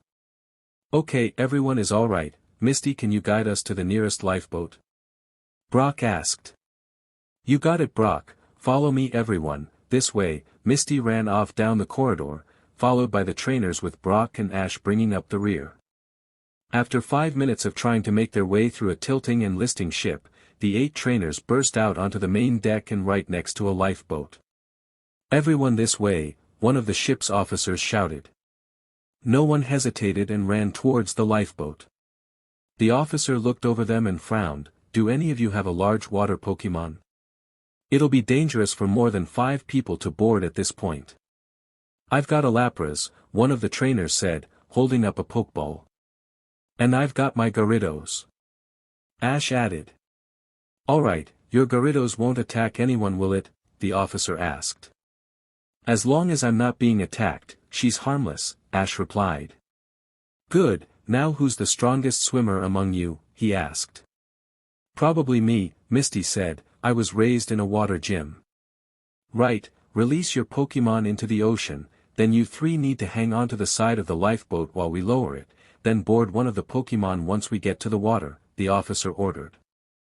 Everyone scrambled to do as he said. Ash and the other trainer ran to the edge and tossed their Pokeballs. Lapras, I need your help. Gyarados to the battlefront, they shouted. They then followed the officer's instructions to latch onto the side of the lifeboat, and he started lowering it into the water. Everything was just fine for the first 15 or so meters.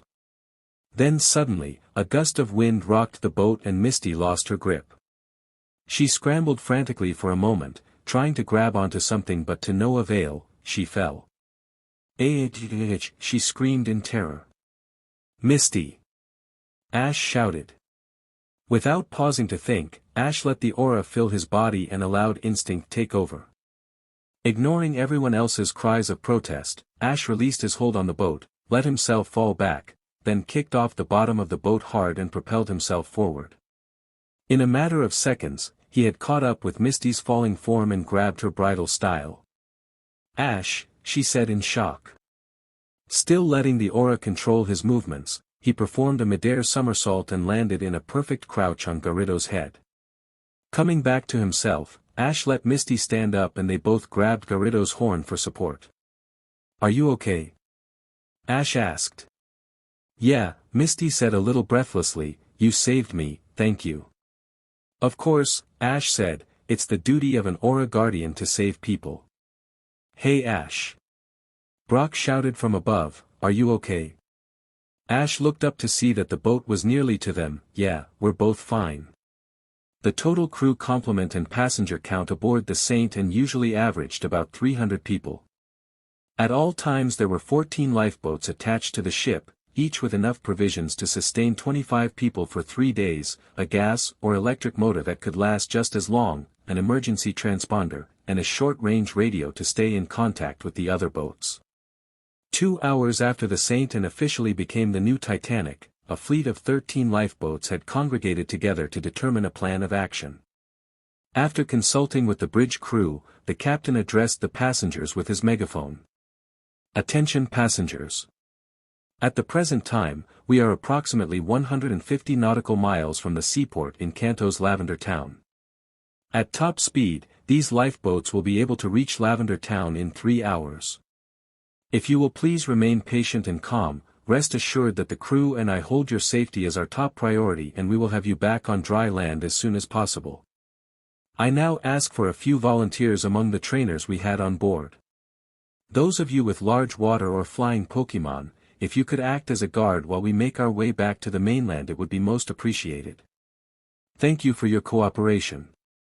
And, to those of you who are sailors or know anything about sailing or being at sea, I just made those numbers up on the spot because I'm too lazy to research the DMN subject, so please don't skewer me for getting anything wrong like distance or time or speed. Ash, who decided stay with Gyarados to keep her calm instead of getting on a lifeboat, directed his large Pokemon to the outer edge of the little fleet to join the other water types that were emerging from Pokeballs.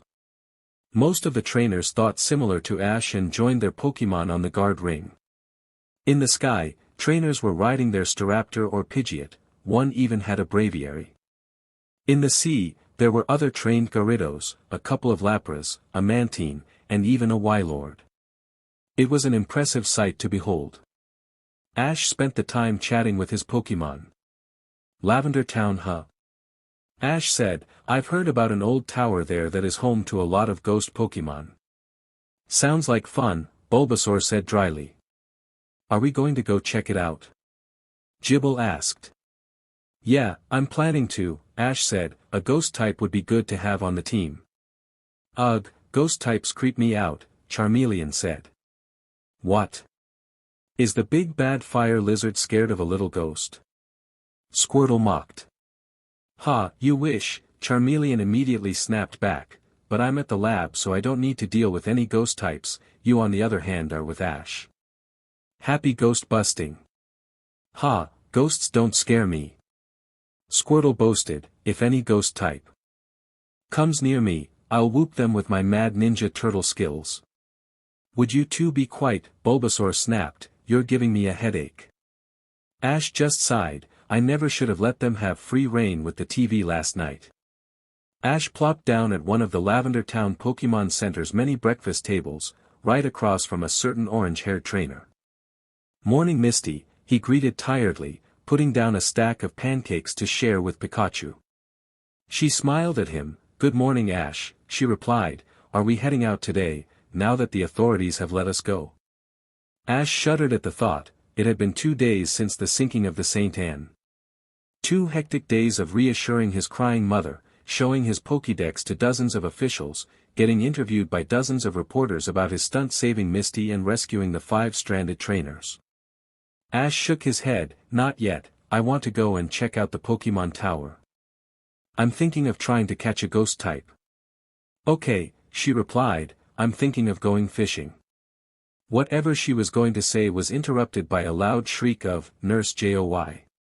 Brock went speeding by like a quick attack, aimed at the Nurse Joy standing at the counter. Unfortunately for Brock, his progress was impeded by a hand coming out of nowhere and latching onto his ear.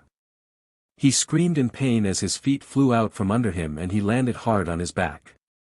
Ash blinked at Misty, nice reflexes, he complimented. Anyway, Misty continued as if this was an everyday occurrence, which it was, there are lots of water Pokemon that can only be found in the sea, I'm going to try and catch one. Well, good luck, Ash said as he finished his breakfast, I'll see you tonight. Alright, see you later, Misty waved. Ash stood up and took his plate to the counter. He then made his way to the phone and called Professor Oak. After a few rings, the Pokemon professor answered, Hello Ash, what can I do for you? Morning Professor, I just want to transfer Squirtle down to the lab, Ash said, I'm going to try and capture a ghost type in the Lavender Town Pokemon Tower. Alright then, good luck, Oak said as he activated the receive function on the Pokeball transporter. Ghost-type Pokemon are notoriously difficult to capture. Thanks Professor, but I've got a plan that should make it easy enough, Ash said. Well, let me know how it works for you, Oak said, now I've got to go and start feeding the Pokemon on the ranch, goodbye Ash. Bye Professor Oak, Ash said, and he hung up. After quickly taking the Pokemon egg to Nurse Joy for a checkup, he made his way to the outskirts of town. Ash stood under a dark and cloudy sky, staring up at the famed Pokemon Tower. Stretching out with his aura, he could sense many life forms within the dilapidated building. Well, here goes nothing, HT thought as he pushed the doors open and walked in. Closing his eyes and letting aura fill his vision, Ash examined the room. In hues of glowing blue, the entire tower filled his mind's eye. They're on the 3rd floor, he thought. Absently releasing Riolu, Ash made his way to the staircase, letting the aura guide his movements to avoid any weak floorboards. Bypassing the 2nd floor, they made their way out onto the 3rd floor landing and to a room at the end of the hallway. Looking around with glowing blue eyes, Ash and Riolu could see dozens of ghosts floating around. Near the end of the room, Ash could see a young-looking haunter, floating around in a circle and looking bored out of its mind. That's the one, Ash thought as he and Riolu made their way over. Use your foresight, Ash told Riolu, keep it focused on that haunter, hopefully the others will leave us alone if we leave them alone. Riolu nodded in understanding and focused his closed eyes on the haunter in front of them. It was still ignoring them, believing that they couldn't see it. Suddenly, Riolu's eyes snapped open to unleash a bright red beam of energy that zeroed in on Haunter. Haunter, the ghost poison type said in surprise as it was forced to reveal itself. Without giving it a chance to recover its wits, Ash snapped off his next order, quick attack. Riolu propelled himself towards Haunter and crashed into it, knocking it against a wall. Now, force palm. Riolu's palm started glowing bright white as leapt towards the dazed ghost. Bringing his palm up to the Haunter's side, it ignited and blasted the Pokemon across the room. Alright Riolu, finish it. Ash ordered. The emanation Pokemon charged up his newest attack and pelted across the room, slashing his paw down on Haunter. Ash wasted no time in launching one of his new Dusk Balls at the fallen Pokemon. The green and black pokeball connected with Haunter's side and popped open. It converted Haunter into a mass of purple energy and absorbed it, snapping shut.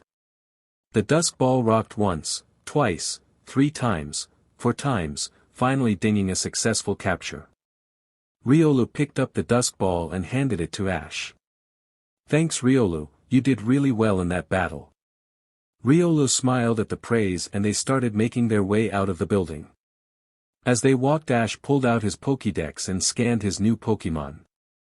Haunter, the gas Pokémon, and the evolved form of Ghastly. Because of its ability to slip through block walls, it is said to be from another dimension. This Haunter is male and has the ability Levitate.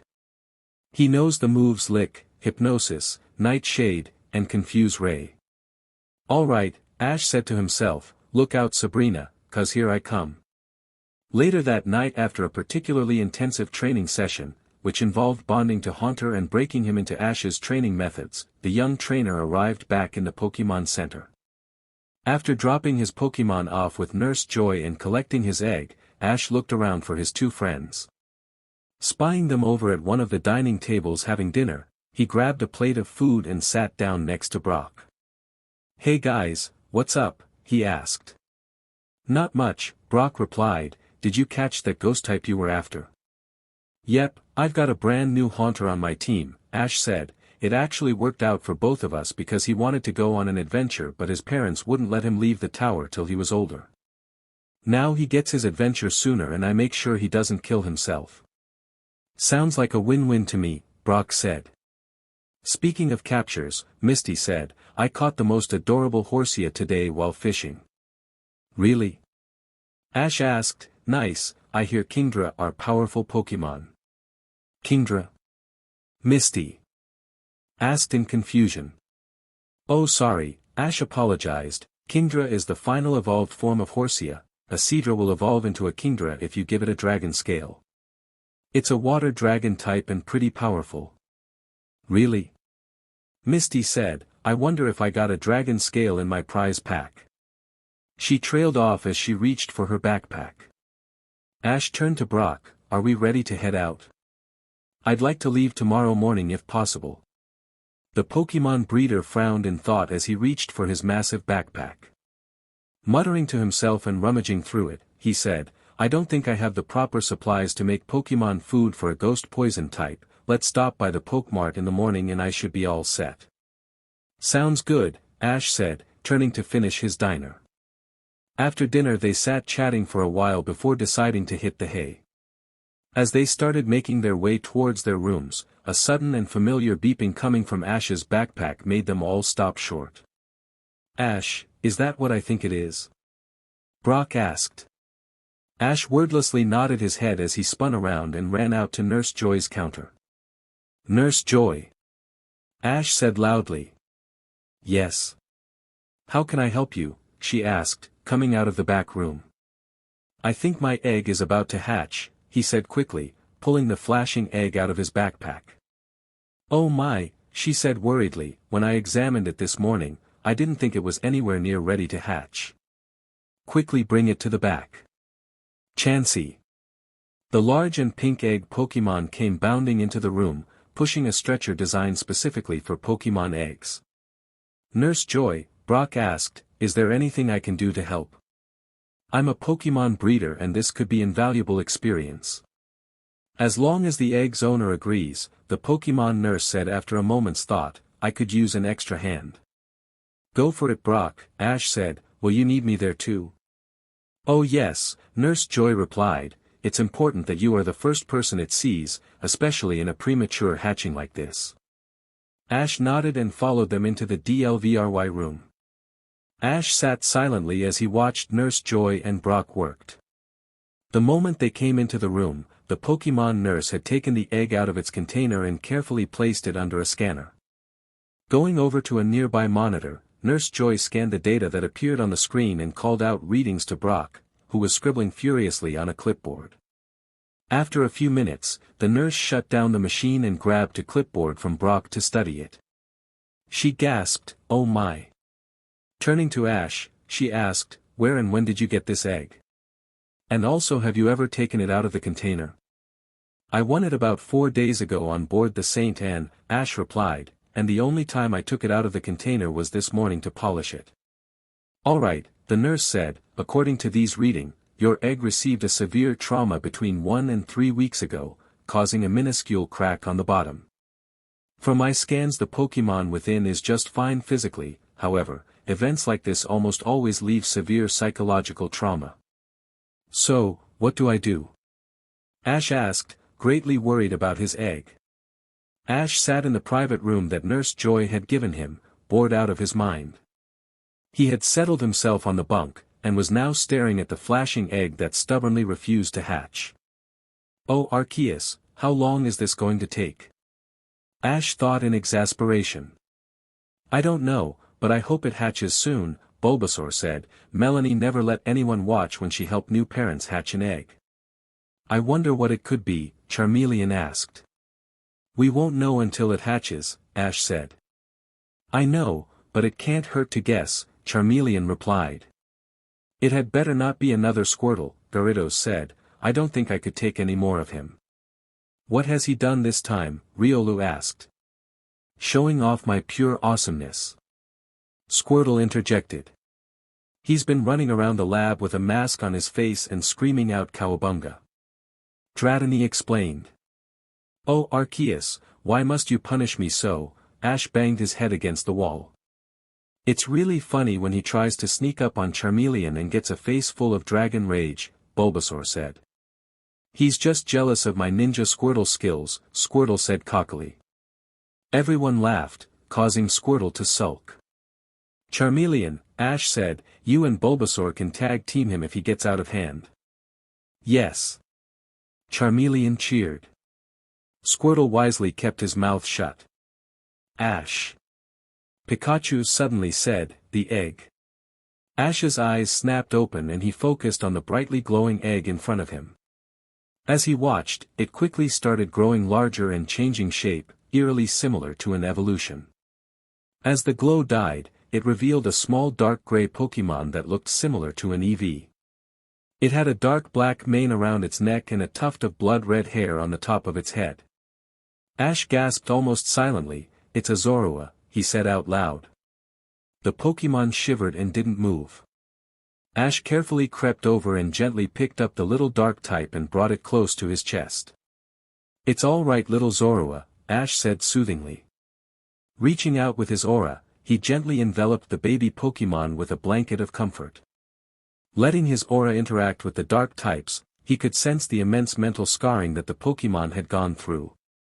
Oh Arceus, this is going to take a long time, he thought, his mental voice laced with worry. Don't worry too much Ash, Bulbasaur said, with all of us helping, it's not impossible. Ash smiled, thanks you guys, he said, well, let's get to work. Ash closed his eyes and let his mind sink into a deep meditation. After forging one side of an aura bond with the tricky fox Pokemon, he delved into the newly born Pokemon's mind. Together with the help of 10 Pokemon, the Aura Guardian in training began gently healing the damage which was dealt. Nurse Joy was sitting at her desk, dealing with the constant paperwork that her job required. Suddenly, a light built into the desk lit up, attracting the attention of the pink-haired nurse. She got up from her desk and quickly made her way down the nearest corridor, stopping at a large window. A moment later, a Chansey led Brock up to the same window. Through the window, they could see Ash picking up a newly hatched Zorua. What kind of Pokemon is that? Brock asked. It's called a Zorua, Nurse Joy replied. It's a dark-type Pokemon from the Unova region.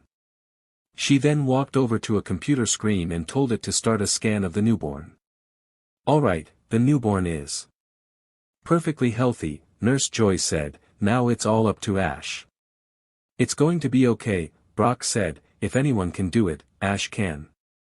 The nurse gave him a nod and closed the curtain, making her way back to her desk. Had she waited a moment longer, she might have noticed the blue glow that covered Ash and Zorua as he sunk into a deep aura meditation. In another part of the Pokemon Center, a small Pikachu curled into a ball. A moment later, he and the 5 Pokeballs sitting next to him began glowing the same color. Several hundred miles away, 4 Pokémon curled up together and started glowing as well. The next morning, Nurse Joy pulled the curtain open to reveal Ash sleeping peacefully in the bunk. The Zorua was curled up under his arms, but looked peaceful. She smiled. It looks like he made some excellent progress, she said to Brock and Misty, whom had come up behind her to see for themselves. As she said this, Ash opened his eyes and sat up. Looking at the two-way mirror, he said, "Morning Nurse Joy, morning Brock, morning Misty." An intercom came on. "Good morning Ash," the hesitant voice of Nurse Joy could be heard. "How are you and the hatchling doing?" "Just fine," he replied, looking down at his new Zorua with a fond smile. It was just starting to wake up, its eyes opened and it gave a big toothy yawn. "I'm pretty sure he's alright now," he said, looking back towards where he could feel the nurse and his friends. "Do you think he'd allow me to come in and examine him?" she asked. Ash looked down. "What do you think?" he asked. Zorua looked up at him, then towards the mirror. "It's okay, I can feel her aura through you, I trust her." "Come on it Nurse Joy, you two guys," Ash said, "I'm sure he'll be alright." The door quickly opened and in came the nurse followed by Brock and Misty. Ash set the Pokémon in his arms down on the examination tray in the center of the room and stood by as Nurse Joy performed a full and lengthy exam on Zorua. Half an hour later, she stepped back. "Congratulations Ash," she said, "your Zorua is perfectly healthy. I'd also like to commend you for such a good job hatching it. I've never seen a mental recovery as fast as this one, good job." Ash smiled. "Thank you Nurse Joy. Do you think I can capture him now? I'd like to get on the road to Saffron City for a gym battle." "Yes, it should be perfectly fine," she said, "but he's far too young to take place in a gym battle now. If you want him to battle in Saffron, I'd recommend waiting for a few weeks." "Alright Nurse Joy, thank you," he said. Once she walked out, Ash walked over to the incubator and pulled the Pokeball from the top. Returning it to regular size, Ash's eyes widened for a moment, then he started chuckling. "A Cherish Ball, how fitting," he thought. Walking over to Zorua, he tapped the red Pokeball on the Pokémon's side and watched as he was absorbed inside. The Cherish Ball dinged an instant capture, signaling that Zorua didn't struggle. A moment later, the ball shrunk down and locked up, letting Ash know that this was his 7th Pokémon. Turning to his friends, he asked, "Are we ready to go?" "Almost," Brock said, "I still need to go to the Pokemart to buy enough supplies for Haunter and now Zorua's food." "Alright," Ash said, "I just need to call Professor Oak and transfer Gibble. Should we just meet up at the Pokemart?" "That sounds good," Brock said. "I don't have any problems," Misty added, "we'll see you there Ash." Ash nodded and made his way towards the phone booths while Brock and Misty headed towards the exit. 2 hours later, the trio were making their way out of Lavender Town and towards Saffron City. As they passed the city edge, Ash suddenly stopped and turned towards his dark-skinned companion. "Hey Brock, how long will our stores last?" The breeder furrows his brows as he ran through a checklist of everything in his backpack. "I'd say about 3 weeks as long as none of us captures any Pokémon. 2 if each of us catches 1 Pokémon." "Why do you ask?" "Well I've been thinking, I really want to use Zorua in my battle with Sabrina," Ash explained, "but Nurse Joy said not to use him in any battles for a few weeks. So I was wondering if you guys would mind taking a scenic route to Saffron City so I can get some training in." Well I don't have any problems with it, what do you think Misty?" Brock asked. "Let's do it," Misty agreed, "and besides, this is technically your journey, we're just tagging along." "Don't be ridiculous Misty," Ash said, "just because we're traveling to gyms doesn't mean that it isn't your journey too." "Thank you Ash, that's really sweet of you," Misty said, smiling at him. You're welcome Misty," Ash said, quickly turning away to hide his blush. He felt a nudge at his side and turned to see Brock smiling at him knowingly. Ash scowled at him and turned away, trying to ignore the snickering of his Pokémon. "So what are your plans for training Ash?" Brock asked. Well, I'm hoping to find a lake or river nearby to camp at for a couple of weeks, Ash said, then I'll start an intense daily routine until our food stores start running low. I like it, Brock said, simple and to the point. I'll look on the map to see if there are any nearby lakes. As Brock was doing this, Ash noticed that Misty seemed deep in thought. I wonder what she's thinking about, he thought. No clue, girls confuse me, Pikachu said. Humph, you're not the only one, Charmeleon said. Men are not meant to understand girls, Bulbasaur said sagely. And you never will, Gyarados said while Pidgeotto was giggling. Here we are, Brock said, pointing towards his map. There is a lake about 3 miles in that direction, he was pointing northwest. Alright, let's go, Ash said. He glanced at the map then took the lead, trekking towards the lake Brock had pointed out. About half an hour into their walk, Misty spoke up, Hey Ash. Yeah Misty, he replied. Ever since our battle, I've been thinking hard, she said, wondering how you were able to beat me so thoroughly, even though I've been a trainer for longer than you have. And have you figured it out, he asked. He knew the answer, but also knew that she needed to answer it for herself. Yes, I think so, she said, I realize that I've been neglecting my Pokémon and myself. My dream is to become a water Pokémon master, and it's time for me to step up and really take that dream seriously. Good for you Misty, Brock said, I know you can do it. Thanks Brock, Misty said. So, does this mean that you'll be leaving us? Ash asked. Being careful to keep his voice neutral. No, she said. Ash silently let out a breath of air he didn't know he was holding. Just the opposite in fact, she continued, I was wondering if you'd let me start training with you. Ash stopped in his tracks and turned to face the orange-haired girl. You want to train with me? He asked, completely stunned.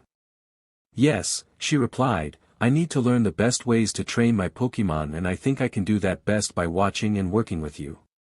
Ash nodded, thinking it over, alright, on one condition. And what's that? Brock asked, wondering why his compassionate friend wouldn't want to help his other friend instantly. That you join us, Ash said, pointing at the breeder. What? Me? Brock asked, confused. Yes, you, Ash said, you want to be a breeder, what better way to understand Pokémon than to train with them?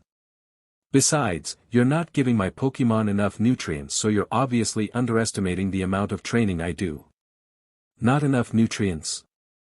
Brock asked incredulously, what kind of crazy things do you do to those poor Pokémon?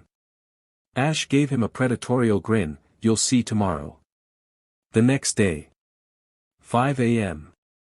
Wake up guys. ZZZZZZZZZZZZZZZZ. 5:01 a.m. Wake up guys. ZZZZZZZZZZZZZZZZ. 5:02 a.m. Wake up guys. ZZZZZZZZZZZZZZZ. 5:03 a.m. Wake up guys. ZZZZZZZZZZZZZZZ. 5:04 a.m. Wake up guys. ZZZZZZZZZZZZZZZ. 5:05 a.m.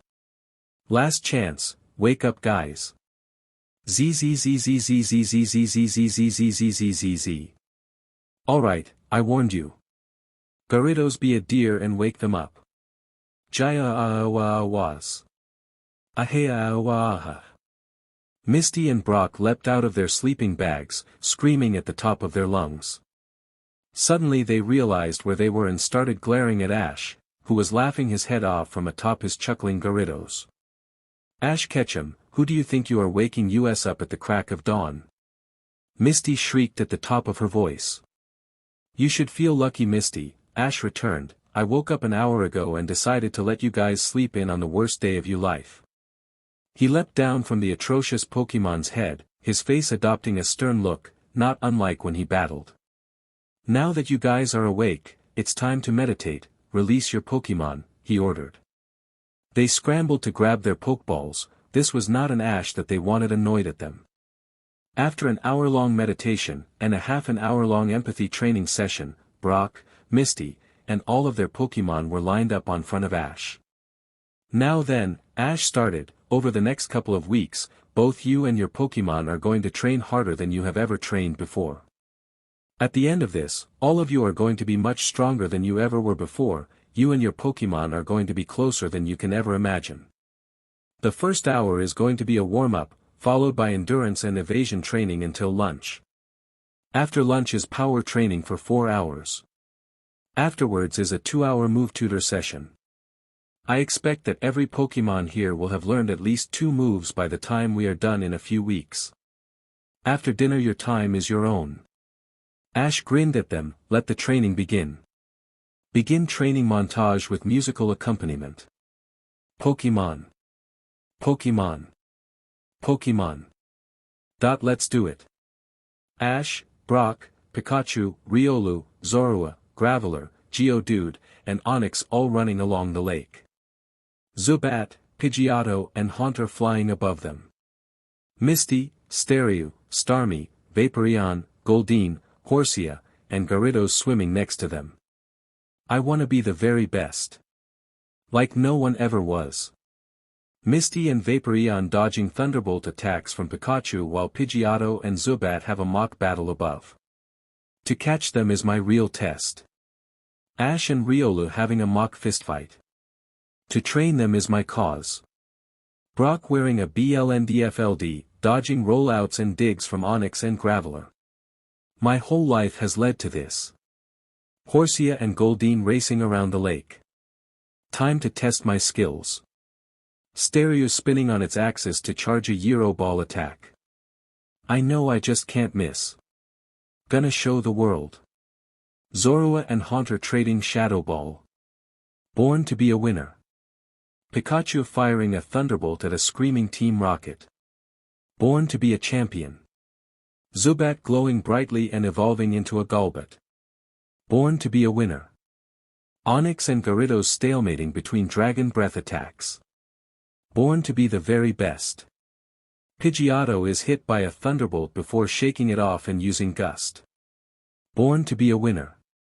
Various Rock-type Pokémon being hit by a Bubble Beam. Pokémon. End training montage. It was the last day of the group's training detour. By now, Brock and Misty had learned to be up at the crack of dawn or risk being fried by a thundershock or soaked by a hydro pump. They had learned quite a lot over the past couple of weeks. Now both gym leaders could form empathy links with each of their Pokémon at a moment's notice. They were now working on channeling their inner aura to form aura links. Each of their Pokémon had grown exponentially in strength and everyone now understood the true meaning of the word train. The trio and their Pokémon were just finishing their morning jog around the lake when something strange happened. Bell. Something shrieked. A streak of yellow, like a bullet came strkng out of the surrounding woods at high speed. Ash barely had time to register something with his aura before it slammed into his chest. He yelled as he went flying into the water. Whatever hit him kept flying over the lake before disappearing again. Ash. Misty shouted in worry. Since she was still in the water, she quickly swam over and helped him to shore. Are you alright, Ash? Brock asked. I'm not sure, he gasped out, my chest hurts, and it's kind of hard to breathe. Brock pulled Ash's shirt off to see a large bruise forming just below his heart. He gently prodded it, eliciting a gasp of pain from Ash. We need to get you to Saffron City right away and have Nurse Joy look at you, Brock said, a blow like that could easily give you a broken rib. Can you heal it with your aura, Ash? Misty asked, like you did with my cut a few days ago. Doesn't work, like that, only, cuts and bruises, Ash managed to gasp out, besides, hurts too much, can't concentrate enough. Brock hurried to his backpack and pulled out the first aid kit he had won on board the St. Anne. Pulling out an ice pack, he quickly broke the seal and it instantly turned freezing cold. He quickly placed it on Ash's chest, keep it here, he ordered, it will help with the pain and swelling. Ash nodded and placed a hand on the ice pack. Brock turned back to his kit and started rummaging for a painkiller. Handing it and a canteen of water to Ash, he watched as he quickly swallowed it down. "Do you think you can stand?" Brock asked. "Maybe," he said. He tried getting to his feet, only to collapse again with a hiss of pain. "Not," he finished. "This is not good," Misty said. "Saffron City is still 3 hours away, we'll never make it if we have to carry Ash ourselves." Pidgeotto hopped forward. "Let me carry you," she said with a determined look on her face. Ash looked up at her confused, "But, Pidgeotto, you're not big enough to carry." He was cut off however when the bird Pokémon started glowing brightly. She grew taller, almost tripling in size, the plumage on her head lengthened until it reached her tail, her wings became strong and powerful. The glow died away to reveal a regal and powerful-looking Pidgeot. Ash fumbled in his pocket for his Pokédex. Pidgeot, the bird Pokémon, and the evolved form of Pidgeotto. This Pokémon flies at Mach 2 speed, seeking prey. Its large talons are feared as wicked weapons. Upon evolution, Pidgeot learned Air Slash and Roost. "Wow Pidgeot," Ash said in awe, "thank you." Pidgeot chirped, "Get on." She gestured towards her back. Brock and Misty seemed to snap out of their shock over seeing Pidgeotto evolve so suddenly and hurried to help Ash over to his Pokémon. Once he was situated on her back, they quickly cleaned up camp and returned all of the Pokémon. Within 20 minutes, they were ready. "Hang on Ash," Pidgeot warned, and with a mighty flap of her wings, she was airborne. Knowing that they wouldn't be able to run all of the way to Saffron, Misty and Brock set a fast walking pace. Pidgeot settled for circling above them, knowing that Ash would need their help to get into the center. 3 hours later, the two weary gym leaders entered Saffron City and made a beeline for the Pokémon Center. Once they reached it, Pidgeot landed and Brock helped Ash get off while Misty ran inside to get Nurse Joy. "Thanks, Brock," Ash gasped as he returned Pidgeot. The painkillers were wearing off, making it difficult to speak. A moment later, Nurse Joy burst out of the building with a worried Misty. Two Chansey pushing a large stretcher were right behind them. Misty and Brock settled Ash on the stretcher then watched as he was wheeled away. "Well, nothing to do now but wait," Brock said. "I hope he will be okay," Misty said worriedly. A couple of hours later, a tired-looking Nurse Joy came walking out of the ER, a triumphant smile on her face. Misty was the first to spot her. Running up she asked, "How is Ash, will he be okay?" The nurse sighed wearily, "Yes, he will be fine. It's a good thing you got him here so quickly though. He did have a broken rib like you thought, but it also punctured one of his lungs. If he had been without treatment for a couple more hours then he might not have made it." Misty covered her mouth in horror. Brock had a stoic look on his face. "Now, can either of you tell me how he came to be like this?" Nurse Joy asked. The two gym leaders glanced at each other unsurely. "We're not really sure," Misty started. "We were in the middle of a warm-up session when something came crashing out of the woods," Brock continued. "By the time we even realized it was there, it had already crashed into Ash's chest then flew off," Misty finished. "Now that I think about it," Brock said, "I'm pretty sure it was a Pokémon. I saw this bright glow, almost like a takedown attack." Nurse Joy nodded, not remotely surprised. This is the third time something like that had happened. However, all of the other times were merely glancing blows, and not nearly as damaging as what happened to Ash. Misty's eyes widened. "Are you saying that there is a wild Pokémon out there attacking trainers?" "That's the suspicion. Unfortunately, whenever Officer Jenny searches the woods she can never find anything." Brock nodded looking thoughtful. "If there are any more attacks like this then the League needs to be notified. They'll then send a gym leader or an elite to take care of the problem." "It's starting to get late out," Misty said. "Nurse Joy, can we get a couple of rooms for the night?" She nodded and pulled out a set of keys from her desk. "Stay as long as you need," she said, handing a key to each. "Thank you Nurse Joy," Brock said. Ash awoke to find himself in a hospital bed. He tried sitting up, only to gasp as a sharp pain erupted in his chest. Maybe moving isn't the best idea, he thought. Definitely not, Bulbasaur said. Nurse Joy said that you had a broken rib and a punctured lung, Pikachu informed him. That complicates things, Ash thought. I can imagine, Charmeleon said dryly. I have an idea to speed up your healing, Riolu said. Instead of trying to use Heal Pulse, focus your aura directly in your chest. It should seal up the lung and repair the bone since Nurse Joy said it. That just might work, Ash thought. Here goes nothing. Ash turned his attention away from his thoughts and onto the ever-present flow of energy that permeated every part of his body, from the top of his head to the bottom of his feet. He directed his sight to the injured part of his chest to determine the extent of the damage. He was surprised to see a flow of aura had already formed and was actively working to speed up the healing process. Riolu was right, he thought. Focusing his willpower, he increased the speed and concentration of the aura present at the wound and laced it with the intent to heal and purify. The effect was instantaneous. A gently blue glow covered the area and flesh, bone, and skin began knitting itself back together. Clotted blood and foreign stitches began dissolving as veins and muscle became like new. After 5 minutes, he was completely healed. Once his aura had returned to its normal flow, Ash refocused on the conversation his Pokémon were having. It worked, he thought. I knew it, Riolu said triumphantly. Ash, open your eyes, Pikachu ordered. What? Why? He thought back, confused. Just do it, you'll see why, Pikachu said.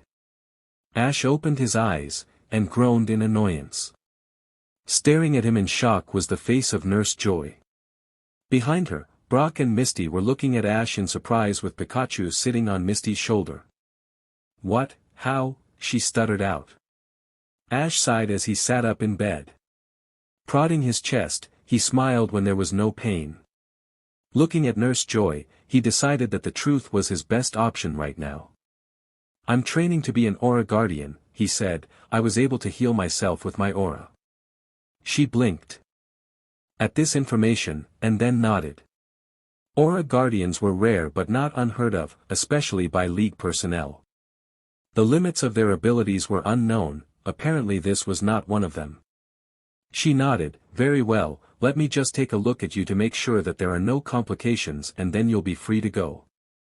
Half an hour later, Ash, Brock, and Misty were making their way back to the Pokémon Center lobby. I thought you said you couldn't heal yourself with aura. Misty asked. I didn't know I could until Riolu suggested I try it a different way, Ash replied, and besides, what I did with your cut was like a bastardized heal pulse attack. Oh, I guess that makes sense, she said.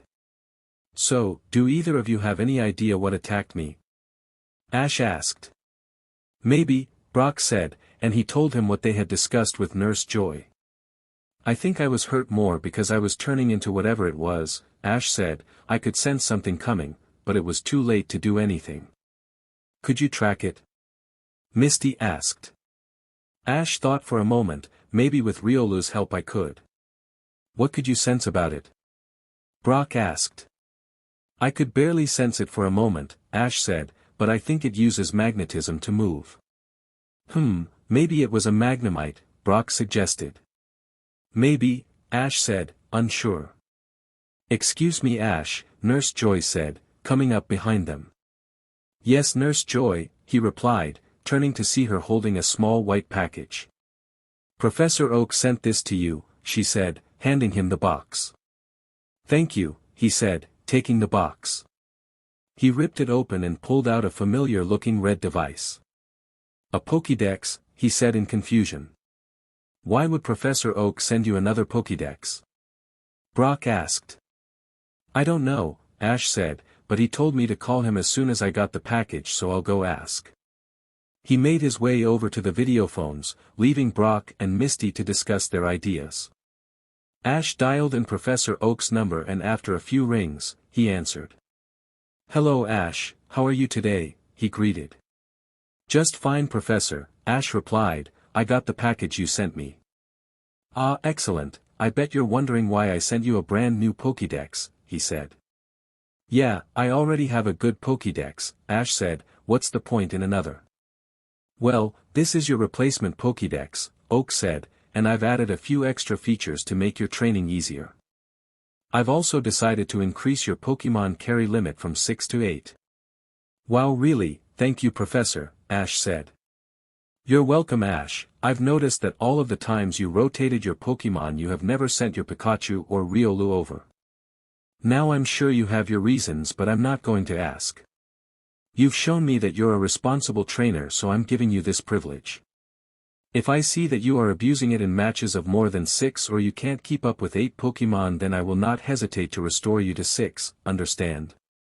Yes Professor, I understand, Ash said, I'm actually traveling with a Pokémon breeder named Brock and I've been letting him manage my Pokémon's diet as long as he tells me everything he does. He's also a great cook so I'm sure he'll be thrilled to have 2 more Pokémon to feed. That's excellent Ash, make sure you bring him with you next time you stop by, I have a few professional breeders working here that I'm sure he would love to speak to, he said. I will Professor, Ash promised, so what are the new features of the Pokédex and what should I do with my old one? First, let me explain what your new Pokédex is, Oak said. All beginning trainers are given a starter Pokédex like you were. Once that trainer has earned 3 badges, shows proper maturity in dealing with Pokémon, and possesses great potential, then the professor is allowed to upgrade them an intermediate Pokédex. The most prominent features of an intermediate Pokédex are that it allows me to increase your carry limit and it doubles as a portable Pokeball transporter. This lets you rotate your team on the go, meaning that you can keep a full team with you at all times and just send one of them back when you capture a new Pokémon. This is perfect, thank you Professor, Ash said excitedly, and then a thought struck him. I suppose you gave Gary an intermediate Pokédex too, he asked. Gary? Oh heavens no, Oak said, just because he's my grandson doesn't mean I give him special treatment, no. He has in fact earned 4 badges now and has great potential but his cockiness ruins any chance he has of getting an intermediate dex. Don't tell him I said this, but I'll be surprised if he makes it past the preliminaries of the Indigo Conference. Hopefully that will teach him some humility. Ash blinked in surprise. Wow, he said, after all Gary brags about being the grandson of the great Professor Oak. I wasn't expecting that. Don't worry Professor, your secret's safe with me. Thank you Ash, Oak said, now then, just place your old Pokédex in the box your new one came in and ask Nurse Joy to send it back to me, I'll take care of the rest. Will do Professor, Ash said, and thank you for this, I promise you won't regret trusting me. I hope not Ash, for both of our sakes, Oak said, goodbye for now. He hung up. Well that was interesting, Ash said. No kidding, Pikachu said. Once Ash had sent off his old Pokédex and explained to Brock and Misty about the new one, he decided to test it out. Flipping it open, he was surprised when it immediately started talking. I'm an intermediate Pokédex programmed by Professor Oak for Ash Ketchum of Pallet Town. My primary function is to provide Ash with information and advice regarding Pokémon and their training. My secondary function is to act as a portable Pokeball transporter.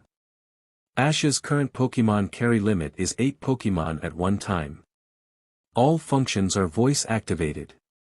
If lost or stolen, I cannot be replaced. Alright transport Charmeleon and Bulbasaur, Ash said. Instantly, the Pokédex started vibrating as its internal transporter powered up. A moment later, 2 Pokeballs appeared on Ash's belt. Cool, it works, Ash said happily. Suddenly, something exploded outside. Instantly, Ash had a Pokeball in hand and Pikachu was by his side, sparking and ready for a fight. He closed his eyes and expanded his aura sight to try and see what was going on outside. It was some kind of Pokémon, rocketing around and crashing into buildings and cars. Then Ash noticed that its aura perfectly matched the thing that had crashed into him in the forest. Even as he realized this, he knew that he had to be the one to capture it, just like he had to choose Pikachu as a starter. His eyes snapping open, he came face to face with the worried faces of Misty and Brock.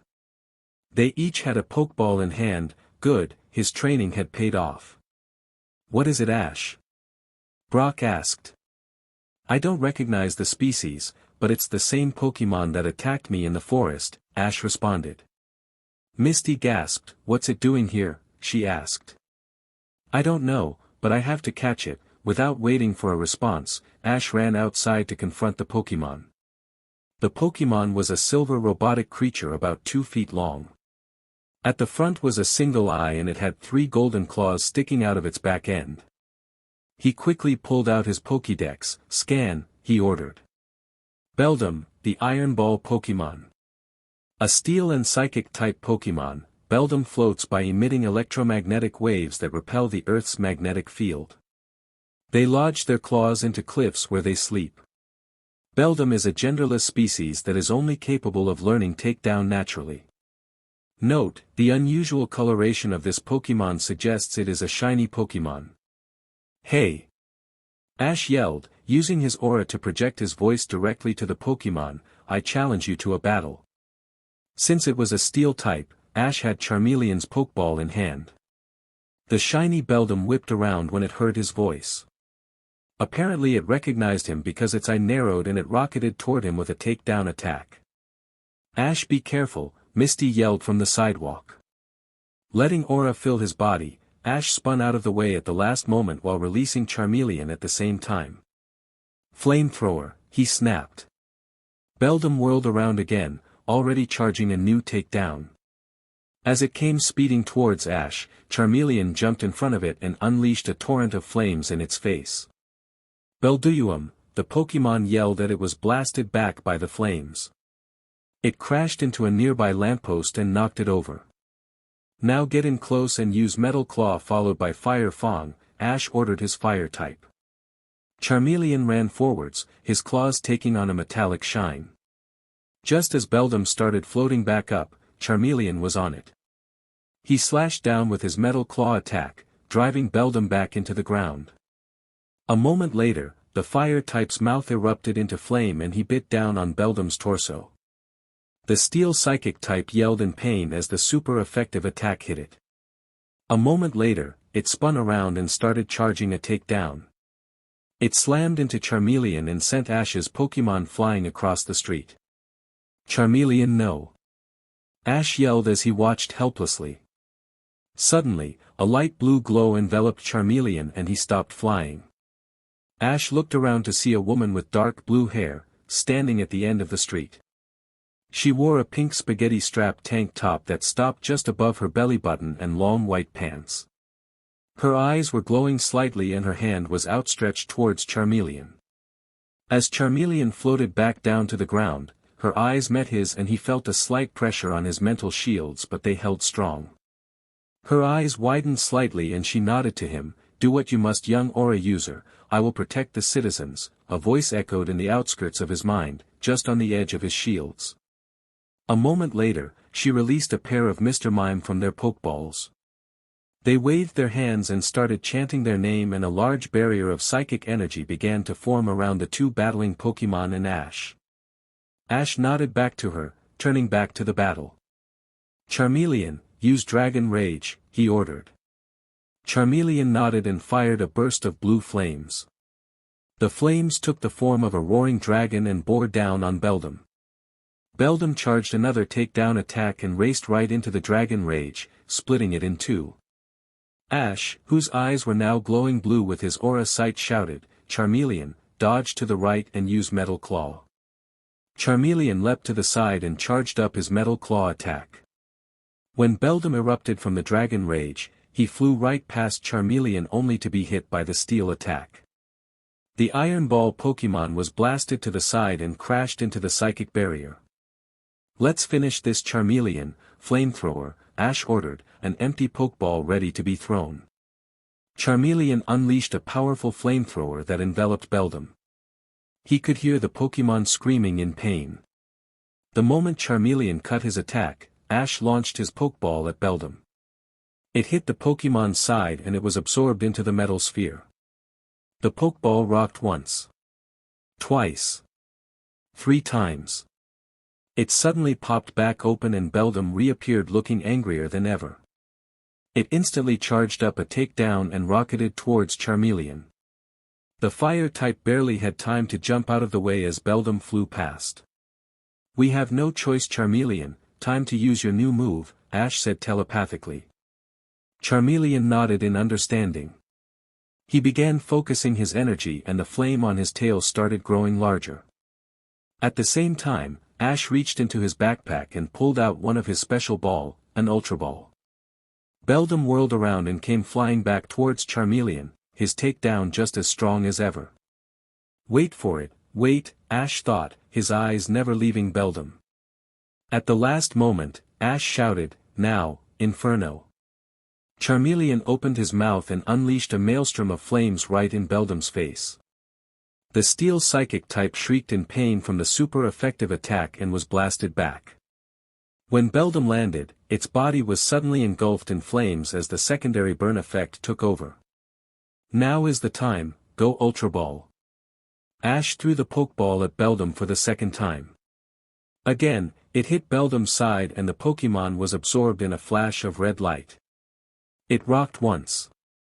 Twice. 3 times. 4 times. Suddenly, the Pokeball dinged and fell silent, signifying a successful capture. "Yes." Ash pumped his fist to the air. Ash's Pokédex dinged. "You have exceeded your carry limit, please choose which Pokémon to transport." "Pidgeot," Ash said. A moment later, one of the Pokeballs from Ash's belt vanished. Ash walked up to a panting Charmeleon while Pikachu ran over to pick up the Ultra Ball. "Thank you, Charmeleon, that was an awesome job," he said. "Thanks, Ash," the flame Pokemon said. "Get some rest now," he said as he returned Charmeleon to his ball and hooked it up to his belt. "Here, Ash," Pikachu said, handing Ash the Ultra Ball. "Thanks, buddy," Ash said to his starter as he took the ball. "What to do with you," he thought as he stared at the black and gold ball. Deciding to deal with it later, he clipped the ball to his belt. A moment later, the psychic woman who had helped him earlier walked up to him. The two Mr. Mime were nowhere to be seen, so he assumed that she had returned them already. "Thanks for the help," he said, holding out a hand, "my name is Ash." She studied his hand for a moment before looking back up at him. "I am Sabrina," she said in a cool and controlled voice. "I'm okay," Ash said unsurely, lowering his hand. "Wait, Sabrina, as in the gym leader Sabrina?" "That's right," she replied. Ash smiled, "Then I challenge you to a gym battle," he said. She looked at him silently for nearly a minute. "Very well," she finally said, "come to my gym tomorrow at noon. It shall be a 3-on-3 single elimination match." "All right, I'll see you tomorrow," Ash said. She nodded before vanishing in a burst of psychic energy. "That is one creepy lady," Squirtle commented. Everyone burst out laughing. Ash stood in a secluded clearing, deep in the woods that surrounded Saffron City. It was around 5 o'clock in the morning, and the young trainer had snuck out early in order to deal with his newest capture alone and away from civilization. Standing in a circle around the trainer was 7 different Pokemon.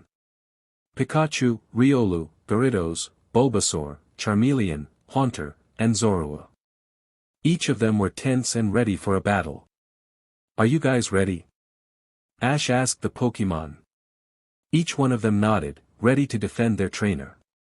"Well, here goes nothing," he said and released his new Beldum. The Pokemon appeared in a flash of blue light, appearing perfectly calm. It floated around in a circle, observing all of the Pokemon surrounding it. It then turned and stared at Ash for a full minute. Ash stood firm and unwavering. Beldum was his Pokemon now and he wouldn't stand for behavior like yesterday. "Beldum," it finally said with finality. Ash blinked, he had forgotten that he couldn't understand Pokemon until he bonded with them.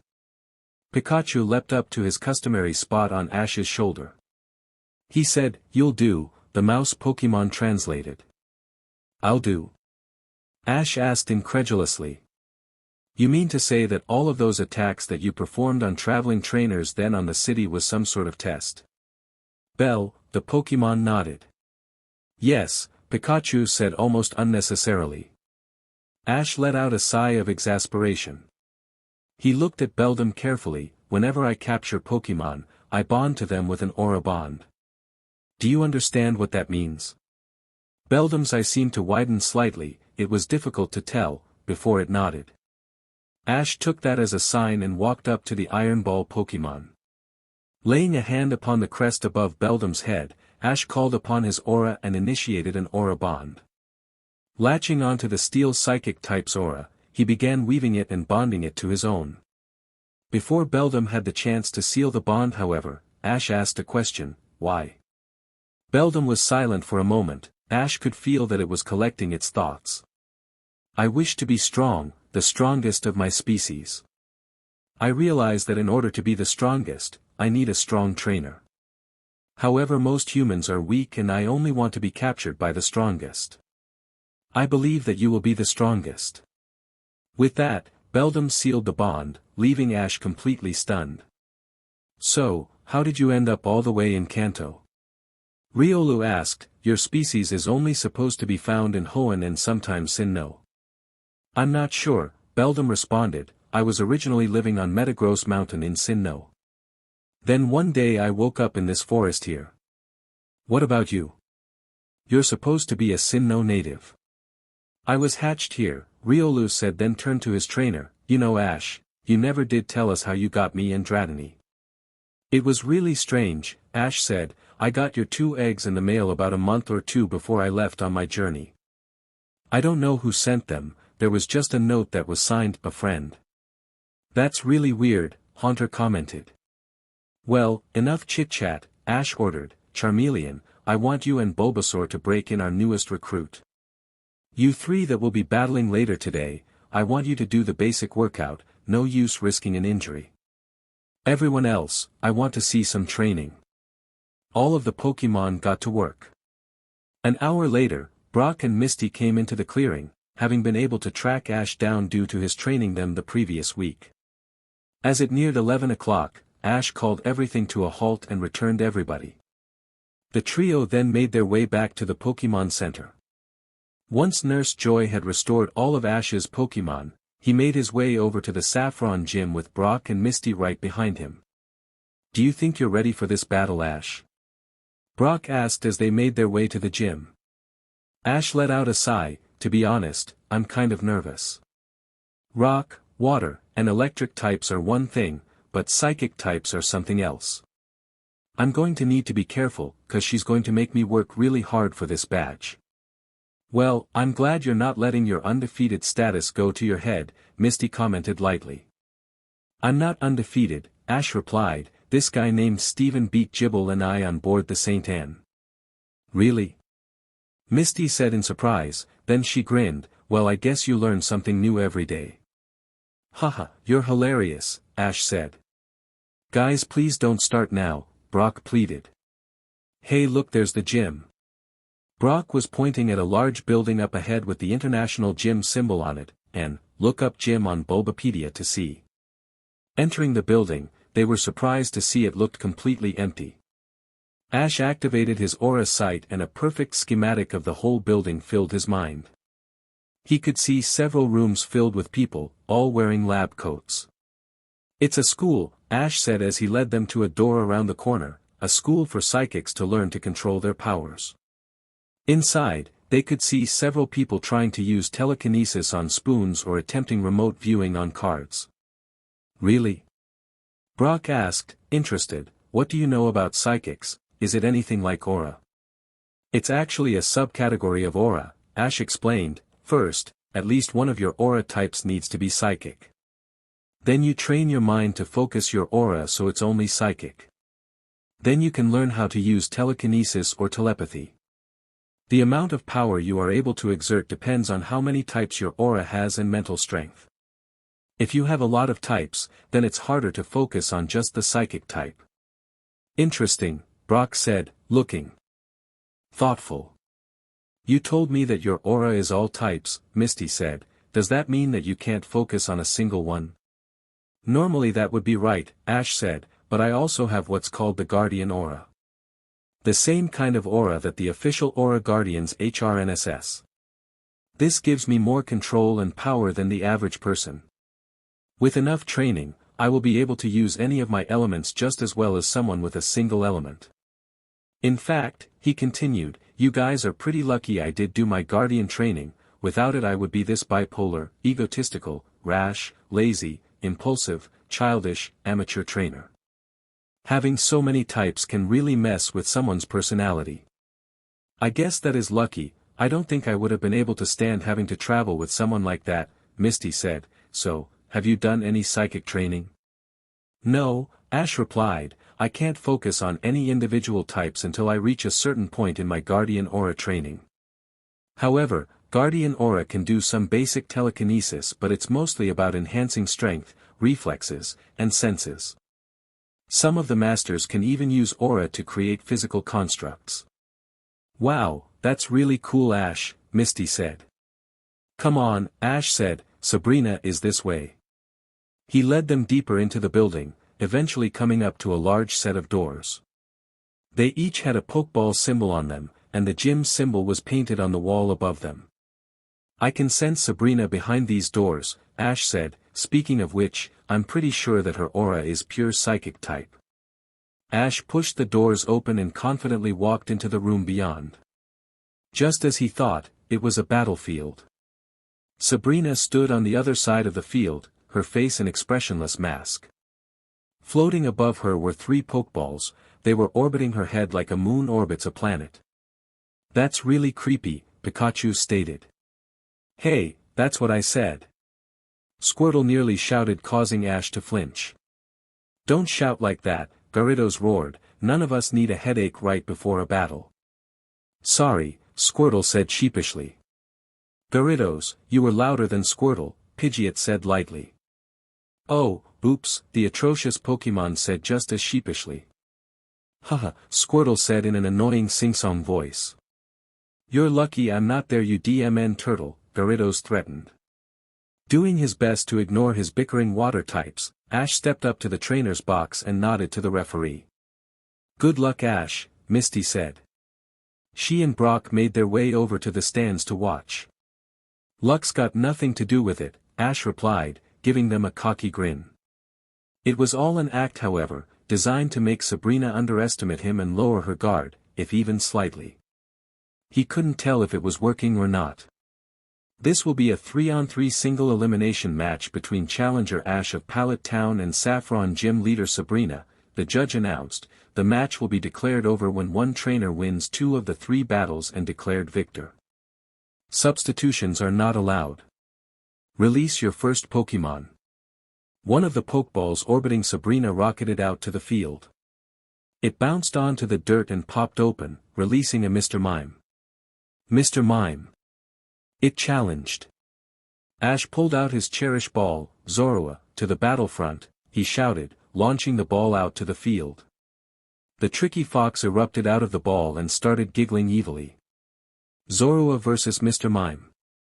The challenger has the first move, battle begin. Zorua feint attack. Ash shouted. Got it, he replied. The tricky fox Pokemon quickly ran down the field, nearly as fast as a quick attack. Ash waited for Sabrina to counter-attack, but she didn't say a word. When Zorua was 2 feet away from the barrier Pokemon, he vanished and instantly reappeared behind Mr. Mime. Suddenly, Mr. Mime whipped around with a glowing blue fist and punched Zorua in the gut. He yelped in pain as he was thrown across the field, landing in a heap in front of Ash. Said trainer narrowed his eyes at his opponent. She's communicating with her Pokemon psychically, isn't she? Yes, Beldum confirmed, see the way her eyes are glowing? Alright, Ash thought, if she wants to use her tricks, let's use ours. Are you okay, Zorua? I'm fine, but that hurt, Zorua replied. Good, now get ready cause it's time for me to go all out. Ash closed his eyes and focused on the aura in his body. The aura is with me, he whispered to himself. Suddenly, the whole room filled his vision, every crevice glowing in shades of blue. Across the field, Mr. Mime and Sabrina were glowing with pink psychic energy and there was a tether of psychic energy linking them together.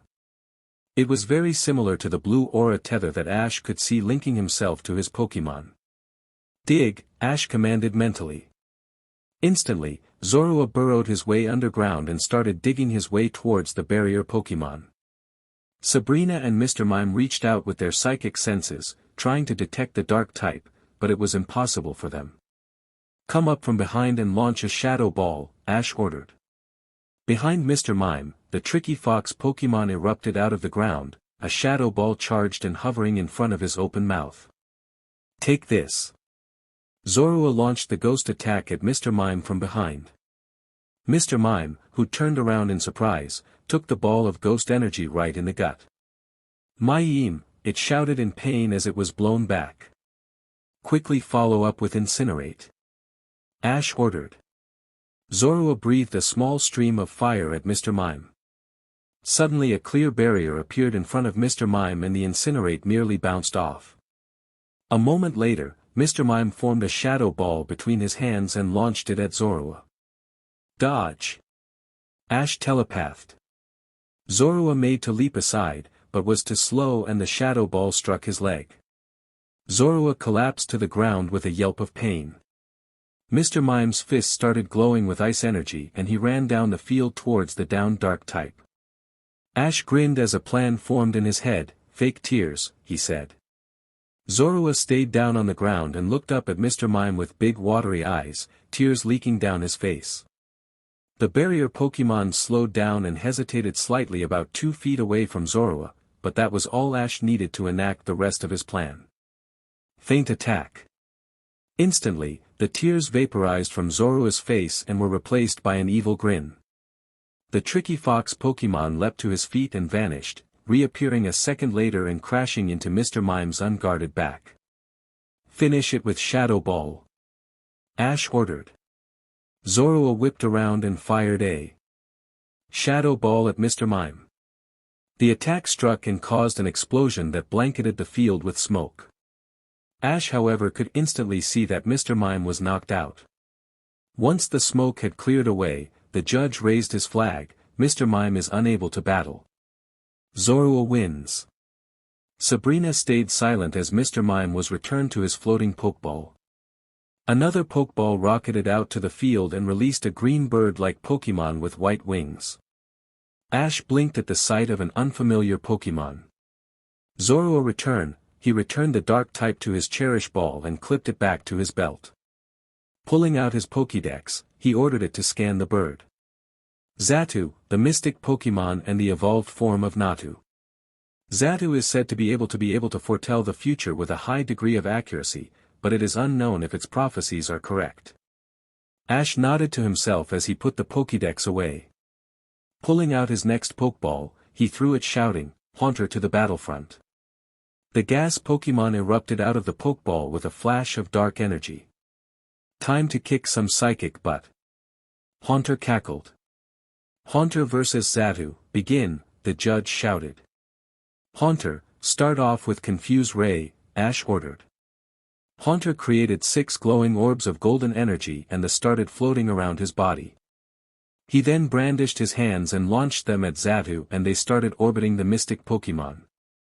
All 6 orbs attached themselves to Xatu before glowing brightly and exploding. Xatu began swaying slightly and its eyes became even more unfocused. Did you see that? Squirtle suddenly asked. See what? Ash asked. I swear I say Xatu's eyes flashed just before the Confuse Ray hit, he explained. Under normal circumstances, Ash might have ignored his prankster water type, but Squirtle had learned long ago never to joke during battles or training. It wasn't pretty. Any idea what it was? Ash asked. All of the Pokémon replied negative. I recommend caution, Beldum advised. Psychic types are difficult to predict and can be very tricky to battle. Understood, Ash replied. Haunter, keep an eye out. Shadow Ball. You got it, he replied. Brining his hands together, the ghost poison type formed a ball of ghost type energy and launched it at the confused mystic Pokémon. Xatu didn't even seem to realize it was under attack until it suddenly vanished in a flash of bright light, reappearing 2 feet to the right. The shadow ball sailed past it harmlessly. It teleported, Ash thought in annoyance, let's see if it can avoid a shadow punch. Haunter's hands became enveloped in shadows and he launched them at the mystic Pokemon like rockets. Zeta vanished again, only this time to reappear behind Haunter, causing the gas Pokemon to turn around in surprise.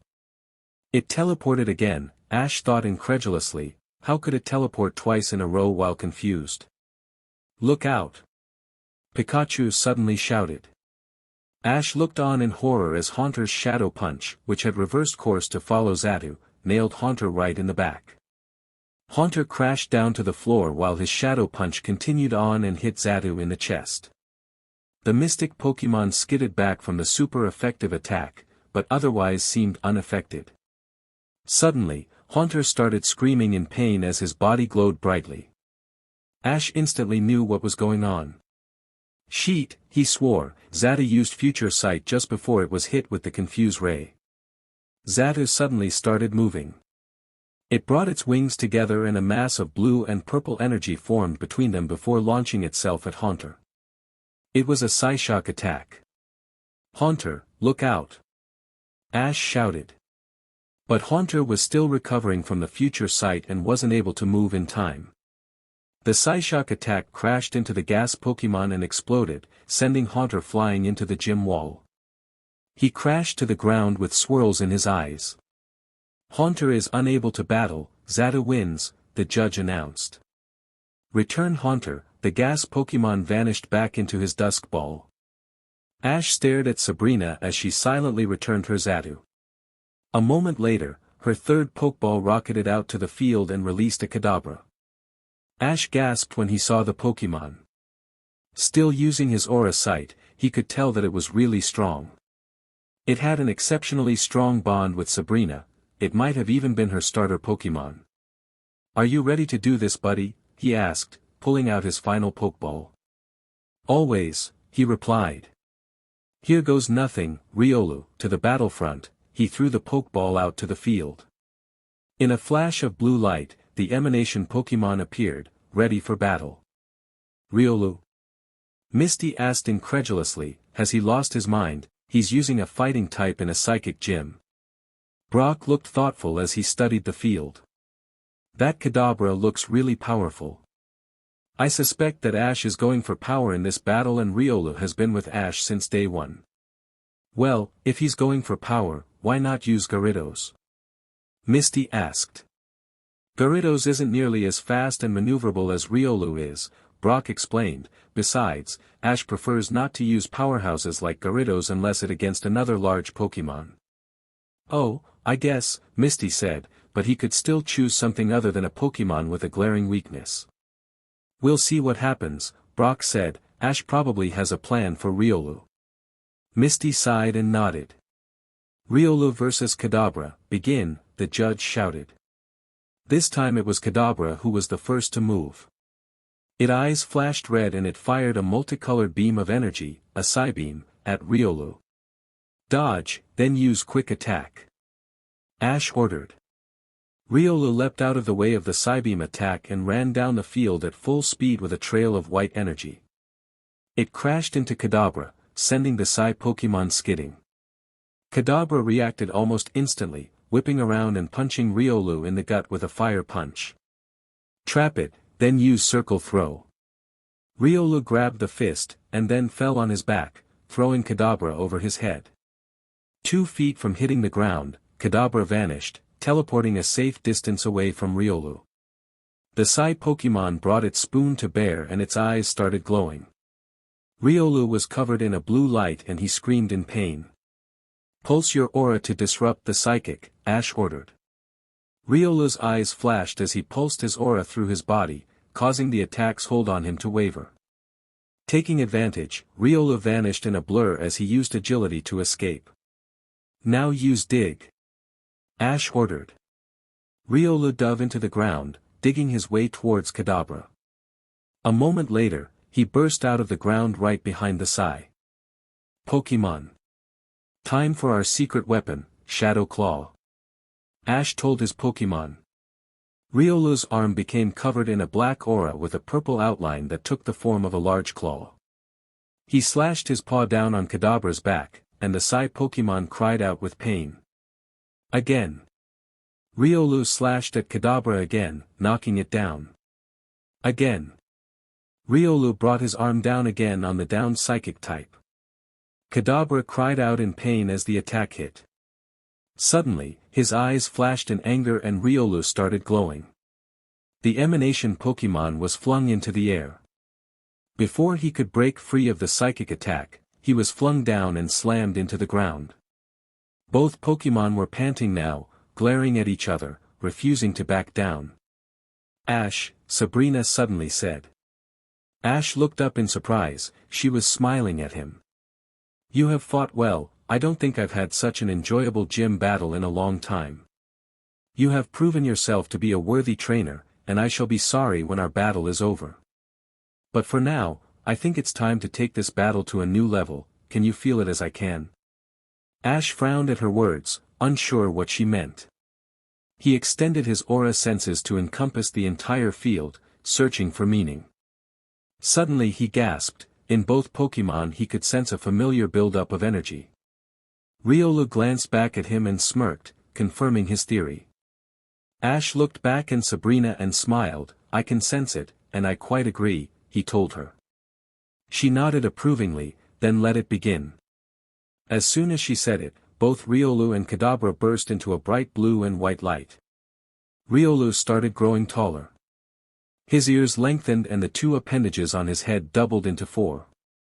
His legs and arms grew longer and the bumps on the back of his paws burst out into sharp round spikes, with a third spike growing out of his chest. Kadabra also grew taller. Its face flattened slightly and its mustache grew longer. Its tail vanished as its legs and arms grew thicker with a second spoon forming in its other hand.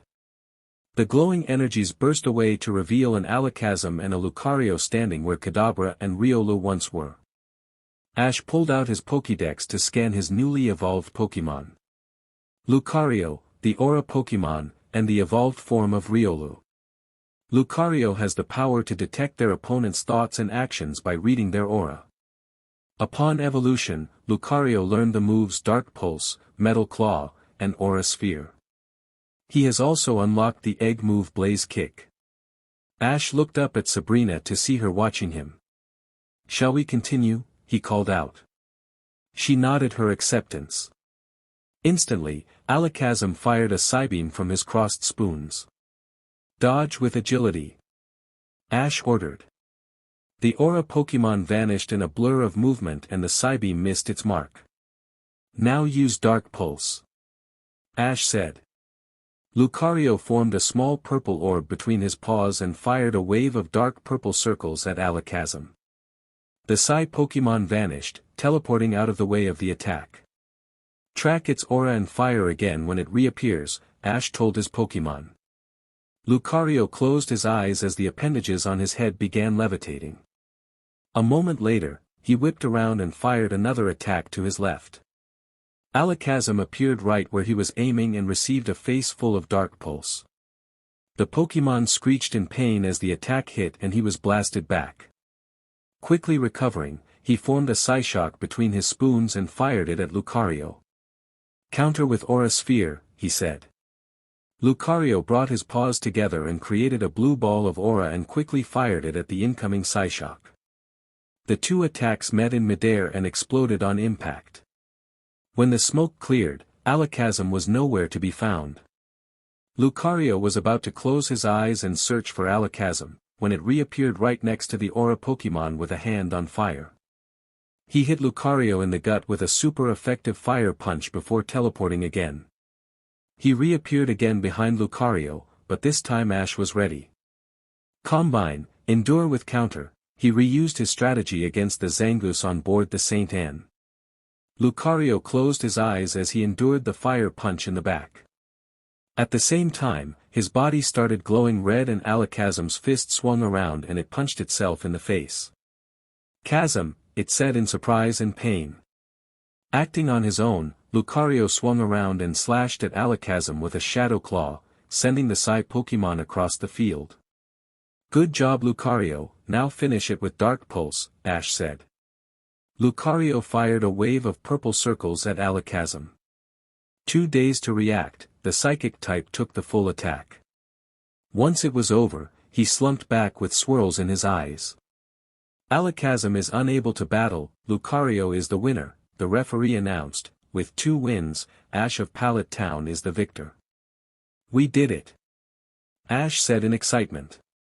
He quickly ran out to the field and hugged his Lucario, being careful to mind the spike on his chest. Awesome job Lucario, thank you. Lucario nodded, thank you Ash, he said. Ash smiled and returned Lucario to his Pokeball. Well done Ash, a voice said. Ash looked up to see Sabrina standing in front of him. You've performed beyond any expectations I might have made yesterday. You have certainly earned this badge. She held up her palm to reveal a small badge in her hand. It had a very simple design, a gold-colored circular badge with another circle embedded inside of it. Thank you, that was a great battle, Ash said as he took the badge. If you don't mind me asking, what happened to, why did you? He trailed off, unsure of what to say. Why was I acting like the stereotypical creepy silent psychic, she asked grinning. Ash nodded sheepishly. It's an act that I put on to intimidate challengers, keeps them on their toes so they either chicken out or give me a real battle. Oh, well it certainly works, Ash said. This smiling Sabrina was even creepier after the silent Sabrina. I'm sure, she said, eyeing him with a knowing look. Good luck on earning the rest of your badges. Thanks, Ash said, and he started making his way out of the gym. At the doors, he met up with Brock and Misty. Congratulations Ash. Misty said. That was an incredible battle, Brock said. Thanks guys, Ash said, let's go, I need to get Haunter to the Pokemon Center. They nodded and followed him out. As he was walking away, he felt Sabrina at the edge of his mind again. You will be a powerful Aura Guardian one day, she said, do not waver in your journey, for your destiny demands nothing less. Ash whirled around, and suddenly found himself, Brock, and Misty standing in front of the Saffron City Pokemon Center. Whoa, how did we get here? Misty asked in surprise. Sabrina must have teleported us, Brock deduced.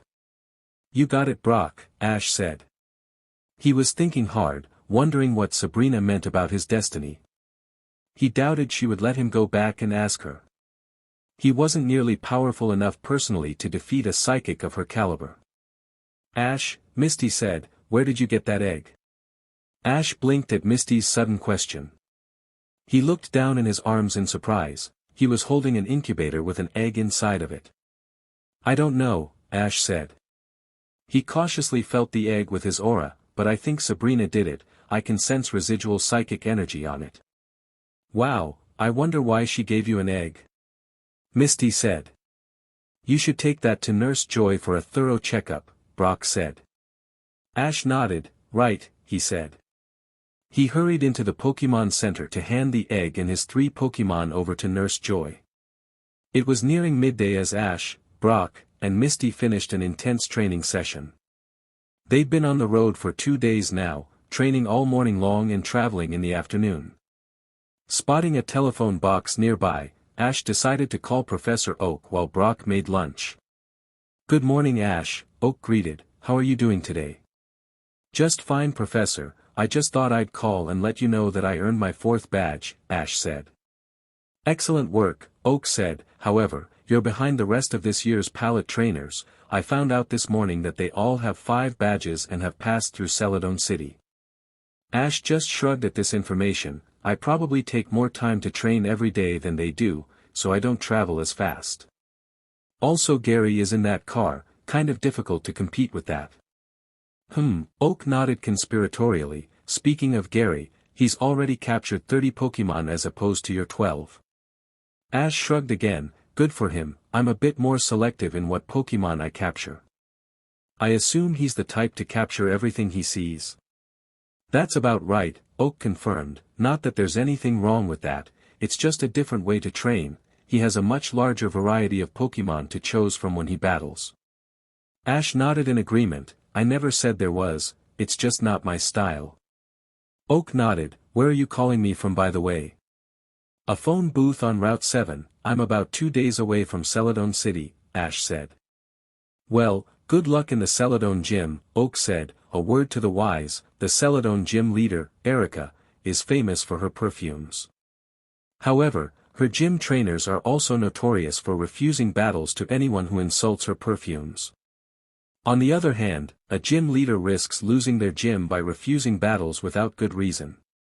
Ash looked thoughtful. I'll keep that in mind, Professor, thank you. Goodbye, Ash, Oak said, and he signed off. Ash hung up and walked back to his friends.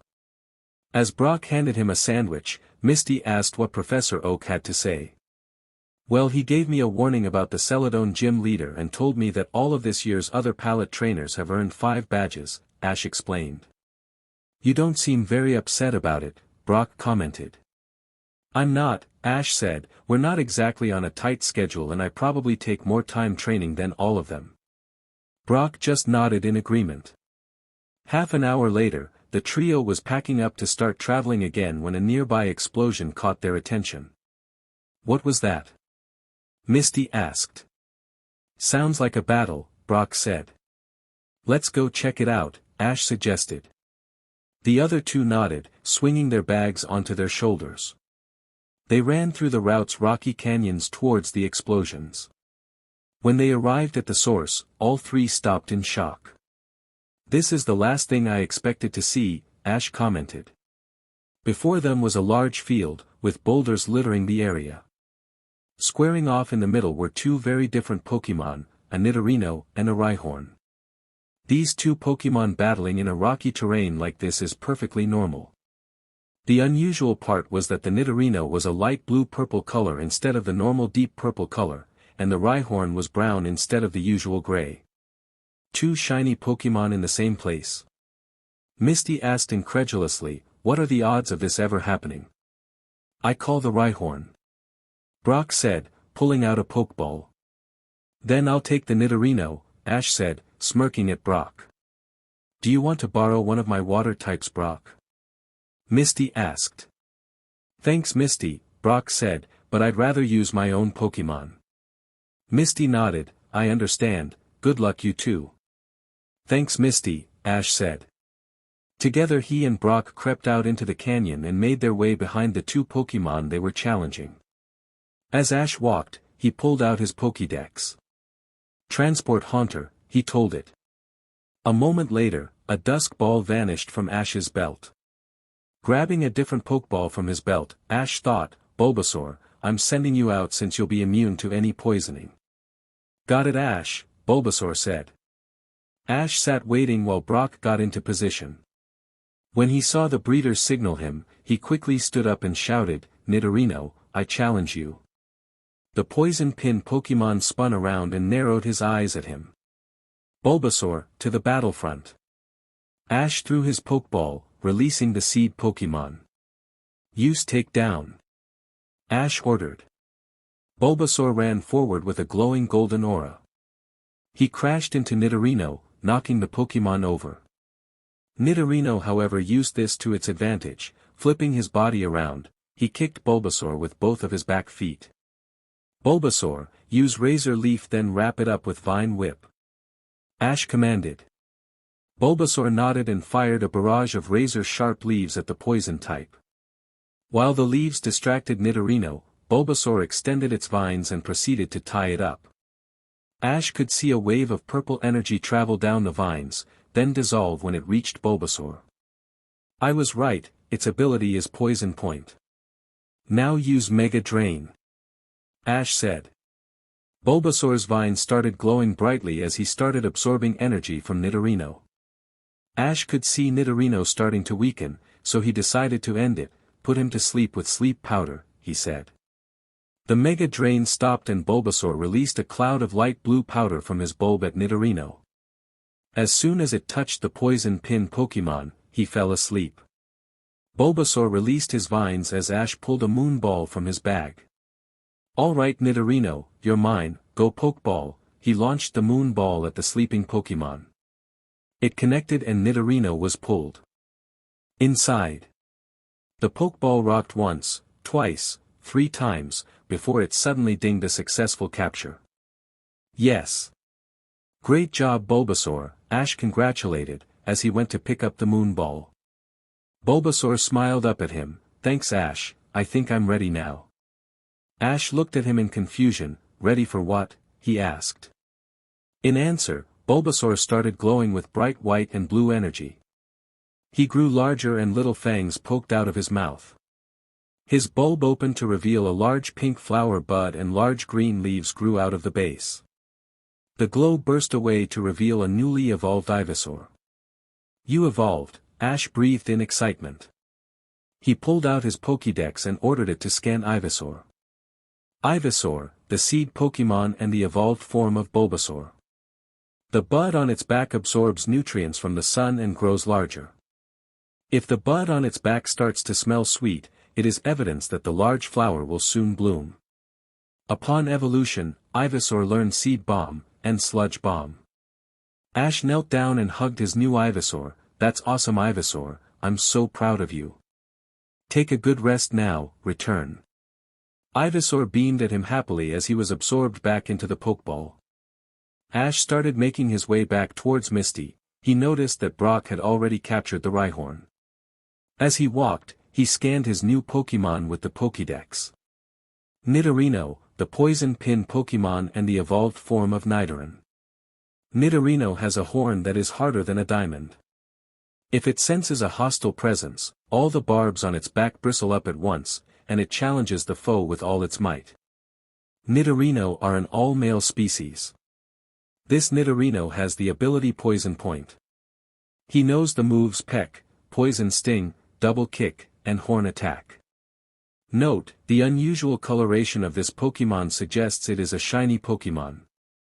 Hey Brock, Ash greeted as he met up with the breeder, how did the battle go?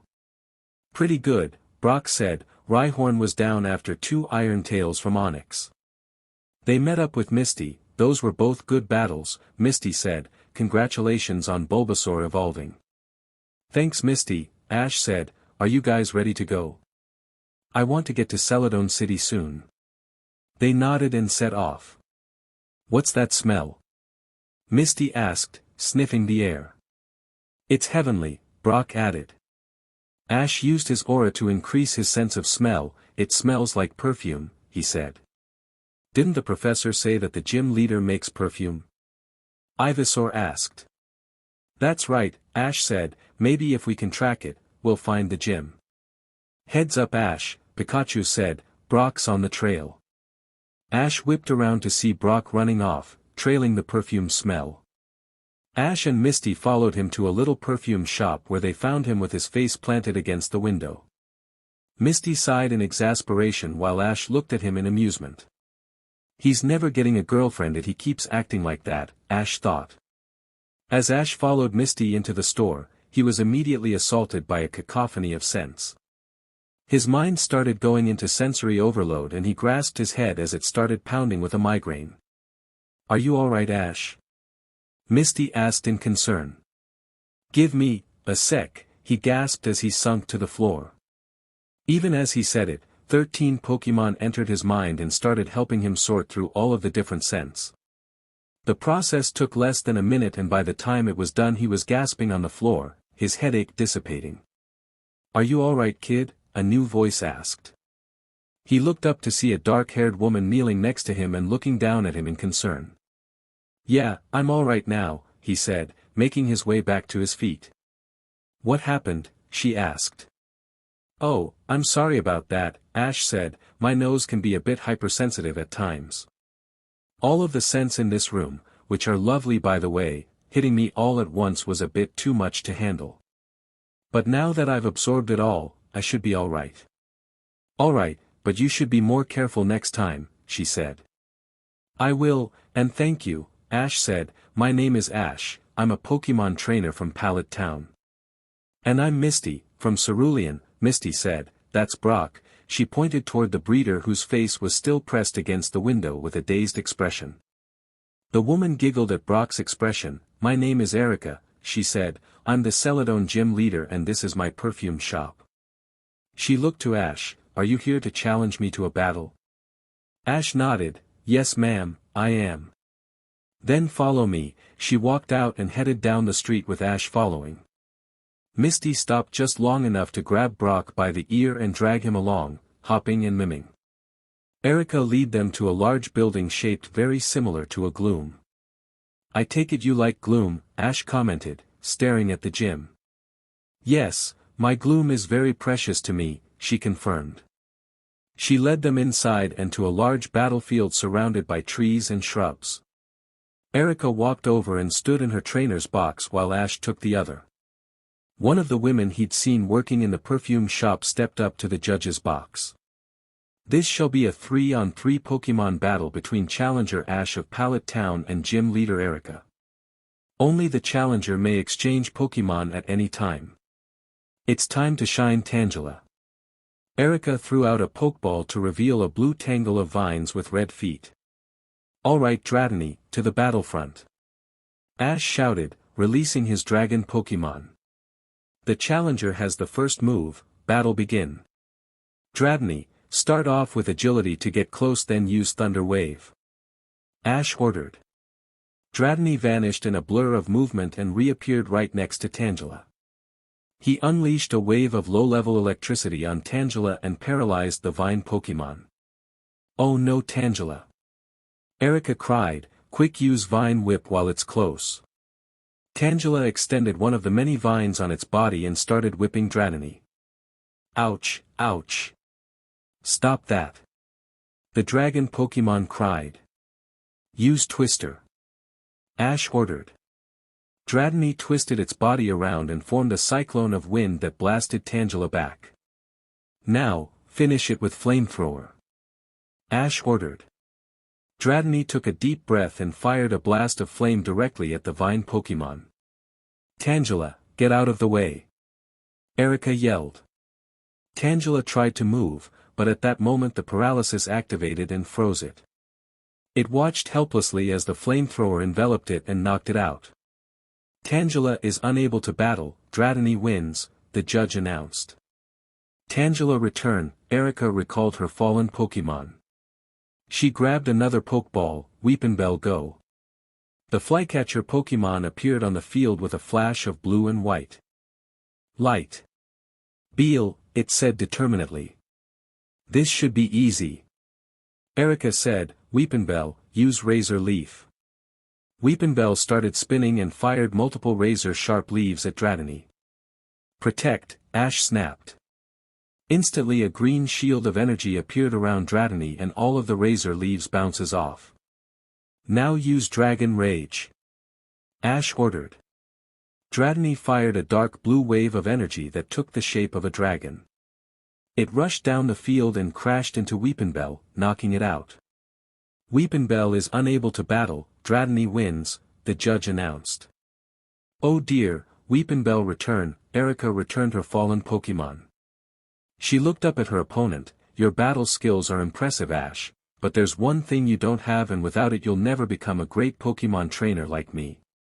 Ash snorted internally, humble much, he sensed his Pokemon agreeing with him.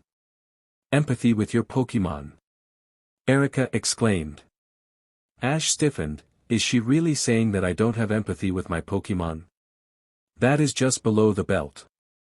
And now I'm going to give you a lesson in empathy. Gloom, go!" She threw her final Pokeball and released a Gloom. Instantly, Ash whipped out his Pokeball and returned Dratini. "You did a great job, Dratini, but I'm going to need something special to handle this stench." He pulled out a different Pokeball, Pidgeot, to the battlefront. Ash's majestic bird Pokemon appeared with a flash of blue energy, already in flight. "Oh look, it's a little weed," she said, looking down at Gloom. "Do you want me to pull it, Ash?" Ash smirked as Gloom started getting angry. Without any prompting, it pointed the top of its head at Pidgeot and sprayed a large amount of its stench at the bird Pokemon. "Get rid of it with gust," Ash ordered. Pidgeot started flapping her mighty wings and created a large gust of wind in clearing the air. "Now use Air Slash," Ash called. Pidgeot's wings started glowing light blue and she gave them a few powerful flaps. Out of the wings erupted several saw-disc blades of wind energy that went sailing down to Gloom. "Gloom, look out!" Erica shouted. Gloom was too slow and the blades crashed around the weed Pokemon. "And that's how you cut down a weed," Pidgeot said smugly. However, when the smoke cleared, Gloom was still standing. It looked beat up and exhausted, but it was still ready for a fight. "All right, Gloom, now let's finish this battle with Petal Dance," Erica ordered. Gloom pointed the top of its head directly at Pidgeot and fired a barrage of pink flower petals in a spiral pattern. "Use Hurricane to blast it back," Ash ordered. Pidgeot's wings started glowing light blue and she flapped them powerfully. A gale force wind erupted from around the bird Pokemon and slammed into the Petal Dance. The two attacks stalemated for a moment before the Hurricane won out and forced the Petal Dance back. The two attacks combined and slammed down onto Gloom, causing an explosion to rock the gym. When the smoke cleared, Gloom was revealed to be unconscious. "Gloom is unable to battle, Pidgeot is the victor," the judge announced. "The winner is Ash of Pallet Town." Ash ran out to Pidgeot as she landed. "You did a great job, thank you," he said, petting her in her favorite spot, right at the base of her head crest. Return, she was absorbed back into the Pokeball. Ash looked up to see Erica returning her Gloom to its own Pokeball. She stood up and walked over to him. "Congratulations, Ash, you beat me," she said, pulling something out of her pocket. "I present you with the rainbow badge as proof of your victory at the Celadone gym." "Thank you," Ash said, taking the badge. It was shaped like a flower, with each of its 8 petals a different color of the rainbow, and at its core were 4 silver petals. "I also want to thank you," Erica said. "I was getting arrogant in my battles, so confident that I would never win that I guess is went to my head." "You're welcome," Ash said, "it happens to the best of us." "Good luck on the rest of your journey," Erica said. It was a proud Ash that made his way back to the Pokemon Center that night.